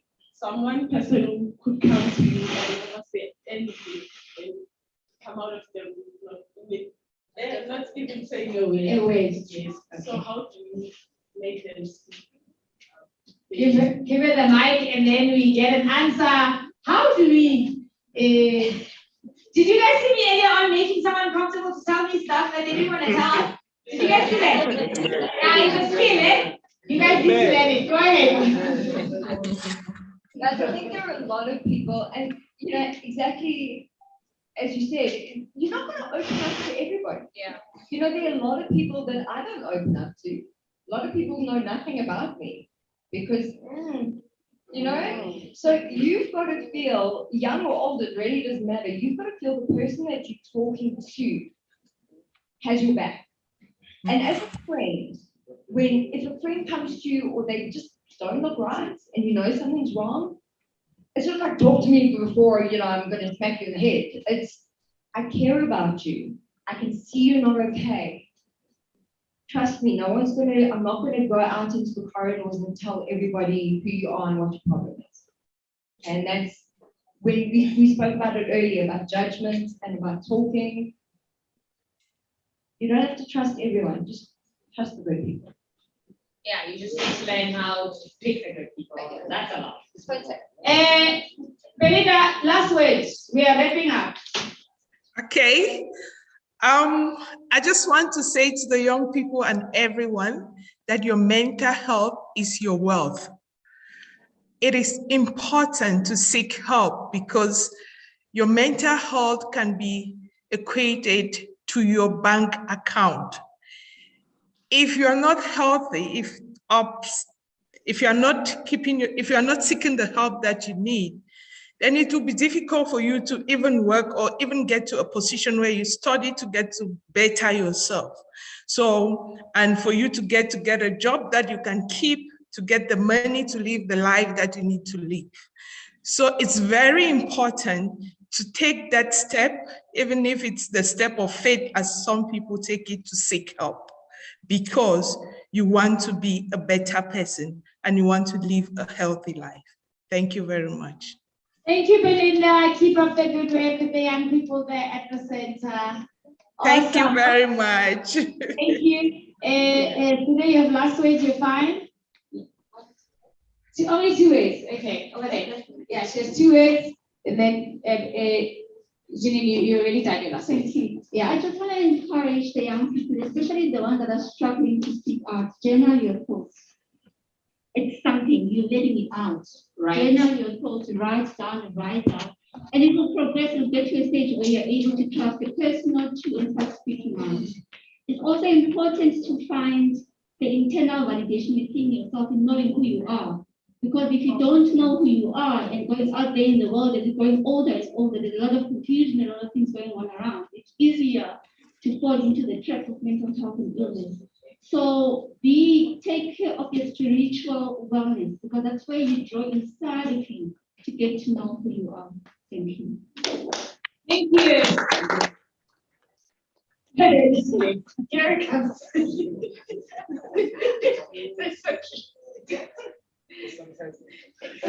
Yeah, here we go. That's one way for me. I was going to encourage the young people to go and consult, and not be scared that the therapist is going to talk about you to someone else. We are all obliged, law and ethics, to keep your secrets in the therapy session. From my own personal experience, I always fight with parents because a young person will be admitted in the hospital after a suicide attempt, and the parents already want me to tell them what is happening. And when I say no, first I must assess the child or the young person. Secondly, I'm not going to disclose what we're not agreed on with the young person. Yes. But they'll be insisting because they are paying the medical aid. Remember, you are allowed to consult and not disclose as long as you are 12 years and older. Okay, so guys, I think that's the end of this session. So I think just to add on that, you all have cell phones, right? Okay, and I hope it's not that thing of who's got a smartphone, who doesn't. So if you don't have a smartphone, or you're lazy to write, so journaling is a good one. Another thing, in this phone thing of yours, there's a voice recorder. Have you guys tried recording yourself and your thoughts? You must try that. I do it all the time. You just walk talking to yourself, you record, you're like, that thing made me feel this way and this, and then you play it back and you're like, that was stupid. Do you know what I'm saying? Yeah, because if I don't have time, because I can only probably write at night or write in the morning, depending on how busy I am. But I try to record my voice and I listen to myself and what I said and what I thought, and I'm like, okay, that's fine. And then sometimes you play it back to yourself, and I was like, yeah, that was actually a good idea what I was thinking. So please try that as well, man. Recording, because I know you guys like headphones and listening to yourself and the sound of your own voices and all of those things. But I'm done. You have a comment? Oh no, he's gonna say I left him out. Please come quickly. I don't want to be accused by a young person who's gonna go to State University of Utah. You better go there. I'm Lebyane from Alex. I just want to thank on behalf of Young Urban Men. Thank you for having us. I believe that as young urban men, we are the reality of tomorrow and the innovation of the future. And I believe we're not the first one of the circumstances, but it can become the product of our decision. Thank you.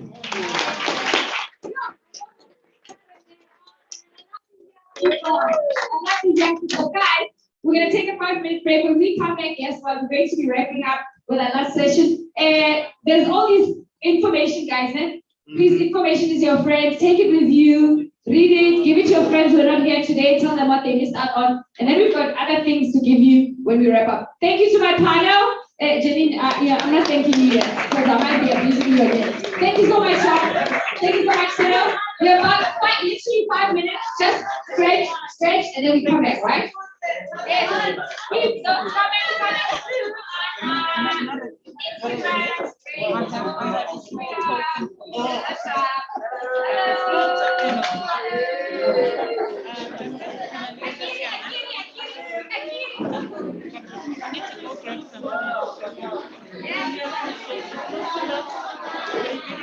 Wow.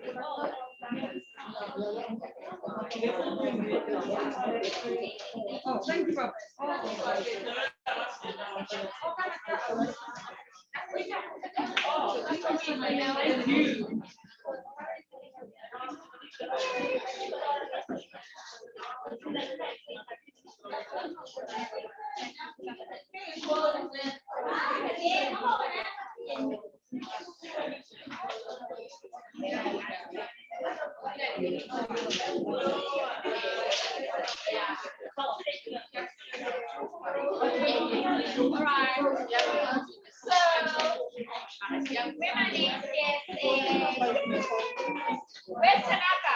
I'll take a picture of outside. Wait. Okay.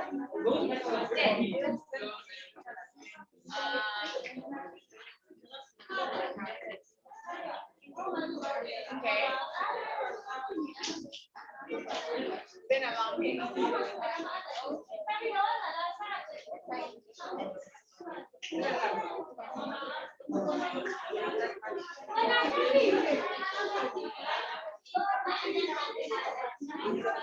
Yeah, I'm tired. I'll refresh you, don't worry. I'll refresh you. Who else is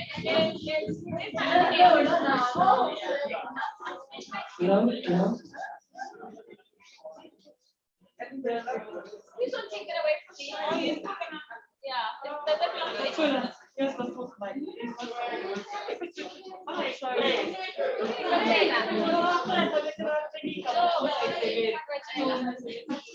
Yeah, put the name like you enter the experiment, but then you might be when people are like holding. I think you're not actually I'm a teacher, I'm a teacher.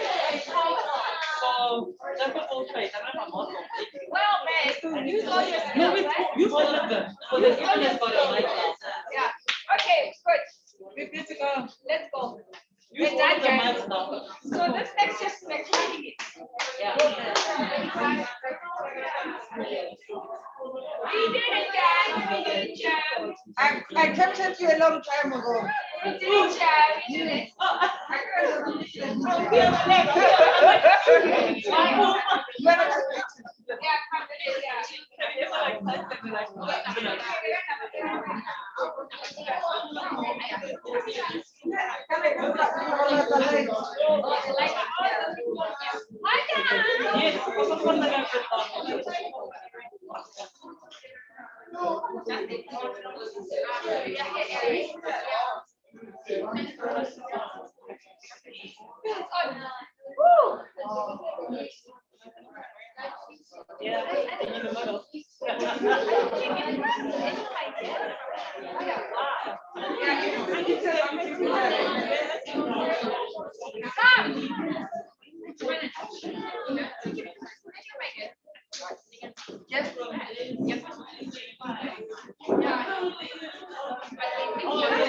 Sorry, stand on. You know, you just have to on like one page, like you're just saying.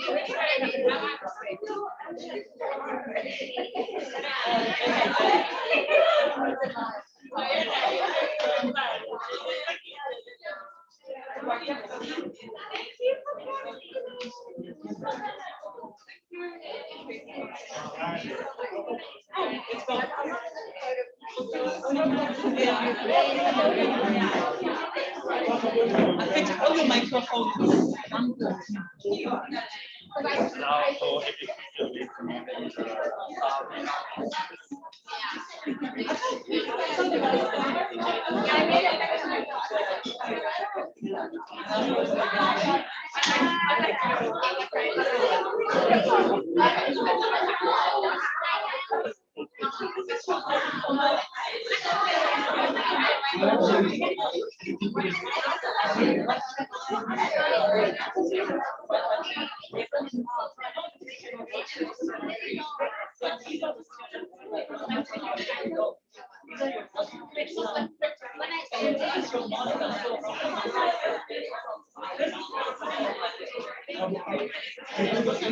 Let's go, guys.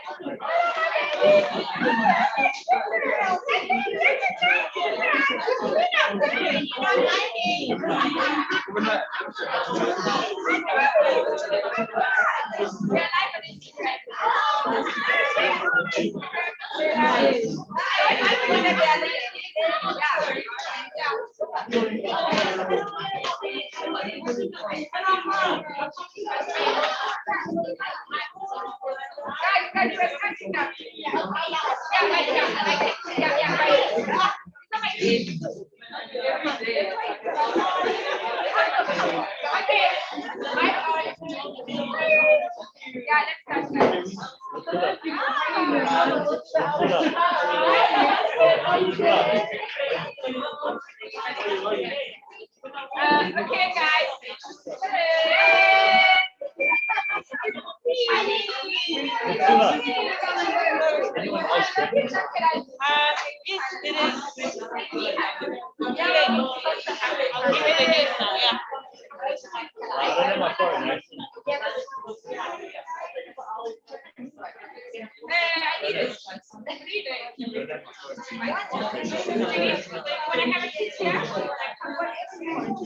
Yeah, I went, you know, I'm a patient.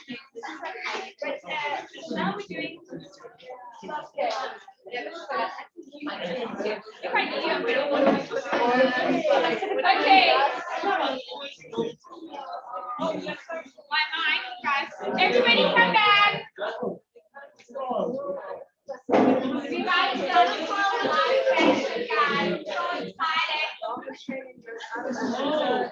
Hello. Hello guys, please come back. We're about to start the last session. Thank you so much to my guests from the last session. This one is gonna be more fun. We are wrapping things up. Hope so. It is, it's good, no pressure. Okay, so is our young person joining us online? Tanaka Mutiba is part of the Youth Acceleration Program. And of course, we've got the award-winning Masasa Bangeni, actress and a student of social science. Yeah. Hello, Joy. Look at her glasses. She says, I am great. She's an award-winning actress, guys. Please, you better recognize, okay? Shucks, she really has interest in promoting. You want to think of my cuts, but let me read it properly because I'm a lot of this. Noctula, you're making me a clumsy what here because our thing cuts, guys. It's literally just on your mind. I apologize. So let me get the proper one here. Oh, here we go. So yeah. So Masasa is pursuing a degree in social sciences and she has a special interest in promoting the transformative power of the arts. Yes. She's an activist like me. We love using the arts, to take things to the next level. Welcome, welcome. She's also an African degree ambassador. Yes, thank you. Double. Now, joining me as well for the self-care, a way of life is Anesu Bizo. Yes, wow. Yes. Bizo works as a medical doctor and a business consultant before opening up the Nest Space Yoga Studio and Wellness Center here in Johannesburg. Round of applause. So, and then I don't know where our young person is on the line. So, yeah, they're just gonna log on. So, earlier on, guys, remember I spoke to you about my experience and when I got admitted, right? So this whole self-care thing is one of those things that I had to learn very early. This busy, because most of the time we think, people who are depressed are sitting in a small corner doing nothing. Now, there's the ones who are like me. They are so busy, it's like a Duracell. They just never stop. And you're like, I understand. When do they rest? They also don't know. That's also another one that you don't pay attention to.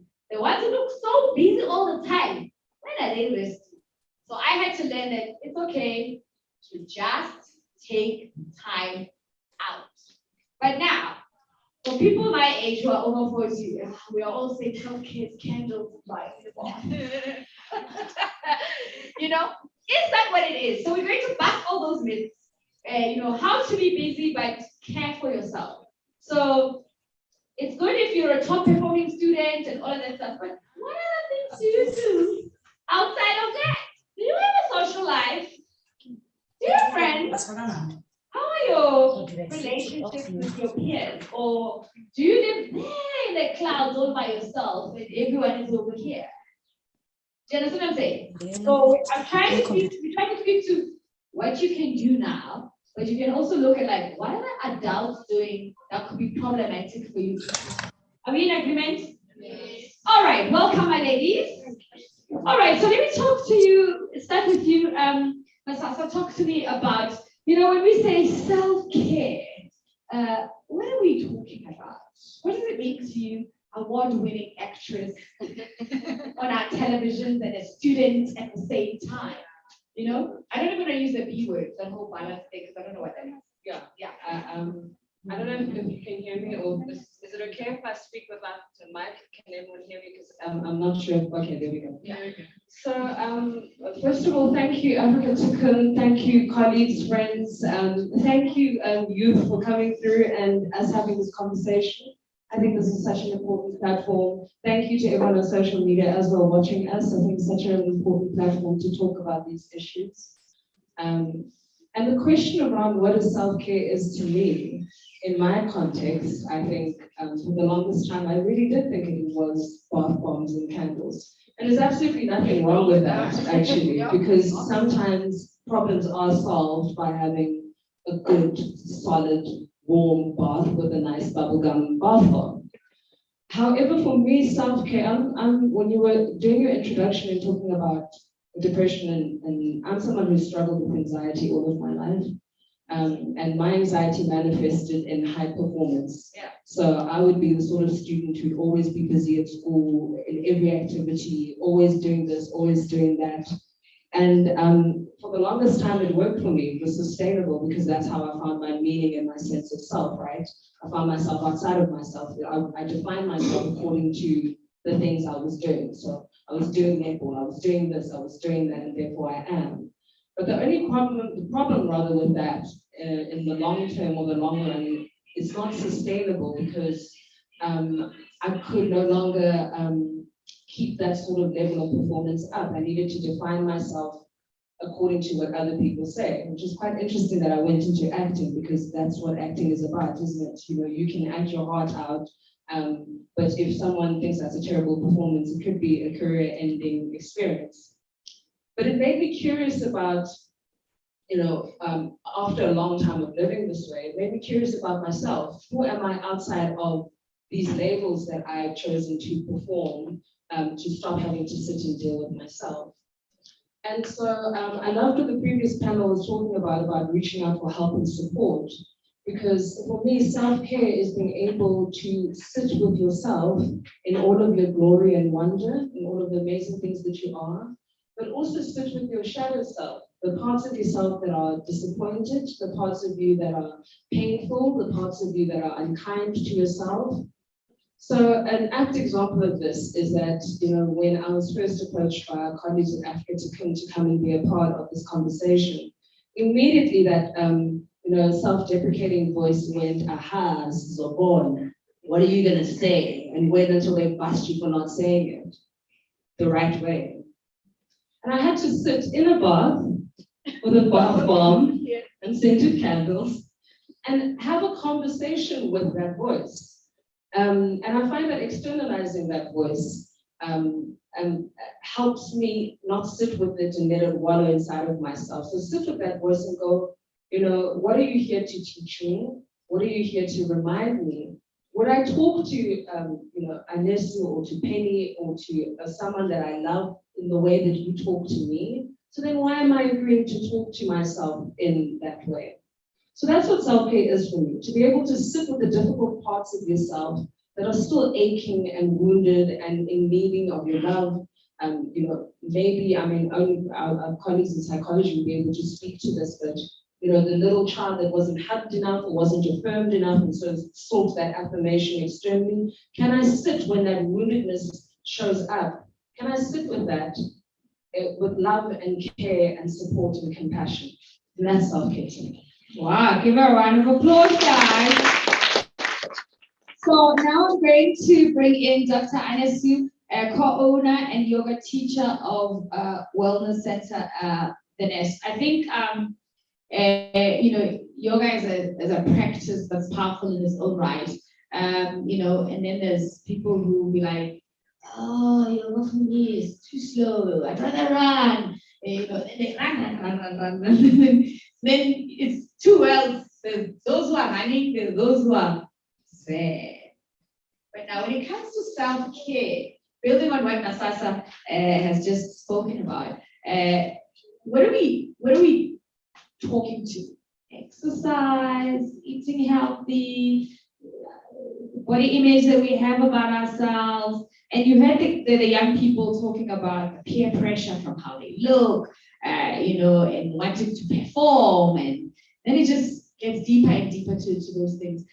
For someone who has got the kind of experience that you have, how do you speak to it? Self-care, a way of life. Thank you so much, Amy, and thanks everybody for having me and to everyone viewing online. It's so nice to be here.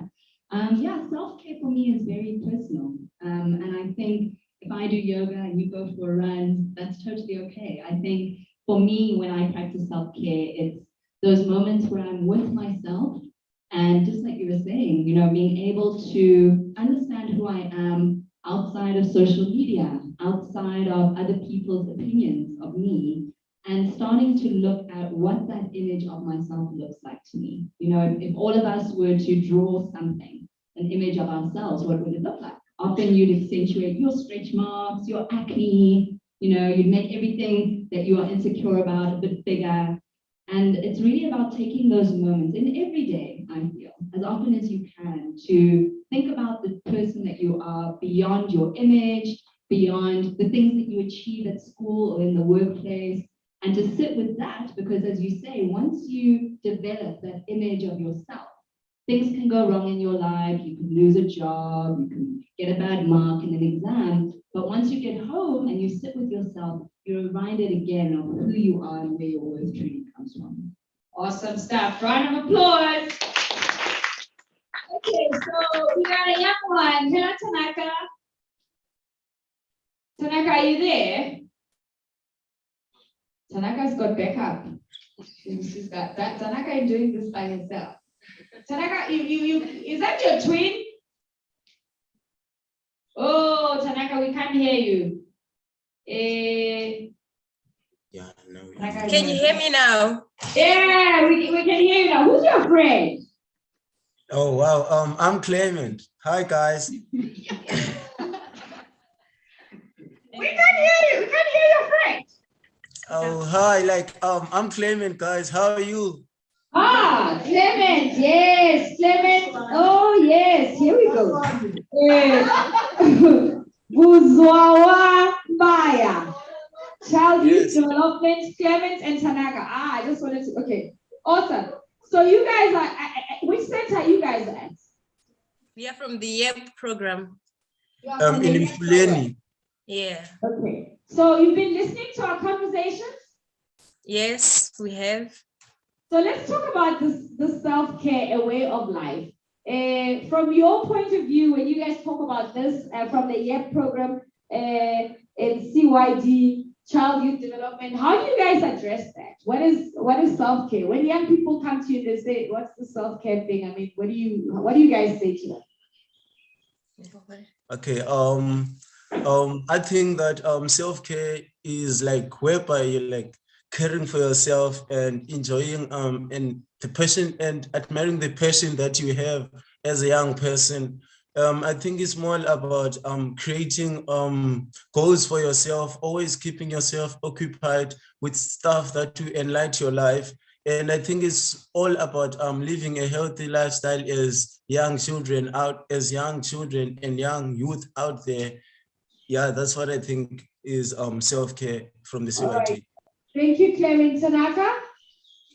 Well, for me personally, when it comes to self-care, I feel like involves me alone. Like I try and exclude the outside world and just center everything about me, not being selfish, but I feel like as a person, you just need to take care of yourself, because it's only you who knows how you're feeling. Like no one else cannot just look at you and then they can guess, okay, that's how you're feeling. It's you who knows what you're feeling, what you're lacking. And if you need time out, it's only you yourself, you feel it in your body, in the things that you do. So when it comes to self-care, I think it's like taking time out. If you need to go out for a walk, that's you. That's how you're going to refresh. That's how you want to feel yourself at that time. If you're that person who enjoys music, if you think, okay, I just need be by myself with my earphones on and just listen to myself, listen to my body, listen to how I'm feeling and what's going on. And that's like self-care for me. That's what I think. Well said, Tanaka. Thank you so much. Give her a round of applause. And your time is also coming. So, guys, I think what we want to be able to do in the session is how do we make self-care a way of life? And also what we're trying to do is, I don't want you guys to think, now my parents are caring for me, so self-care is not my business. Because if you don't start developing those things that speak to you now, and you will never know what to build on going forward.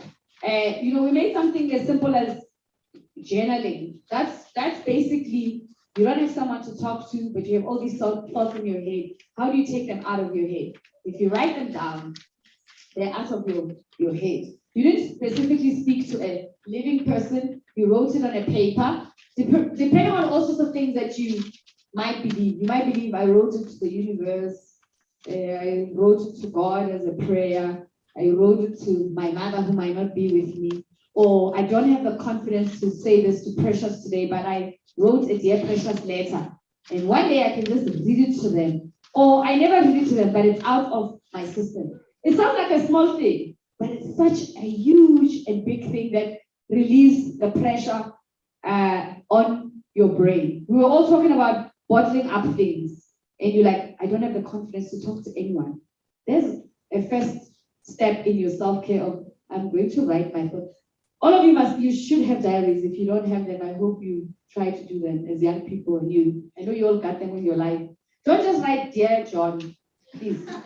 In the diary or Dear Penny. Okay, so let's talk, what kind of, when you look back, ladies, and then we're also going to involve our young people. That when you look back, Masasa, at your life as a young person, what are some of those things that you might didn't know that they were self-care, but now when you look at it, you're like, hey, I've always had one little skill that I used to take care of myself. I want to commend the young people, but especially what Tanaka said around the awareness of self and how something that you need to do for yourself. And one of those skills for me was absolutely journaling.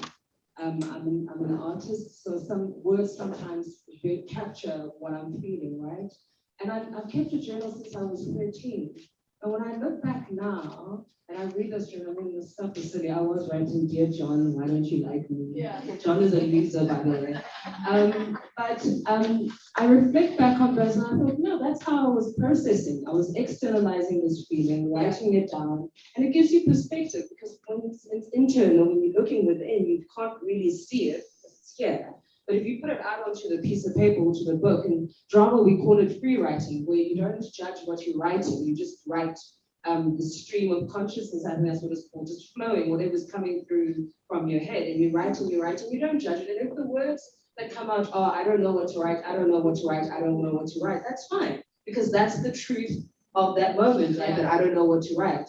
But certainly in answering your question, journaling has been a part of also documenting my own story and process of how I've lived and looking back at how I made sense of the world, this how I make sense of it now. I wouldn't have that record if I didn't journal or document it in some way. Tumblr, people used to go on Tumblr and document their lives in that way, and that was also a useful way of documenting. So as long as you take getting it out, how you do it is up to you. It's like what Tanaka was saying, how you do it is such a unique and new experience. Yeah. But journaling for me has been an absolute self-care, and taking photos. I loved taking photos and keeping an album. Yeah. And it was a hobby, but it's something that I look back and I go, oh, I was taking care of myself because I'm an archivist of life. So yeah. I enjoy doing that. So yeah. So Clemens, let me bring you in there. When you do your work with child youth development, when you speak to that, some of the things that young people say they're doing to take care of themselves, or things that you try and expose them to when it comes to self-care being a way of life. What are some of the things that they talk about? As the part of the CYD, the things that we talk about during self-care awareness, we talk about the basic unit of life, like sanitation, and whereby we teach the younger ones on how to stay clean from your body, from your teeth, everything that involves your body. So we teach the young people how to live in good sanitation, to be able to stay healthy and clean. So when we do these sessions, we actually be teaching the young people. We also be teaching them on how to stay a healthy living, whereby we teach them about nutritious food, and whereby we teach them about gymming and exercise, the importance of exercise, and how it has an impact on your mentality and on how you will be thinking. Because when you exercise, your body become healthy, and the pressure that we feel as the youth of today is too much. So by gymming, you're actually decreasing that stress that you feeling from your parents, from school, and from all the extra activity that we do as young people. Awesome, awesome. Thank you, Clemens, for that. So let me bring you in now, Dr. Anesu. Talk to me about that, because you just touched on the physical aspects of it, and you know, cleaning your body and the environment that you're in, eating healthy. I just started having pictures of like, oh, even gardening actually can fit into that, because that's a moment that you have with yourself, with nature. What is the connection with that? I think it all has to do with self-care being about appreciating what you have. And whether that's appreciating your body by taking care of it, appreciating your health by making sure that you keep it up there, or taking care of your home, making sure that you have a beautiful space to navigate it. And so I think for me, you know, one of the issues that I've always struggled with is appearance. You know, as a child, I was always quite skinny. I was a skinny marines called spaghetti, toothpick, all of those things when I was in high school. And so for me, appreciating my body and the way that it looked was a very big thing to me. Beyond just, you know, cleaning my body and making sure that I maintain my hygiene, but also developing a relationship with the mirror. You know, how often do we take the time to look in the mirror and tell ourselves the things that we love about ourselves, the things that we appreciate? You know, if music is your thing, maybe you want to dance in front of the mirror, wear your favorite outfit. Doesn't matter if no one's watching, you don't have to put it on TikTok. Just allow yourself to do it for you. So I think that's the common thread. It's really choosing the things in your life that you're grateful for, and making those things sacred, celebrating those things as often as you can in everyday life. So gratefulness is part of gratitude, is part of self-care. Yeah. I think sorry to interrupt you, Penny, but I think Clement also made a great comment around understanding, and maybe Dr. Anesu, because you're a doctor, could speak to this, but understanding that there is, physiological implications to, keeping clean, keeping healthy. If you are, hyper-aroused, moving helps you. So I don't know if you can speak to, because Clement makes a great point. I mean, we don't understand that there's actually a physiological reason why exercise makes you feel good. It does something to your body. It pushes you out of that hypo-aroused state. Or how even something as simple as keeping clean, keeping good dental hygiene has implications for your mental health. And I think that speaks to the connection between the body and the mind. Taking care of the body will take care of the mind. Taking care of the mind will take care of the body. Yeah, I love that. I think the most important thing is whenever we come into the present moment, that sends a signal to our brains that we're not under threat. So usually around exam times, or even when you're just at school, meeting new friends, maybe you had an argument over WhatsApp and now you have to see that person face to face. These are all situations in our life that turn our brains on to the fact that we might be under threat. So whenever you're in that situation, usually you're thinking about the past, you're thinking about that conversation, that argument. Why didn't I say this? Oh, I should have said that. She said this to me. What does that mean about what she thinks about me? Or you might be fast forwarding into the future, worrying about an exam. Oh, if I get this question wrong, I'm going to get this mark. I'm not going to get into that subject. I'm not going to get into school. So once we bring ourselves into the present moment, what that does is we start to breathe deeper. You take a deep breath in, a long breath out, because your mind is focused on what you're doing right now. And as soon as you take that deep breath, that automatically sends a message to your body, I can rest, I'm safe, there's nothing to fear. And that's why all of these practices help us, because they actually switch on our brains to say that this is a time of self-care, this is a time of rest where I can recharge. Okay, so before we finish, I'm going to ask Doc to do some breathing exercises with us, because a lot of us, I'll include myself so that we can all feel safe, we don't breathe. Yeah, I let the penny drop for a minute there. We don't breathe. We don't know how to breathe. Okay, Tanaka, talk to me. In regards to your work with what you do at YEP with the youth acceleration program. when we talk to some of the things that Clemens touched on and my panel this side, how can we sort of like skill our young people to understand the steps or skills required to take care of yourself, to really make self-care a way of life? What are the simple things that you talk to young people about, and that whether you do yourself or when you guys exchange ideas that we need to know about? Okay, so I feel like, when it comes to self-care, it doesn't only comes to you like now as a young person, because at here we are students, we're like 18, 17, 16, right? But in my opinion, comes to self-care, like starts at home, like even our own parents, how they teach us, how they groom us. Like as a child, your mother tells you when you wake up, you brush your teeth, you wash your face, or you take a bath. And before you go to bed, the same thing also, you must brush your teeth before you go to bed. It's also part of self-care, because you're also taking care of your teeth and yourself. And for example, let's say like it's a long day, like when you come here at the center, right?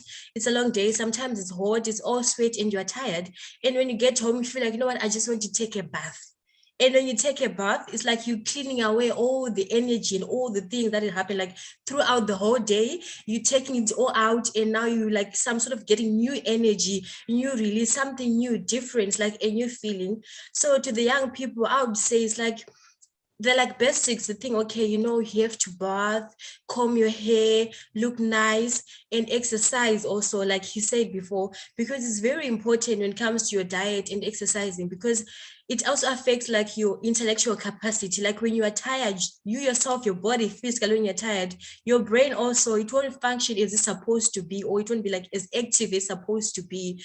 You find out when you come to the center, maybe you're feeling sleepy the whole day, or even like the way you participate or interact with other people, it's not the same. You don't have the same energy as other people.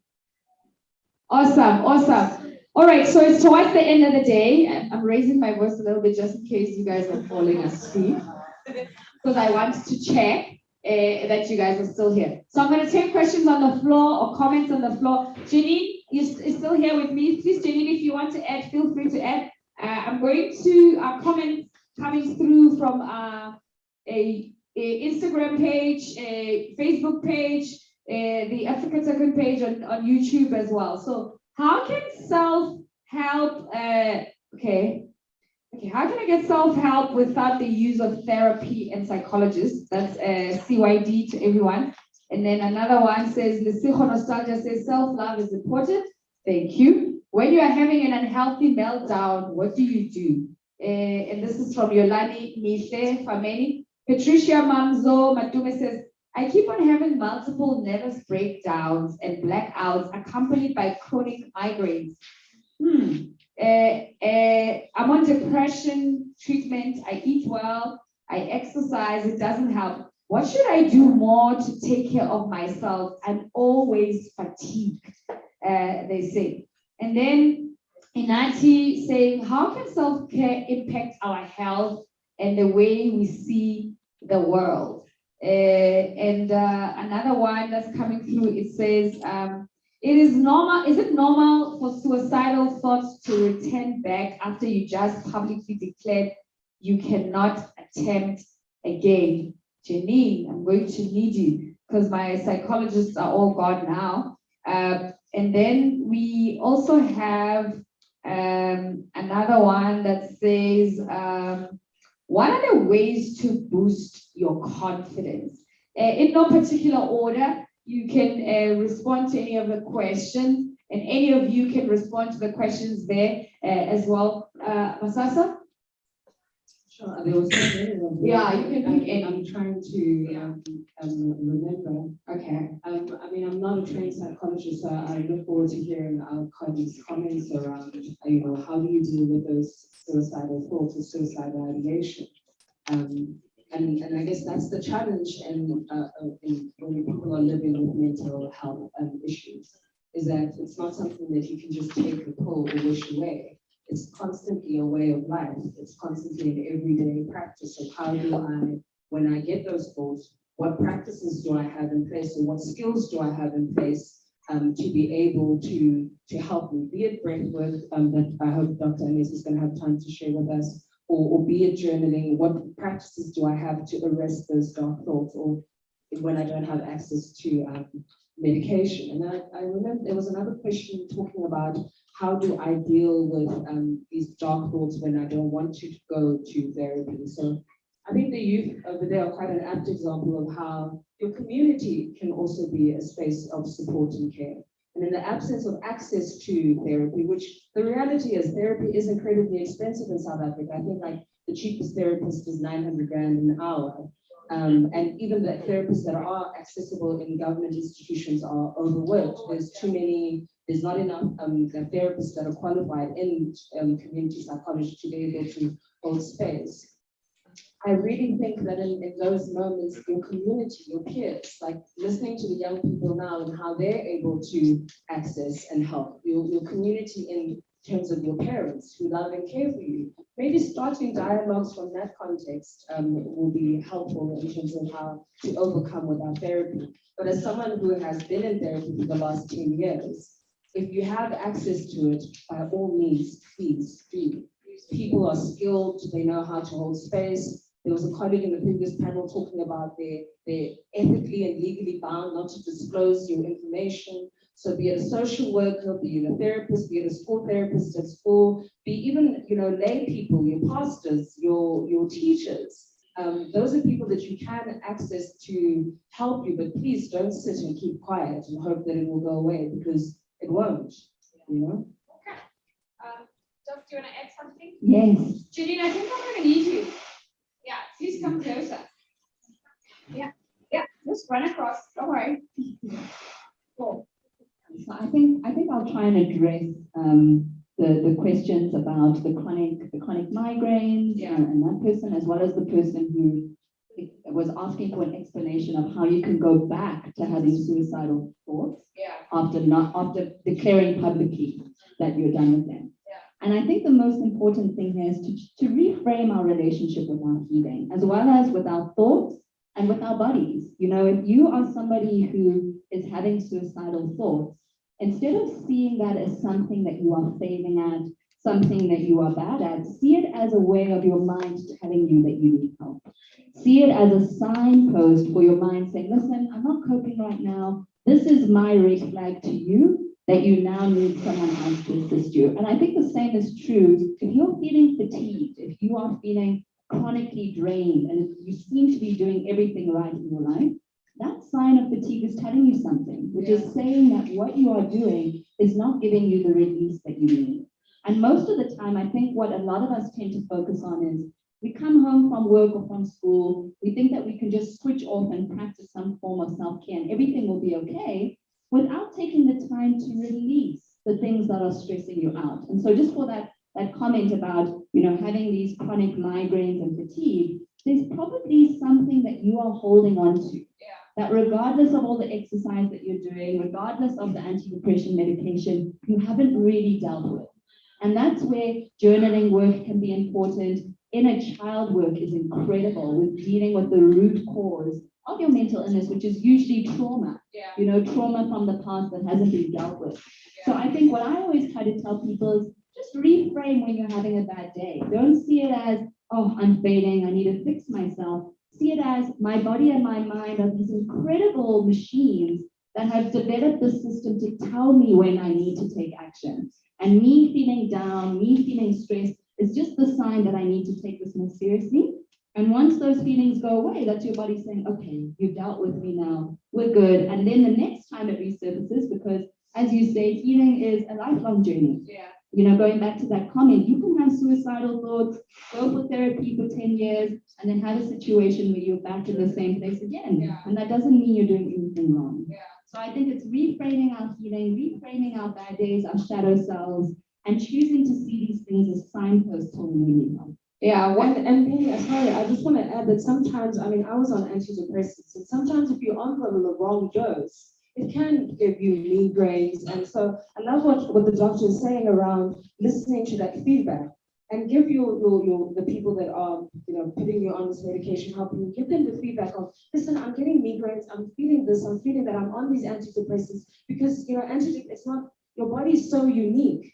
And sometimes the problems that you have, sometimes there's a physiological response to it that needs medication.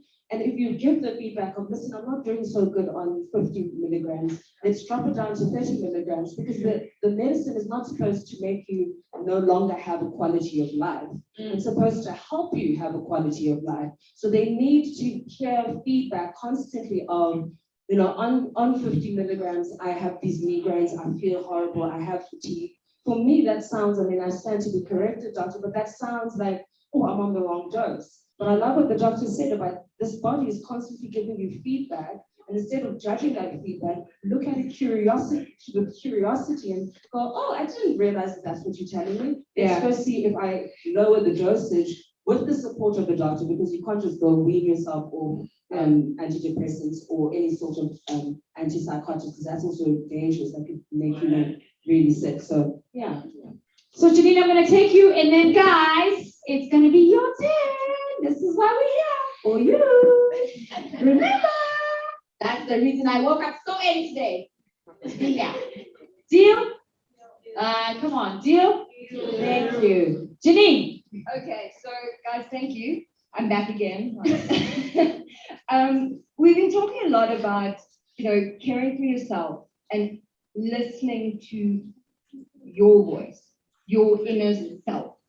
Because we've all got, no matter how old we are, we've all got a little person inside us going, I want an ice cream. Okay, there's always that voice. Your body knows what it needs. Listen. So SADAG is not just here as a helpline. We are not just here as, on the end of a line or in your schools. We are bringing you each these amazing tools. Okay, from NTN, it's called Being Your Best with NTN. This entire book, which you can take back with you, has numbers and tools about exactly how you be your best, step by step. Okay, they all talk to you. My voice won't last forever. Thank goodness.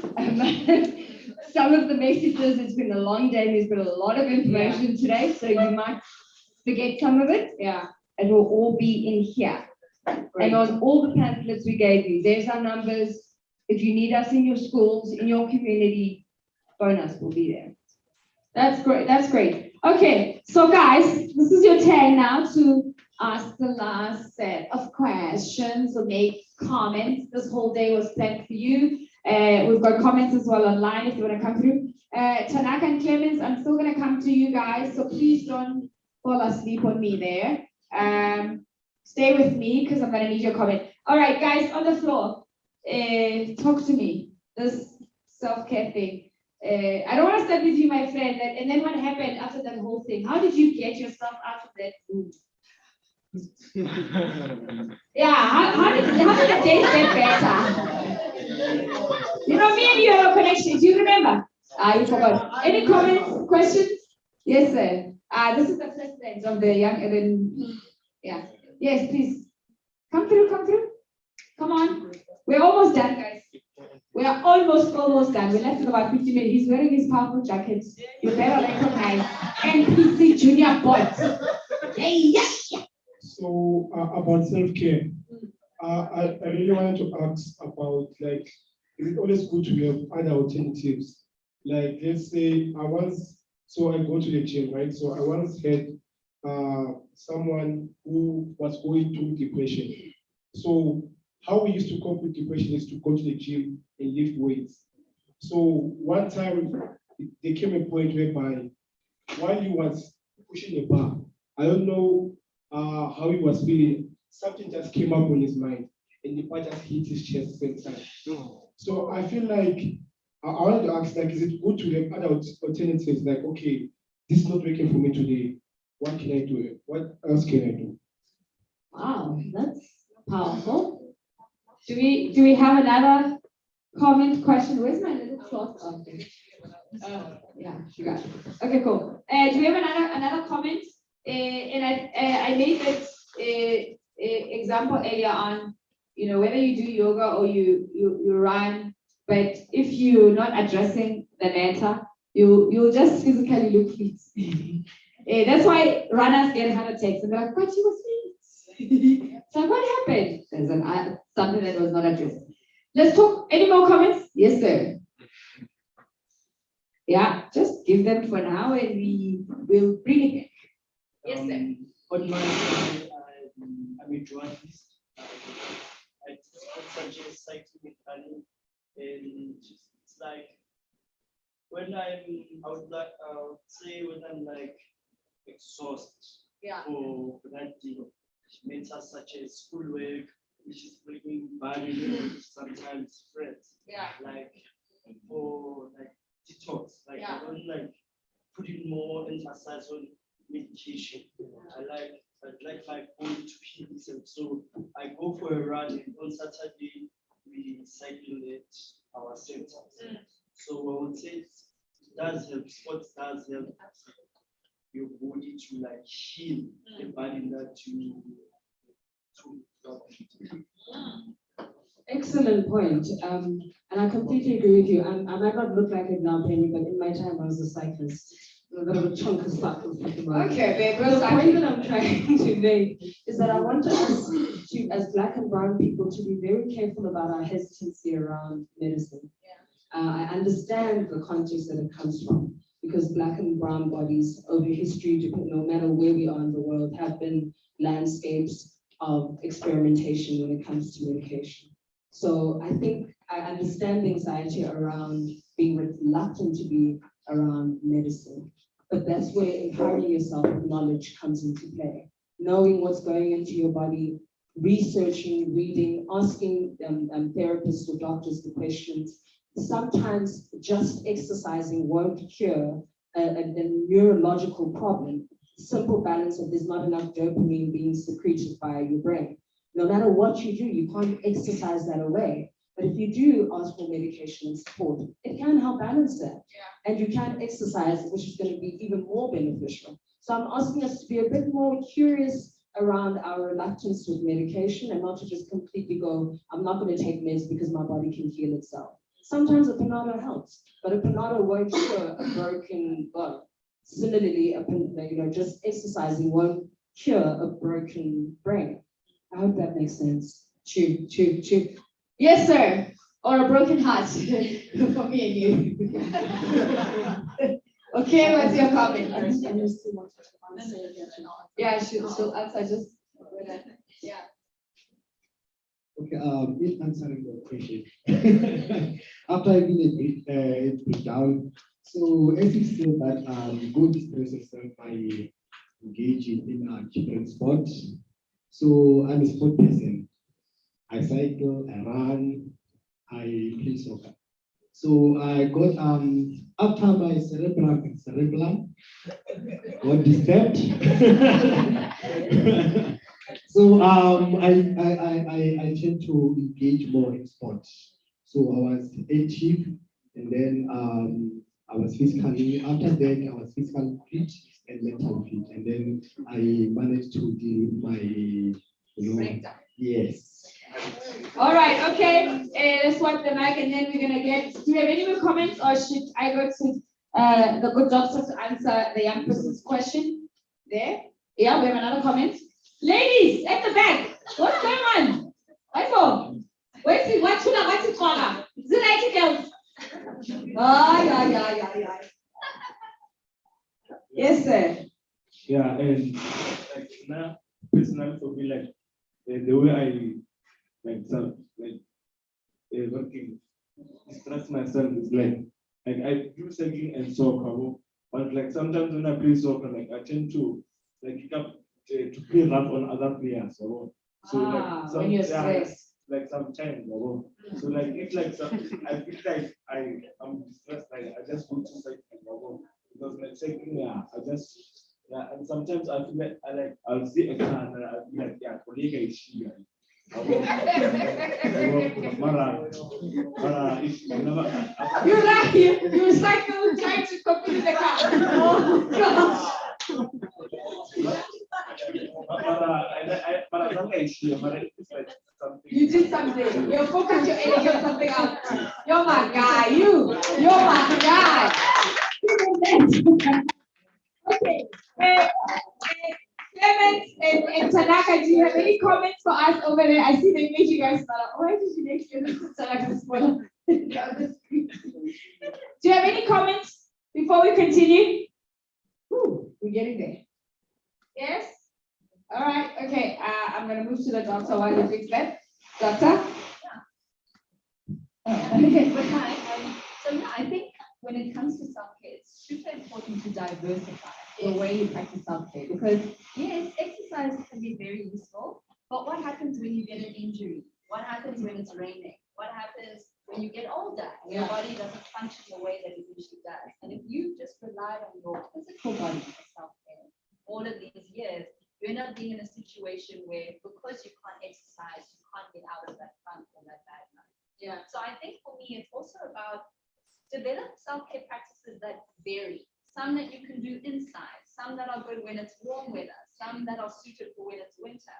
So that when you go through the different seasons of your life, you don't have to squeeze yourself into the same routine you were doing before, but your self-care can change as you cycle through your different phases. So I think it's super important. Have a journal, maybe it's music, maybe you go boxing instead of cycling because you can do that indoors, you know? There's a lot of things that you can do, but think about the different things that stop you from doing your self-care activity and find a different activity that you can do regardless of all of those things.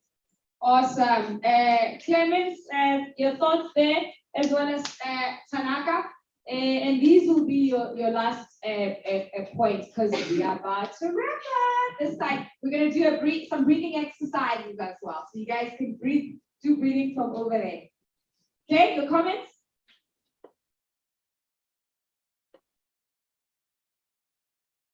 Uh-oh, they're muted. Okay, while you fix that, I have, life is not a competition. You have to focus on your life. You don't have to compare yourself to others, just live your life. That's from Spino to everyone.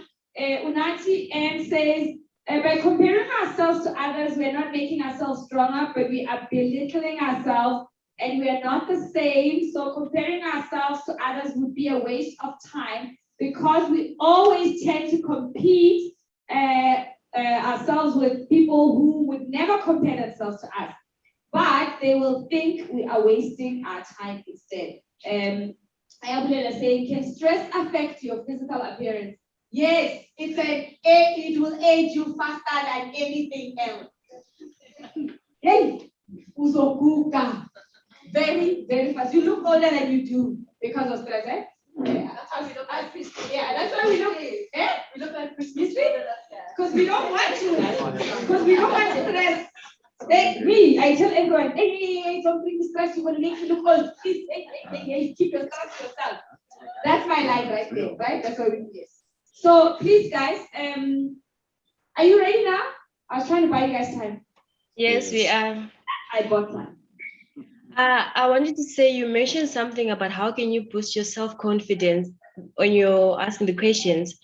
I just wanted to say, like with our generation right now, that's like a big issue. It's a big deal because we are so surrounded with social media is playing a huge role in our lives.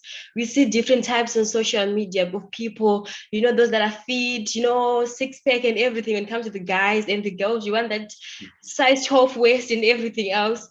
So it plays a role in your confidence also, like how you feel about yourself, how you view yourself, how you think you look also. It can also cause you to lose self-confidence in yourself, or like just generally not being able to stand in front of people like, okay, but how would they look at me when I look in front of them? Would they even listen to me because of my appearance? That's another thing also. Then you just shut yourself from the rest of the world because you're scared. Like you could have something really important to say, but you're scared of when I stand there, like, will I be able to grab their attention? Will they look at me that way? You know, with TikTok and everything, YouTube influencers and everything, you see how fluently other people speak. And then you think, am I able to express myself in the way that they're expressing yourself? So at the end of the day, you find out, okay, now we're lacking confidence. Just shut yourself out to avoid like, okay, I don't look like them. I don't speak like them. I don't pronounce all my words the way they pronounce them.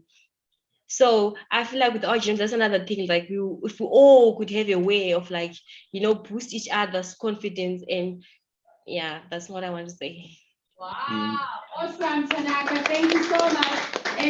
Clemens, you have a point as well. Just to add on what she said, social media is playing a big role in the discrimination on how physically we look, and it's destroying the youth, and it's a serious issue that I think we should acknowledge and try to bring change to it, because the youth of today is dying because of committing suicide, because of being body shamed, because of being insulted, because of the way they physically appear, and that basically decreases their self-esteem. That basically defeats their confidence, so that they won't be able to stand and speak proudly in front of the people. So I would actually like to answer that question. How can someone boost their self-esteem? How can someone boost their confidence?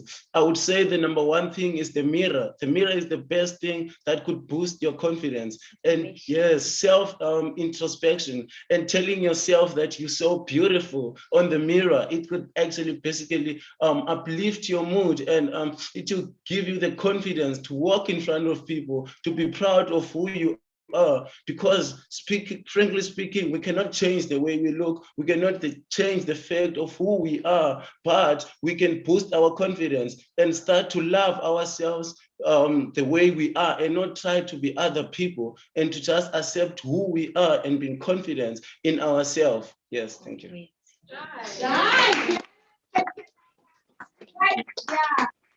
Man in the mirror, do you guys know the song? I'm looking at the man in the mirror. Next, start looking at yourself and appreciating yourself all the time. Okay, we have a hand. Yes, young man. Quick, fast. Just to add on what Clemens is saying, and tonight, sometimes self-care is just going on a social media break. Yes. Like, you can delete yes. those apps. Oh, yes. Like, it happens. I've tried it. I've maybe lost for an hour, but I've done it. And for that hour, I was very joyous in my life. So sometimes self-care is just switching off that social media and going, no, friend, I'll see you next week. What I can say about self-care and self-love, I can say you put yourself first. One thing I can tell you that I'm a role model. I am a role model myself, me, myself, and I. I believe that I'm a person who's self-driven, ambitious, hungry for success, no matter what the circumstances are. I have techniques and skills to look forward to difficult situations. Okay. Thank you. Good to hear. All right. Thank you so much, young man. That thing of getting on social media, guys, is very, very powerful. And it's little things. For example, Noctula the other day tried to call me before 9. I don't respond to any. It's a privilege and a luxury of mine that I have. I don't have to respond to any work-related stuff before 10. It's part of my self-care. I just tell you, I'm at the gym. Boundaries. It's like that's boundaries are self-care. It's like boundaries are self-care. How Penny I'm like at 8. Are you kidding? I'm busy. I'm at the gym. I drop my kids. I talk to myself in the car. I go to the gym. I'll respond to you if I like you at 5:10. My time is my time. Because I can work until late at night and try to adjust to that. And some people get it, some people don't get it. Like I don't respond to certain things after 5 because that's my family time. However, in the age of social media, yeah, but we have no discussion to talk about this now after 8. I'll respond tomorrow morning. And that's my part of my self-care. It sounds like it's little things, they go a big way. My phone doesn't ring all the like today. I'm not worried. My phone is on flight mode. Why are you calling me? I'm working. So anybody who's in my life knows. My kids know who I am. My potential boyfriend knows who I am. Please like it. My mother knows who I am. Anybody else is calling me for what? Send a message. So it's little things like that you have to teach yourself as part of your boundaries. Okay, so Janine, you were at a point because we're gonna do breathing exercises now. No? Yes? Yeah. Okay. Guys, final point on self-care. We're talking a lot about exercise. As you can see, I'm not a big exercise. Yes, moving your body is important, but that doesn't always mean getting on a bike or going for a run or playing soccer, although I do. Sometimes it means dancing with the broom while you're cleaning your house. Sometimes it means singing on the top of your lungs, even though no one's listening. Sometimes it means cooking a fancy meal that you might throw in the dustbin because it tastes terrible, but you've experimented. So express yourself and know that today I might need to go for a run because I'm tomorrow my self-care might be I need to sleep late. Yeah. Know yourself and you don't have to stick to a self-care routine because it's going to change. Yes. Guys, well done. Well done, guys. Well done. Give yourselves a round of applause. All day concentrating. Masasa, do you want to add last point or you cool? Oh, cool. You're cool. Thank you so much for having me and also just getting an opportunity to hear. I feel like the kids are all right, man. Yeah. The world is safe. We're going to be okay. Like listening to how young people are making sense of the world, listening to how radically different. I mean, in my time, mixed it was social media. Yeah. You know, and listening to the mental health impact that social media has. But listening that young people are having these sort of conversations and trying to grapple and make sense of it means that no matter what comes election day, we're going to be all right. Oh, we're going to be all right. Yeah. She brought in the elections up in here. Okay, so there you have it, guys. Thank you so much. I am so proud of you. And I'm really humbled that, when we thought of doing this and, you guys, we knew you were going to show up. But more than anything else, we were looking forward from learning from you guys as much as we wanted to bring information. But most importantly, we wanted to hear your experiences, share you guys share your views with us. Those of you who didn't talk today, I'm very disappointed. I must just say. It's self-care to Yeah, also not talk. I know it's self-care not to talk. But I mean, you came here to come talk. But I'm watching you guys, especially you girls. I'll find you on the next hiking trip.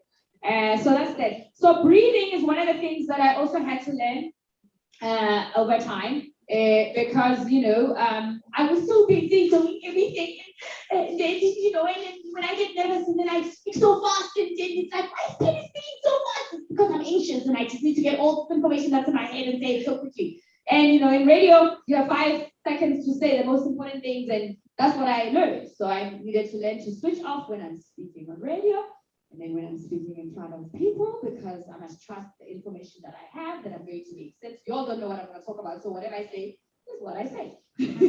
And all of those things. And I got to appreciate breathing as well when I did hiking and climbing Kilimanjaro. If you don't breathe, you will choke on that mountain and you will collapse. Yeah, that's what happens. But people are collapsing without climbing the mountain because they're just not breathing.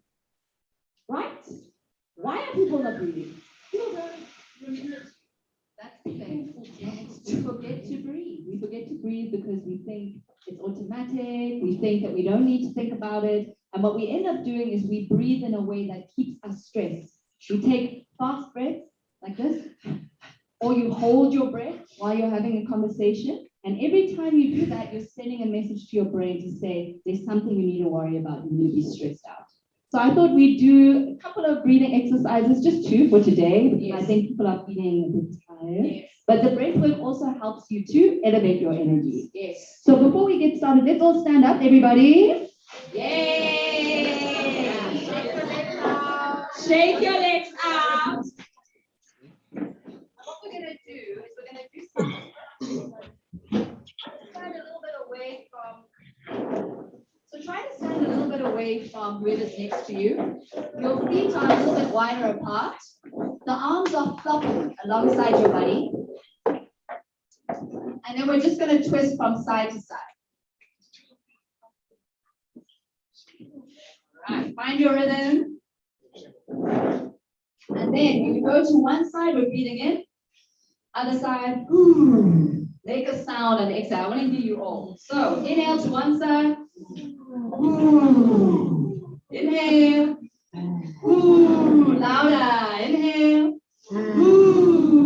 Inhale. 3 more. Inhale. 2 more. Breathe in. Last one. Okay, coming to sit.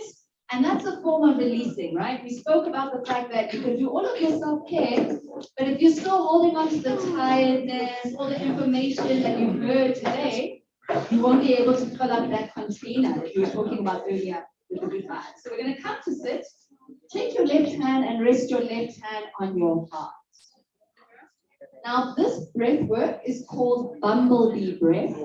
And this is if you have an exam coming up, a soccer match, a meeting, a job interview, and you need to calm yourself down. You can feel your heart racing, you're sweating. This is the perfect breath work to do. So we're going to breathe in deeply through your nose. As we breathe out, we close the mouth and hum the breath out.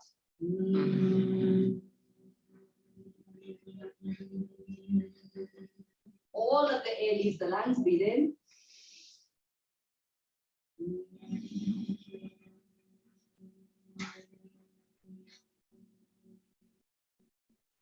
That's it. 5 more. Close the eyes. As loud as you can.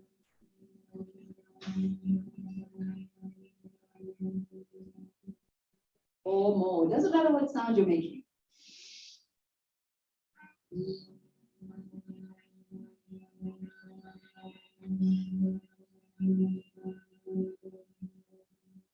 Now block out everyone else. Try to say just your voice.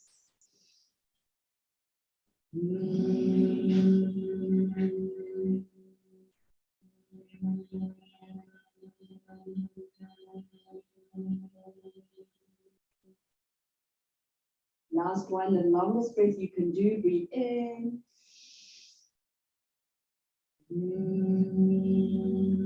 See how long you can go for. All the way. And now take a deep breath in. And when you're ready, just breathe out.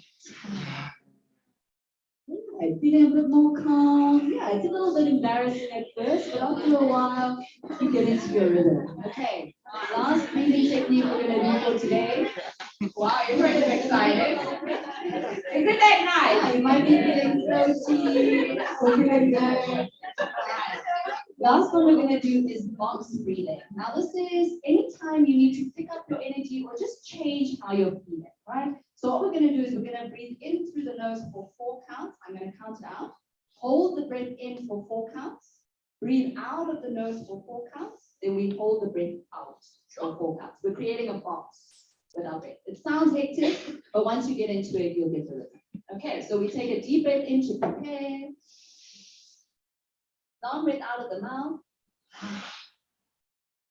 Perfect. Now we're going to breathe in for 4, 3, 2, 1. Hold your breath. 4, 3, 2, 1. Breathe out. 4, 3, 2, 1. Hold the breath out. 4, 3, 2, 1. Breathe in. 4, 3, 2, 1. Hold. 4, 3, 2, 1. Breathe out. 4, 3, 2, 1. Hold the breath. 4, 3, 2, 1. Breathe in. Hold. You can count down. Breathe out. Hold the breath out. Close your eyes one more round. Breathe in. Hold. Breathe out. Hold the breath out. Breathe in deeply as long as you can. And breathe out as long as you can. You can open your eyes, right? So immediately you'll notice it almost feels like you're in the same room, but things look a bit different. Your body feels different. So just remember that anytime you feel like you need to calm down, hand on your heart, that bumblebee breath. Anytime you just to shift your frame of mind, you're doing that box breathing for counting. All right, awesome. Thank you so much, guys. A round of applause to all of y'all, to all our guests, yes, who made it who were with us from 8 and 9 o'clock, guys. We even had load shedding in between. It was during our lunch, and yeah, we prayed and did all sorts of things, and it came back just before we were about to come back. And we had mic situations, but here we are, we soldiered on. But more than anything else, thank you so much to all our young people. You are all so amazing. We're gonna be all right, as Masasa said. In the future, you know, everything looks good. We're gonna get there. We're here to learn and unlearn through each other, and I was so honored and humbled to be part of this conversation with you guys.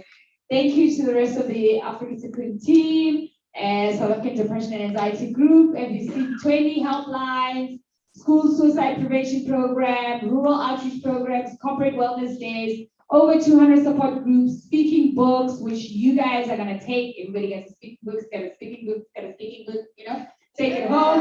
Yeah, share it with them. Yeah, please can I have 2 speaking books for my kids, Thanks. I've got a 16 and a 12-year-old. The worst thing that can happen is me doing these sessions and then I have 2 kids in the house who I'm not talking to, or they're not speaking to me. Lord have mercy. So that's that. Thank you so much. Yeah, let's keep these conversations going. Sadek brought all these materials, guys. Please take it with you. You might have learned so much. There might be someone else who might need, you know, this information. Just share. When they say what happened, just say, yo, cho, yeah. Just take that. Please spread the gossip. Don't talk about my shoes or Penny and a tattoo. Talk about that. Then, please, did you see her tattoo? No. You know, all these things that you guys have, the Sadek helpline number is on there. You know, how I am feeling today, all of that. Suicide prevention. I need 2 copies of everything, guys. Please, they're by my house as a teenagers. I need those teenagers to say, our mama used to go to these sessions and we learned so much and she came back with this and all of that. Guys, I love you. You know, I love you guys so much and thank you. So that's so sweet, Yeah, very sweet. So let's do this again. Let's not wait for the World Mental Health Day, which we're celebrating on the 10th of October. We're going to be doing more of these conversations, and please suggest what you'd like us to talk about, because we set as yes, adults and some of your you know, counselors to decide this or this. But please feel free. I feel you should have also spoken about. Then we can bring those conversations and have them. Am I leaving anything else? No. There's snacks I see outside, a little bit of dessert, fruits. You know, guys, please, this thing of, you know, I'm young, I will rest when I'm old. Hint, hint. I heard someone saying this earlier on. I know who they are. Please, can you take sleeping is part of self-care. Get off your social media, switch off your phone, sleep. If you're struggling with sleep, do some breathing exercises, find things that you can do to help you sleep, okay, and do the best that you can, because I want you guys, as future doctors, psychologists, psychometrists, award-winning actresses, doctors, presenters, soccer players, coaches, even a president. Yeah? Thank you so much to our technical guys. Thank you, Jen. My technical guys were so amazing. In spite of the challenges that they faced today, they made sure that everything worked out, and we did a great job. And guys, it's a wrap.